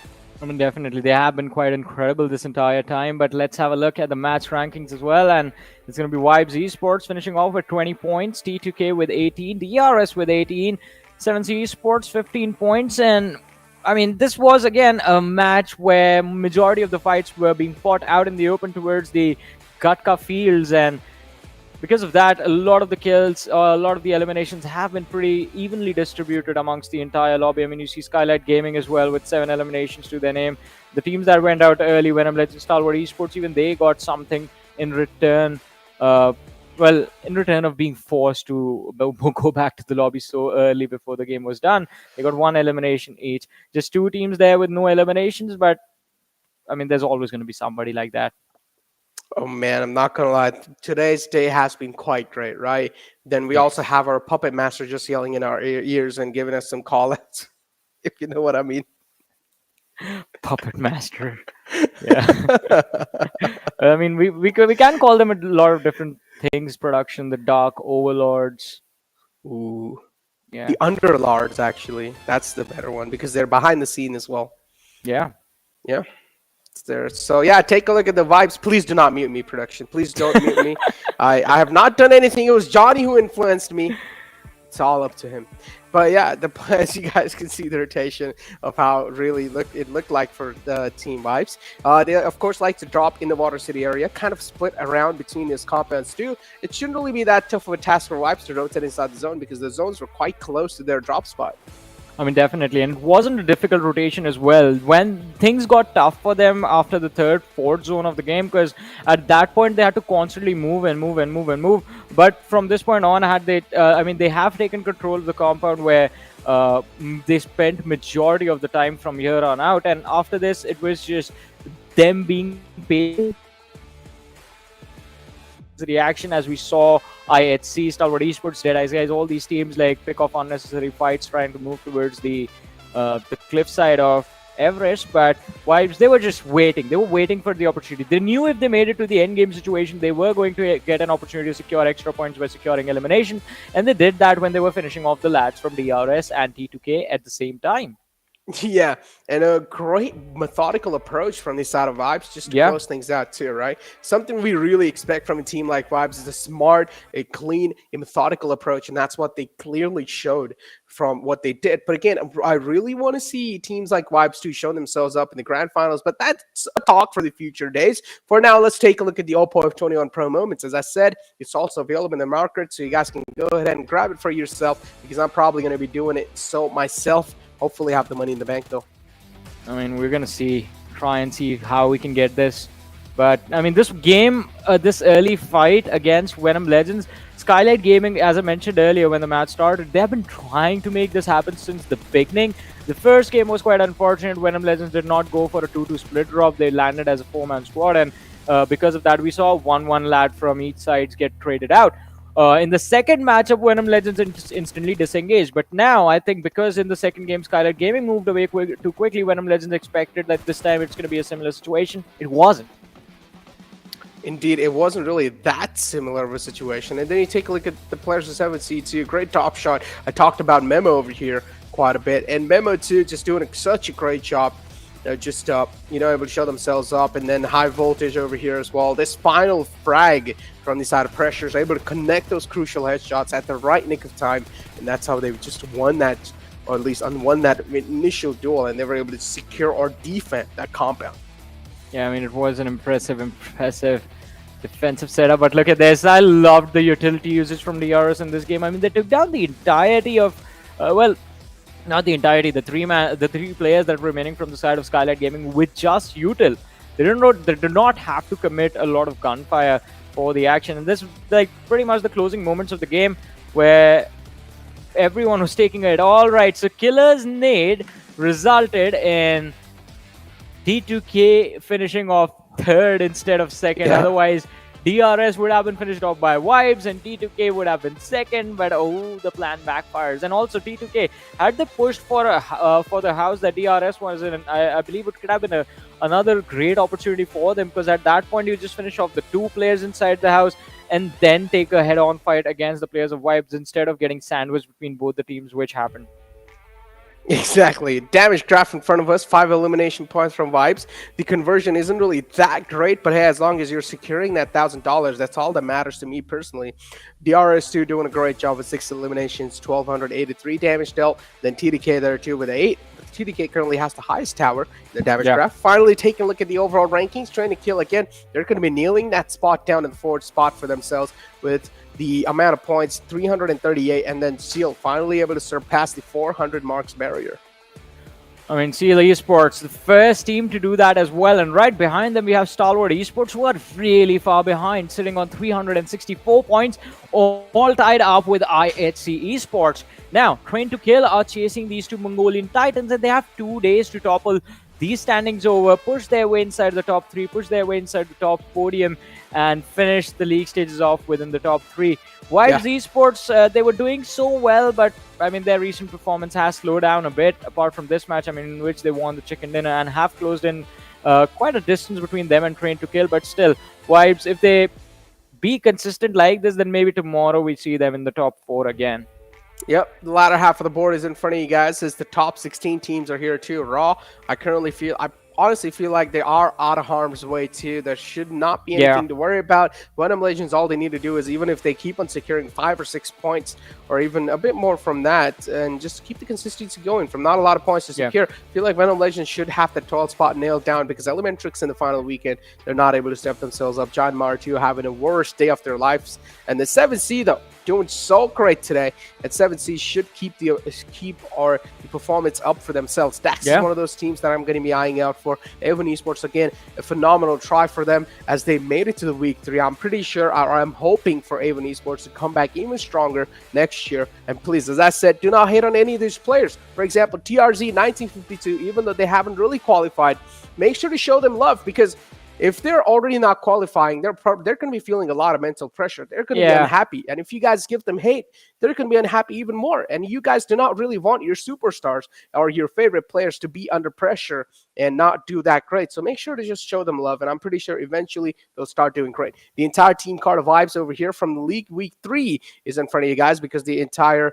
Oh, it seems like we just got a little call too from the Puppet Master saying don't really talk about that. So the graphic has been canceled. So, but yeah, moving on in vibes. They did quite good though. They did quite good. I mean, see the power of production. See the power of production. They can cancel anything that they want. They could cancel us right now, but they don't. Please, we're nice. We're nice to I'll touch we love production. Please. Necro has spoken quite a lot, so now he has to apologize. It's gonna be okay, Necro. They don't hate you too much.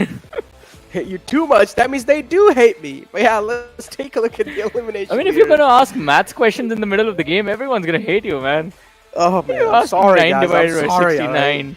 I'm sorry. Asking me to do math in the middle of mobile. I'm sorry, guys. It's okay. You know. Was just trying to test you guys' brain, man. How smart are you guys? But it's okay. I'm dumb too. Don't really. If anyone wasn't able to answer, it's okay. You guys are with me on the same page. Yeah. But I mean, these guys are on a different page though, because the elimination leaders in front of us doing so well, and look at that, top at 101. Aggression 101, I guess. Damn. Well, that's the best way to put it. Aggression 101. The latter half of the elimination leaders, as it's going to start from 6th to 10th spot. Icy is barely going to be making it on 10th, but again, we talked about this. The only player from the side of South Asia is going to be Joker, able to make it in the top 10. And with the 82 elimination points secured on his name, Joker has been doing so great inside this roster of vibes. And hopefully he just keeps doing great. Imagine if this was a lineup. Baron, Alex, Joker, Pika, and Icy in a team. I still feel like it won't work out. No. I mean, you can take all-star lineup, but then it just won't work out, because there should be one of those players who should be willing to support. And that's Pika right there. I mean, that's Pika and Icy, and then for the aggression you have Alex and Baron, and then Joker can just like be the IGL of the team, I guess. Icy can also IGL. He has a lot of experience. Pika is IGL. I mean, all of them are very experienced players, so I think the role swapping is going to be very easy for them, apart from just Pika being the dedicated support player. I mean, again, we've seen these kind of same things, right? For example, I mean, we have a lot of example in front of us. Yeah. Sometimes communication can be a key error. Now, we know every single player from Avon Esports is a fantastic player. But again, the only time we see them struggle is that communication barrier that just holds them back. And even though if you do have an all-star lineup, you got to make sure these players are really well known to each other's play style. And the communication barrier can be something that can cause a lot of issues. What's happening, Johnny? I mean, did you see that all the matches dominated by the teams from Nepal? Ooh. Finally, the reason has sort of risen, I guess. And going into the finals, this is the right time. Especially, I think DRS stepping up in a lot of the matches today made me really happy, because there's just 2 days left after which the finals are going to begin next weekend. And if DRS go back to the same form they were in, like the players I'm talking about, they go back to the same form they were in back in PMPL Season 4 when they were playing as well as Vibes, then that means we need to add one more team in the list of the championship contenders.